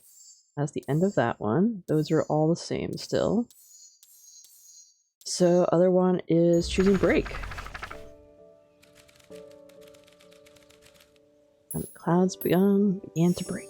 Luca began to respond, but the sky answered for him as the clouds above began to break, revealing patches of star-filled summer night. Moonlight filtered down, shimmering in the treetops.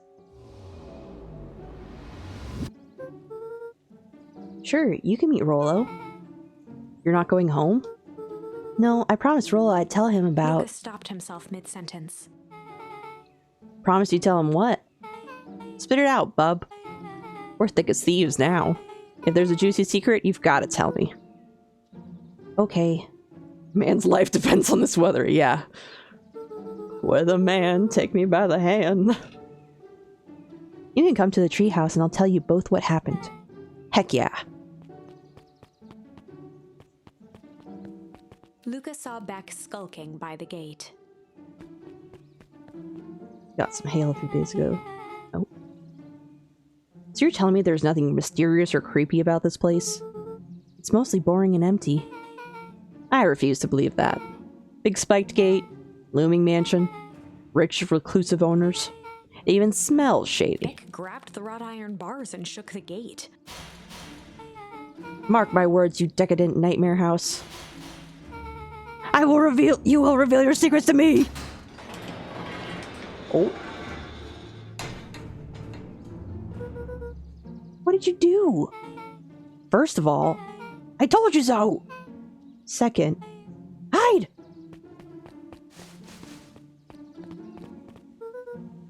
That's Eris Valentine. who's that she's talking to? Shh. I expect you to return that suit in working order. Of course. As long as everything proceeds as planned, there's nothing to worry about. The only thing I'm worried about is what's rightfully mine. If that means making some unsavory alliances, so be it. I couldn't agree more. There comes a time to suspend hostilities. I'll deal with our common threat. Now this is what I was talking about. Beck's voice was an excited whisper. Proper shady stuff. Someone in a suit like that tried to grab me yesterday. Seriously? Shh. You do understand that when this all inevitably fails, I will deny everything? I wouldn't expect any less of you.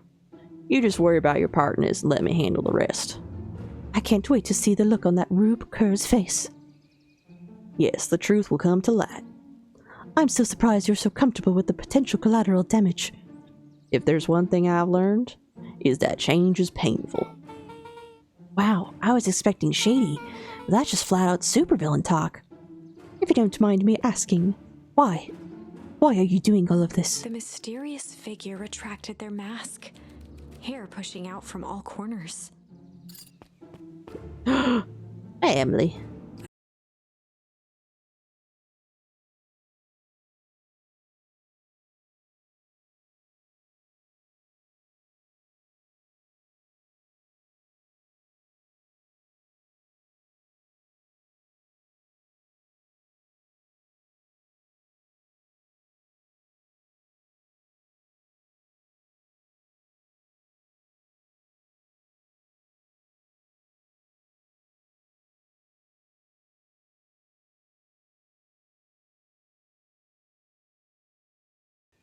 Well?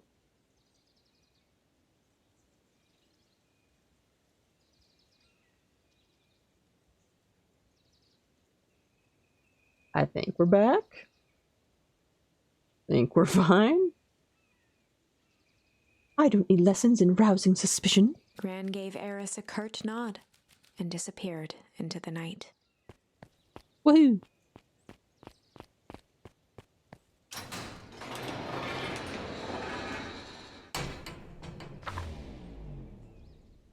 Chapter 5. What big ears you have. Lucas sat shivering in the bushes, staring at his feet.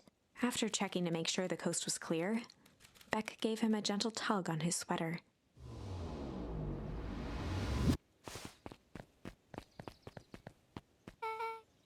What's wrong? You look like you've seen a ghost. Why were you so scared of that old lady in the hazmat suit? That was my gran. That was your gran? Yeah. Okay, well, I'm sure there is a perfectly reasonable explanation for all of this. Let's just get to the treehouse and figure things out there. Lead the way. Off we go. Welcome in, Kerr. There's an evil Kerr in this game. The first Kerr I've ever encountered. You're written into the game. For the last time, there's nothing to worry about. Of course, we're not worried. The clipboard finished writing with a scratchy flourish and looked up. Just dotting our I's and crossing our T's. Well, maybe try minding your P's and Q's. Mr. Nuncreed, arms crossed over his paunch, gave an exhausted sigh. If there's anything you need knowing, you'll know it. Absolutely. If you'll just sign here acknowledging everything is accurate, we'll be out of your hair in a flash. Oh, for the love of... He snatched the pad and scribbled his name so hard the pen nearly snapped. There. And would you like my eternal soul as well? The clipboards looked at each other for a moment, almost pondering the possibility, then broke into laughter as they walked away. Ha ha ha!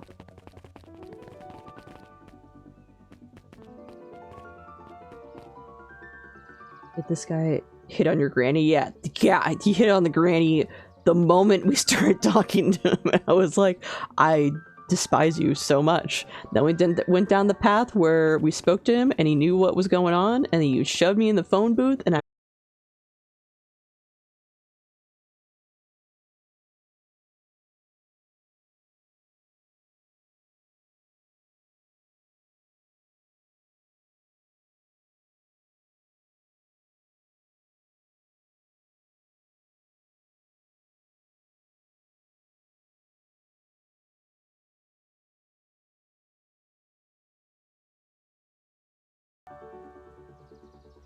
Nope. It's back alive, I think. Don't know what's going on with the internet. But yes, the guy did hit on the granny and was immediate, and it was gross. And then I did not feel comfortable around him with him hitting so hard on granny. And then one of the choices, I ran back in the scene and he stops me, and I'm like, there's shame behind his eyes. Yeah, he shoved me in the phone booth, and I went down a tube, and there was more hazmat suits down there waiting for me, and I died, and that was the end of that. So glad it cut out at a great point. Even they cut me off in the game. Speaking of which, you'd better run along home now. Too dark out to be wandering on your own. I have a buddy. We have the buddy system.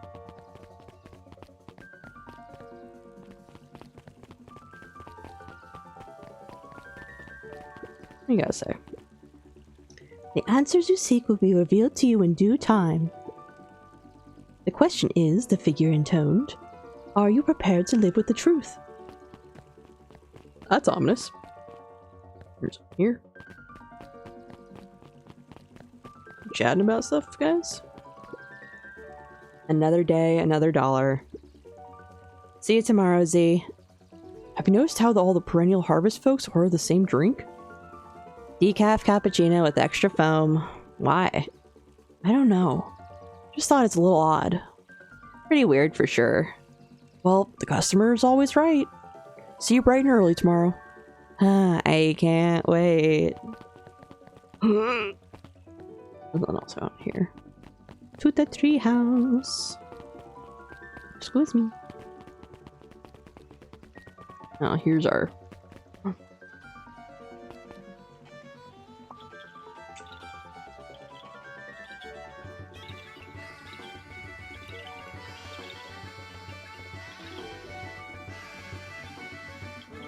Welcome in!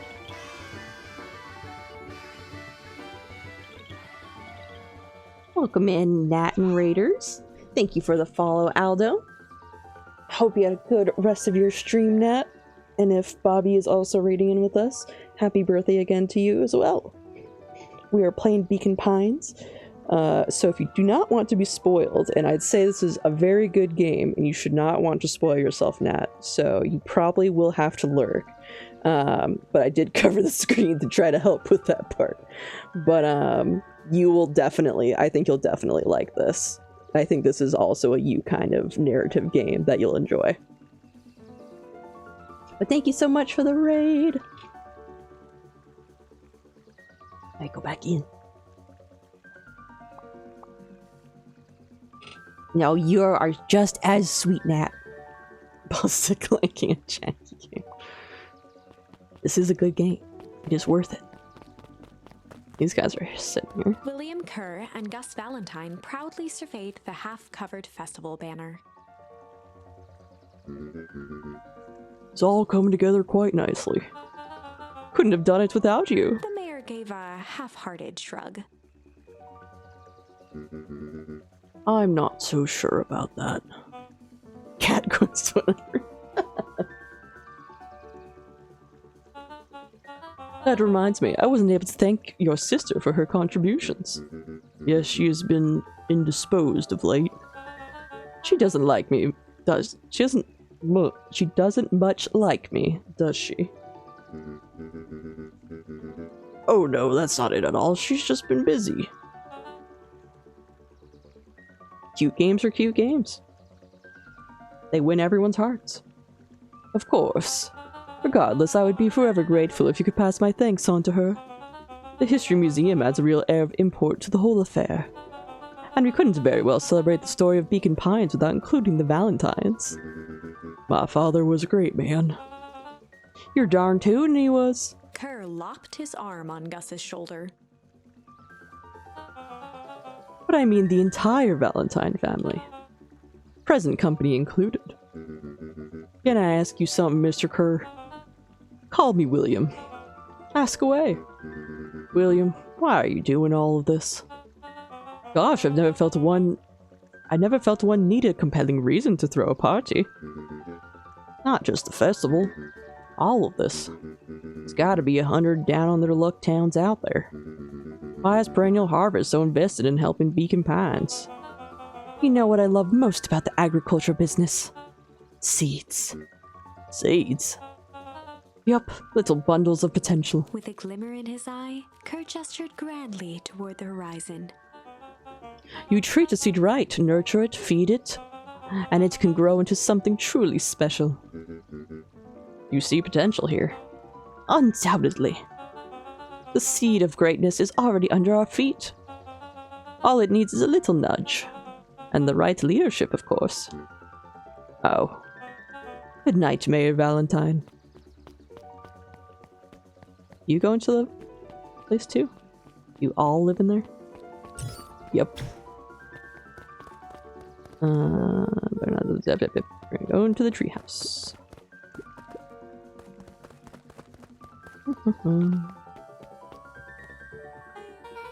Oh, this is nice. Yeah, the treehouse is just a little further on from here. So what's your buddy Rollo like? Rollo, he's Rollo. Not particularly helpful. Sorry, I just never thought about it. Lots of energy. He's funny, even when he's not trying to be. Things have been tough for his family since the foul harvest. It's about damn time you tell me what this foul harvest thingy is. It's a kinda long story. Hit me with the highlights. Okay. There used to be a fertilizer company here called Valentine's. They were kind of a big deal. Ooh, big deal fertilizer. It was a big deal to us. Their stuff really worked. Farmers loved it. So Valentine's grew and grew. Beacon Pines pretty much grew around it. Most everyone in town either worked for Sharper Valentine or used his fertilizer. Things were good. I'm sensing a big butt. And I cannot lie. Around 6 years ago, Sharper Valentine suddenly died. And something changed. Changed how? Could have been a bad batch. Maybe it was in the water or air or soil. This is all precursor cult to lamb. It could be. Could all be. Nobody knows. But all the crops died. And everyone blamed the Valentines. The foul harvest. Yeah. Valentine's fertilizer went out of business. Half the town lost their jobs. Sheesh. Next year the crops came back, but something was different. Planted a crop, do everything right, and it's sort of a crapshoot what happens. And no one knows why? Nope. I take it Rollo's farm got the short end of the stick. Yep, for some reason their farm was hit harder than others. That sucks. Things have gotten better since Perennial Harvest came to town. The Beacon Pines Reborn initiative. Yep, first thing they did was give the town a deep scrub. They even put us up in hotels, one town over for a week while they decontaminated the groundwater. We better get going. Is that... That sounds like the time they used to literally switch and make the towns would be that. That sounds like the time period of that.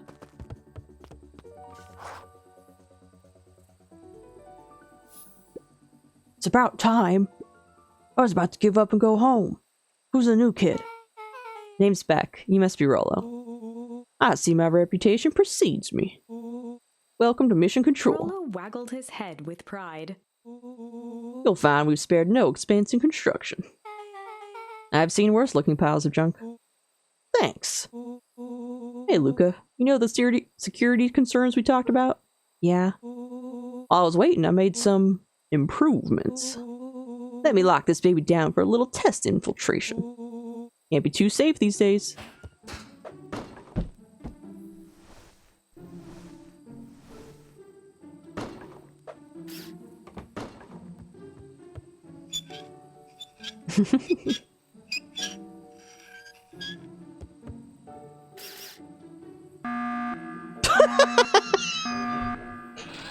Not the default sound, not the default alarm sound. Someone's called a meeting in Among Us. Wah. He goes all out, doesn't he? Always. Lavish. That's cute. Oh yeah, I'm supposed to do it this way, okay.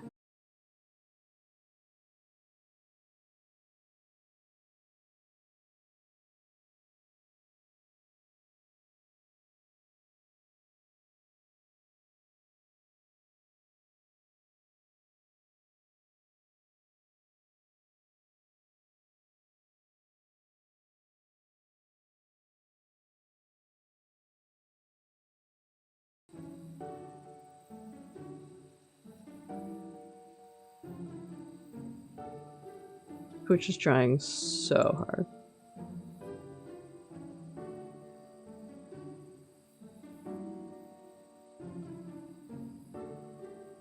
Give it a second.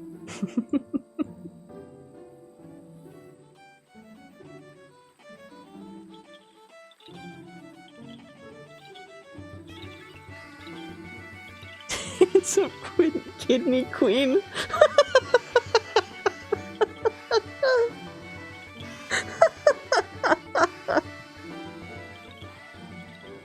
Thanks so much for the rated Dino, and thank you for the follow, Tree Meister. I am unfortunately dealing with Twitch bitrate, but oh my god, cans up kidney queen. Super good. Thank you for the hydrate stretch and posture check.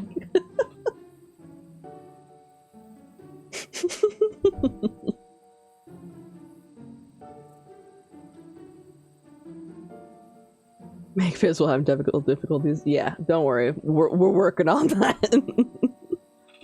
We're currently playing at Beacon Pines, folks. If you have any plans to play this yourself, you might want to look away because spoilers, but like this part at least isn't like horribly spoilery as it was like literally 15 minutes ago.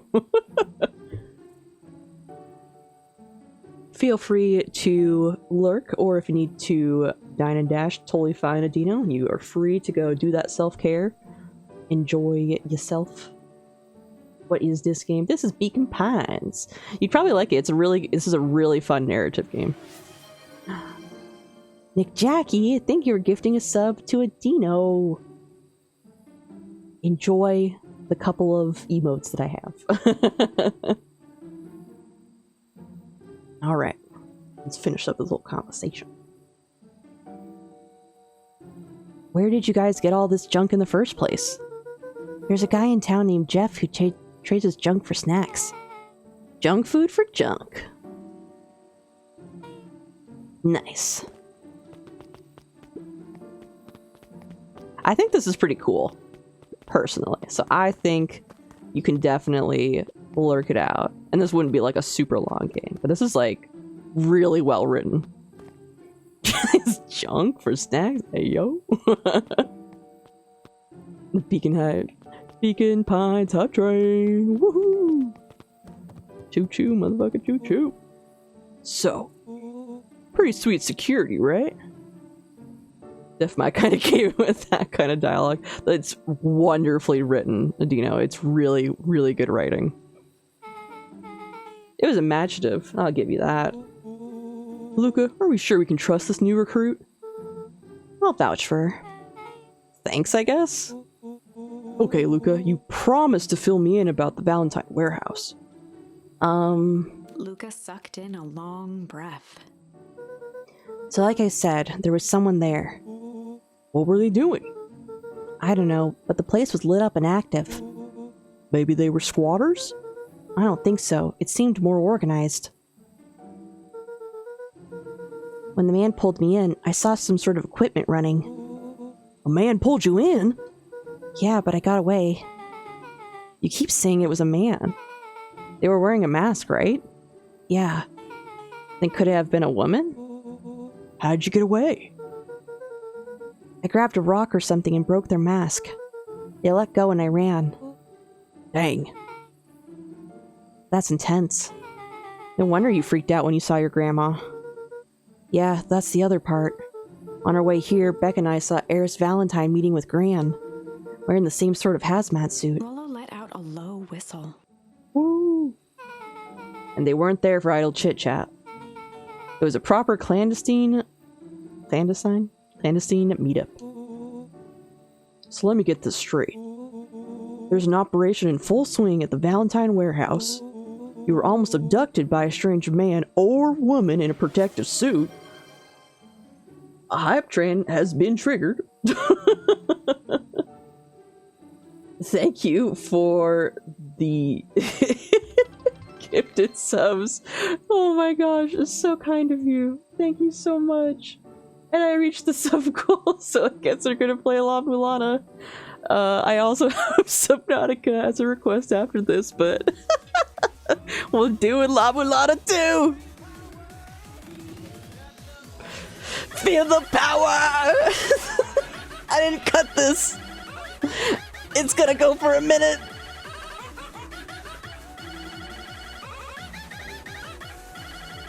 Yeah!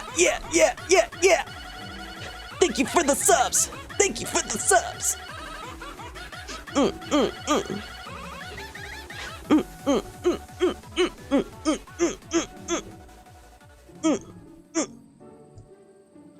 La Mulana will be coming up. Thank you so much. The hard game split is the easy version of. Yeah. We're going for it. We're gonna go for it. I trust myself. But thank you so much. That was so sweet. Yeah, he doesn't know Spelunky. Dino, you can't just out yourself on these facts every single time you come in someone's stream. You're just gonna bring in your interaction solely off you being like, the hell is this? Yeah, that's what your plate. You got movies on your plate, you got games on your plate. Like, ooh man, buddy. Better make some room for dessert. You were almost abducted by a strange man or woman in a protective suit. Oops, I clicked out. And then you saw your gran in the same suit talking to Eris Valentine? Pretty much. I'm beginning to think this town is kind of awesome. Rollo and Luca shot back a look. No offense. And thank you for the hydrate before I head out.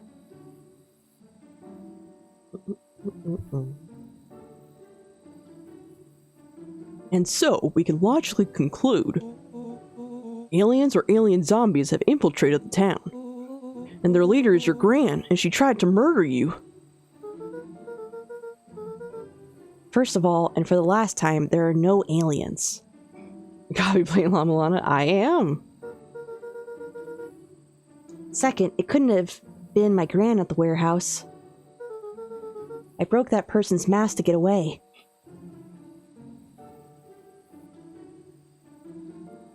I haven't played I don't know about La Mulana 2. I was gifted La Mulana by my mod Kerr, so that's why I've had it on the background. So, but thank you again for the subs. You're so sweet.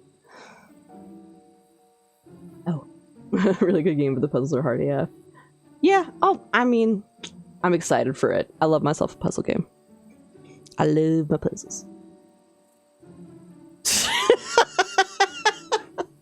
And there's my lovely family mod.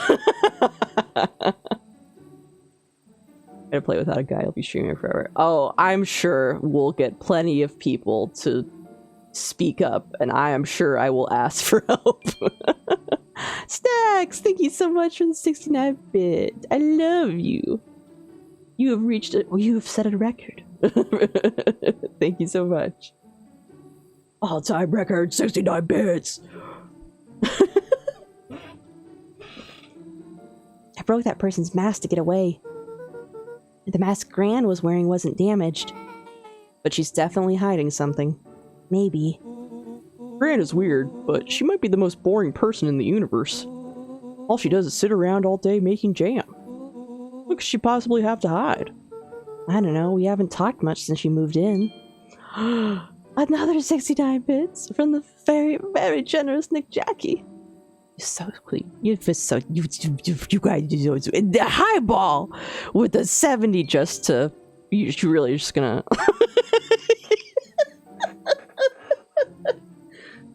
69 wasn't good enough for you. 70.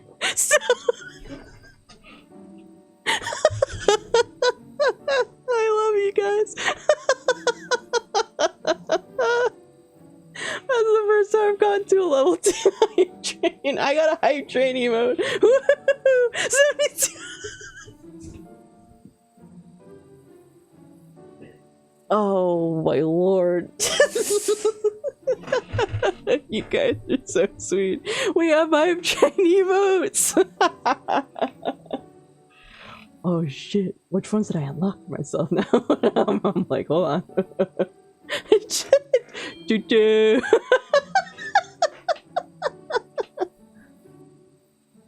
I have so many emotes.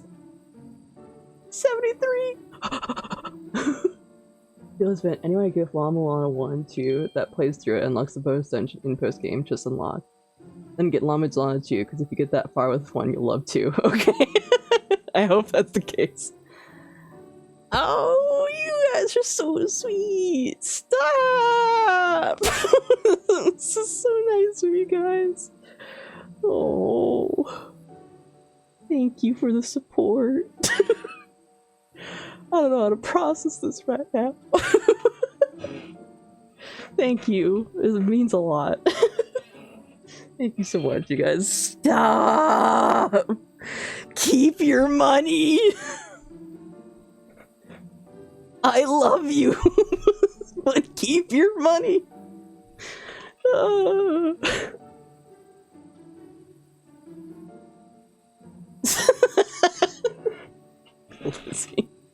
It's a big time investment though, mental struggle for show. Also, look at this awesome community you got now. I know, I'm so thankful for all of you that have stepped in here, even if you're just lurking right now. I've never gotten to make my own community before, and it's been pretty amazing, and I'm very thankful for all of you here. Choo choo! Lizzie. I don't remember adding that. Like, at some point I'd added it. I don't remember why or what I was thinking. The funniest part is I can't even do that with a pen. Like, most people can do that with like a pen or a pencil. I can't do that. I don't think the Glizzy would improve my skills on that. Moved in? Your gran isn't from here? No, she came a few months back to take care of me after his mom went missing. Did you know your gran before? Not really, no. Only one way to find out. I'm not. I don't need. I killed you with the flowers. Granny, please. It's been years since I'd seen her. Luca, don't take this the wrong way. But are we sure your gran is on the up and up? Luca gazed out the window. I'm just saying. Sounds like strange stuff has been happening since she showed up. We could say the same thing about your family. But you're right. Luca, your gran is hiding something. Papa always says folks only bury stuff worth digging up. You need to investigate your house. If my gran really is hiding something, don't you think I would have noticed by now? That's kind of the whole point of hiding something. I guess you're right. Gran's been leaving the house for hours at a time this week. I'll call you two tomorrow when the coast is clear. And we can start getting to the bottom of this. I'm always game for a good snoop. You can count me in. Chapter 6.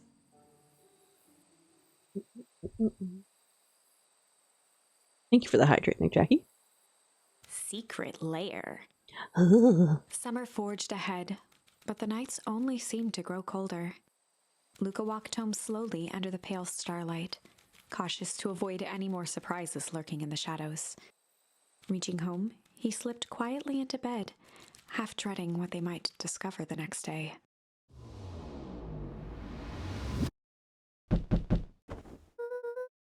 What time is it? Oh, my sweater on. Now I put my sweater on. I wear my pajamas. I'm so excited for when I get to open these doors. Man. Rollo, what on earth is that? Hmm? That ridiculous thing on your head. Oh, this? It helps me think. You're gonna need a lot more of those. Joke all you want. We'll see who's laughing when I crack this case wide open. Coast is clear? Yep, whatever she's been up to this week, it's been keeping her busy most of the day. Very well. The game is afoot. Luca and Beck rolled their eyes as Rollo strutted across the room. If I were a gran, where would I hide my deepest, darkest secrets? Perhaps where you least expect it. Rollo flung open the cabinet with confidence. Aha! He coughed as a veil of dust hit his face. I think it's safe to assume anything that dusty isn't what we're looking for. Or maybe that's what she wants you to think. Then again, any good detective knows not to trust their first hunch. First hunches are for suckers.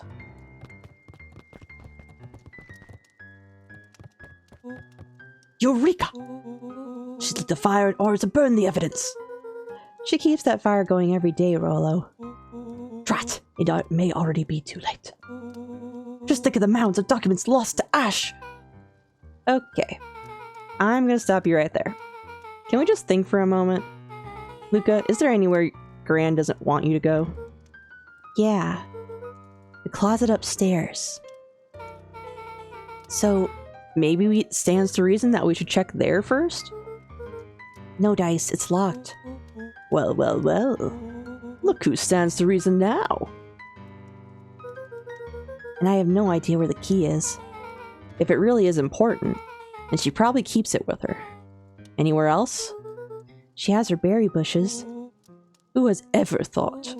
I am going to take this important thing and huck it in a bush. True. Anything else? Maybe something out of the ordinary. Well, she is always worried I'll break her fancy dishware in the kitchen. But it doesn't matter anyway, I can't reach the latch. A look of realization crept onto Luca's face. All three kids snapped to glance at each other, then sprinted in turn toward the kitchen. Make a triple tower, go! Alright, Rollo. This is your time to shine. Ah, yes. You've called upon my expert detective skills. And now I shall proceed with... Before he could finish, Luca scrambled up Rollo's back. Hey, this isn't my idea of detective work. Every squad needs a good lockpick, and a very good lockpick needs a sturdy head to sit on. This is beneath my standing. Stop complaining and hold still. Got it. The three crowded around the hutch to peer in. With the glass doors opened, a perfect porcelain display gleamed in front of them. Their eyes searched for anything amiss, but the only distinct feature was its impeccability. Well, that was anticlimactic. Anticlimactic. Yeah. I don't really know what we were expecting. Like, oh hey, let me just yank on this random teacup As and... Beck pulled on one of the teacups, it slanted forward with a hollow click. The entire hutch began to rustle and slide under its own power. Oh shit. Seems like your gran has been doing some remodeling. Dude, only 2 types of people have secret layers. Evil masterminds and superheroes. So, which one do we think she is? We're about to find out.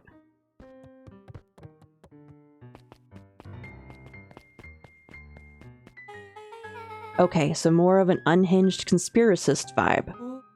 Oh wow. Yeah, this could not be good.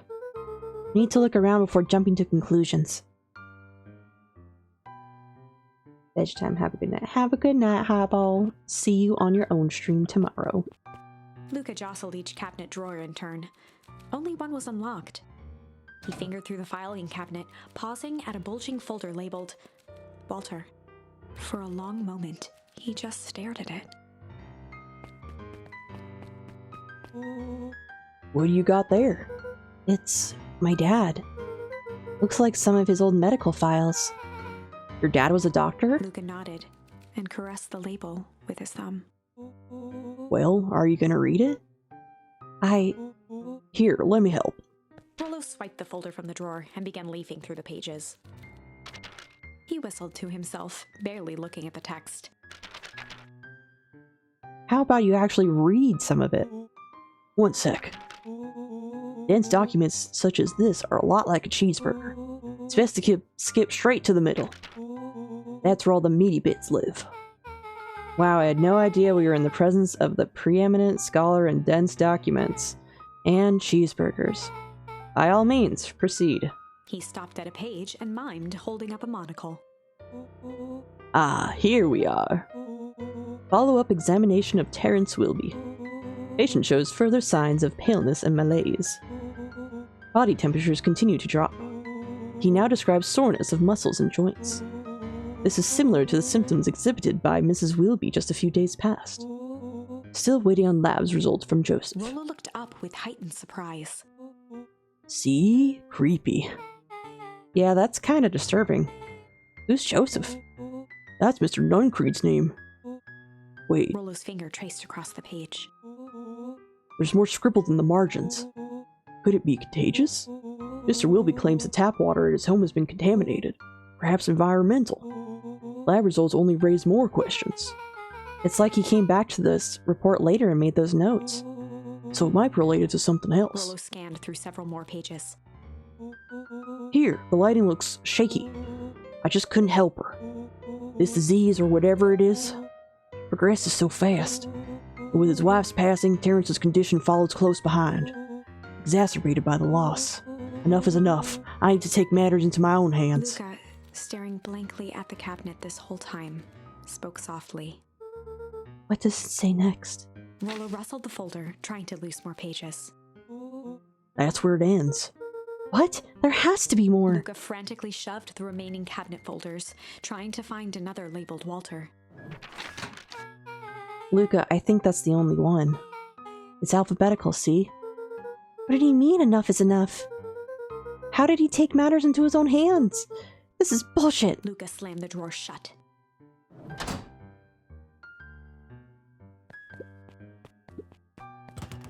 Oh. Look at me go. Look at me go.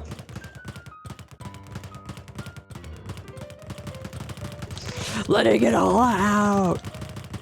Okay. Something else there. What do we have here? Barrels marked caution, explosive. And jam jars? That's enough jam to feed the whole town. What kind of incendiary jam is your gran making? Incendiary? She wouldn't have me walking around town delivering bombs, right? Only one way to find Rollo out. casually spun open a lid and dipped his finger in the jam. He Huckleberries, smacked his lips. a hint of brown sugar, and ink? What? Rollo plunged his hand in the jar, fishing out a soggy slip of paper. Aha! Rollo offered the slimy note to Luca and licked his fingers clean. It's addressed to Mrs. Fratelli. A grand jamgram?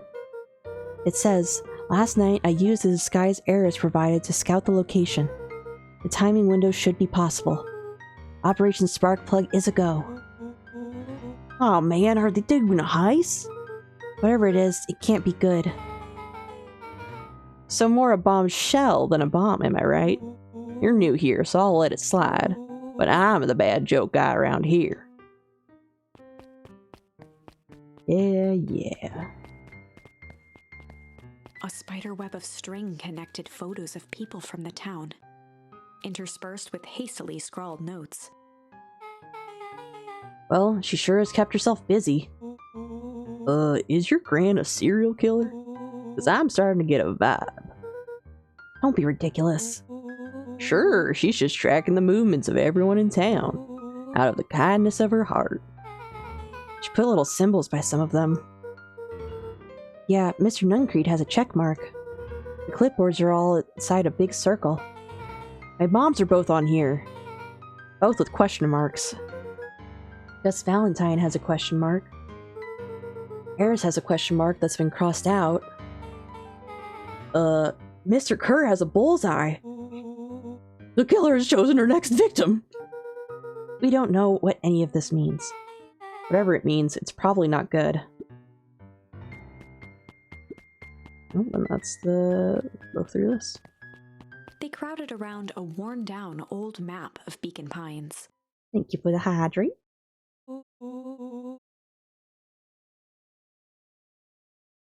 Cool. This looks like a treasure map. Not every old map is a treasure map, Rollo. Yeah, but every treasure map is an old map. Can't fault that logic. Look, there's even a pathway drawn on it. It starts at the entrance to town. And if we follow Rollo it, carefully traced the path with his finger. it leads right He to jabbed down at the end point. town square? That's the fountain in the middle of town. What a weird place to hide treasure. Rollo, that doesn't look like treasure to me. The end of the path on that map has the same symbol as those explosives over there. So, it's not hiding treasure. A real bummer. Rollo, what's the thing you've been excited about for the past month? The festival! Oh, Did you just say gulp? this feels like a gulp kind of good situation. Everyone be gathered near the center of town. She's gonna blow up the festival! Not if we stop her. What was that? Luca looked up from the map. What was what? No, I heard it too. That was the front door. Which means someone just shut the front door. Which means someone's upstairs. Shh, quiet. Hit the lights. Beck flicked off the light, and they became statues in the dark. Overhead, creaking floorboards bent under slow, deliberate steps. The kids looked up, the tilt of their necks following each footfall.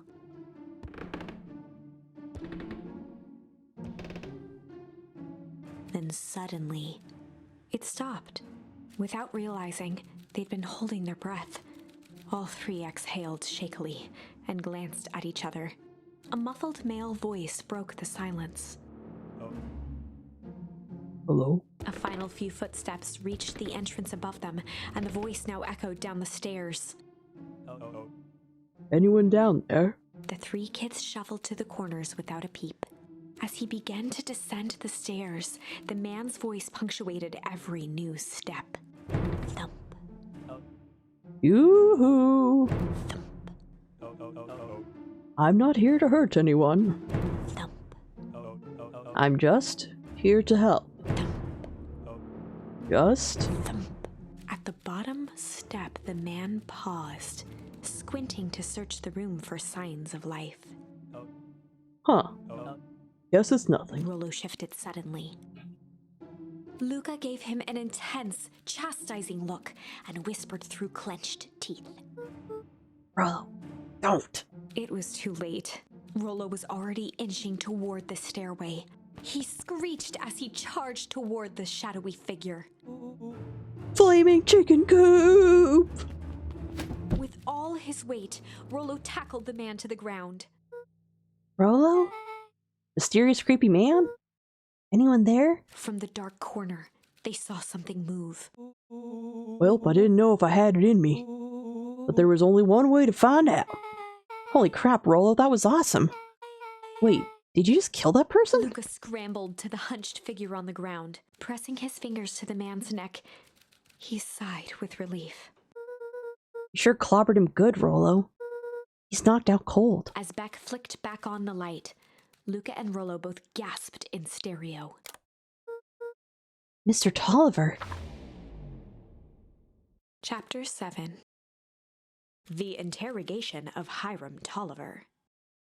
And with that, I'm actually going to end it here for stream because it's getting a little late and I have soup to be eaten.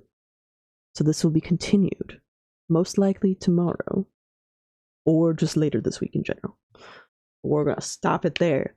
This is good. I'm enjoying this narrative. We have other things that we still need to go back for in terms of the tree. And try different options because we're slowly getting more options.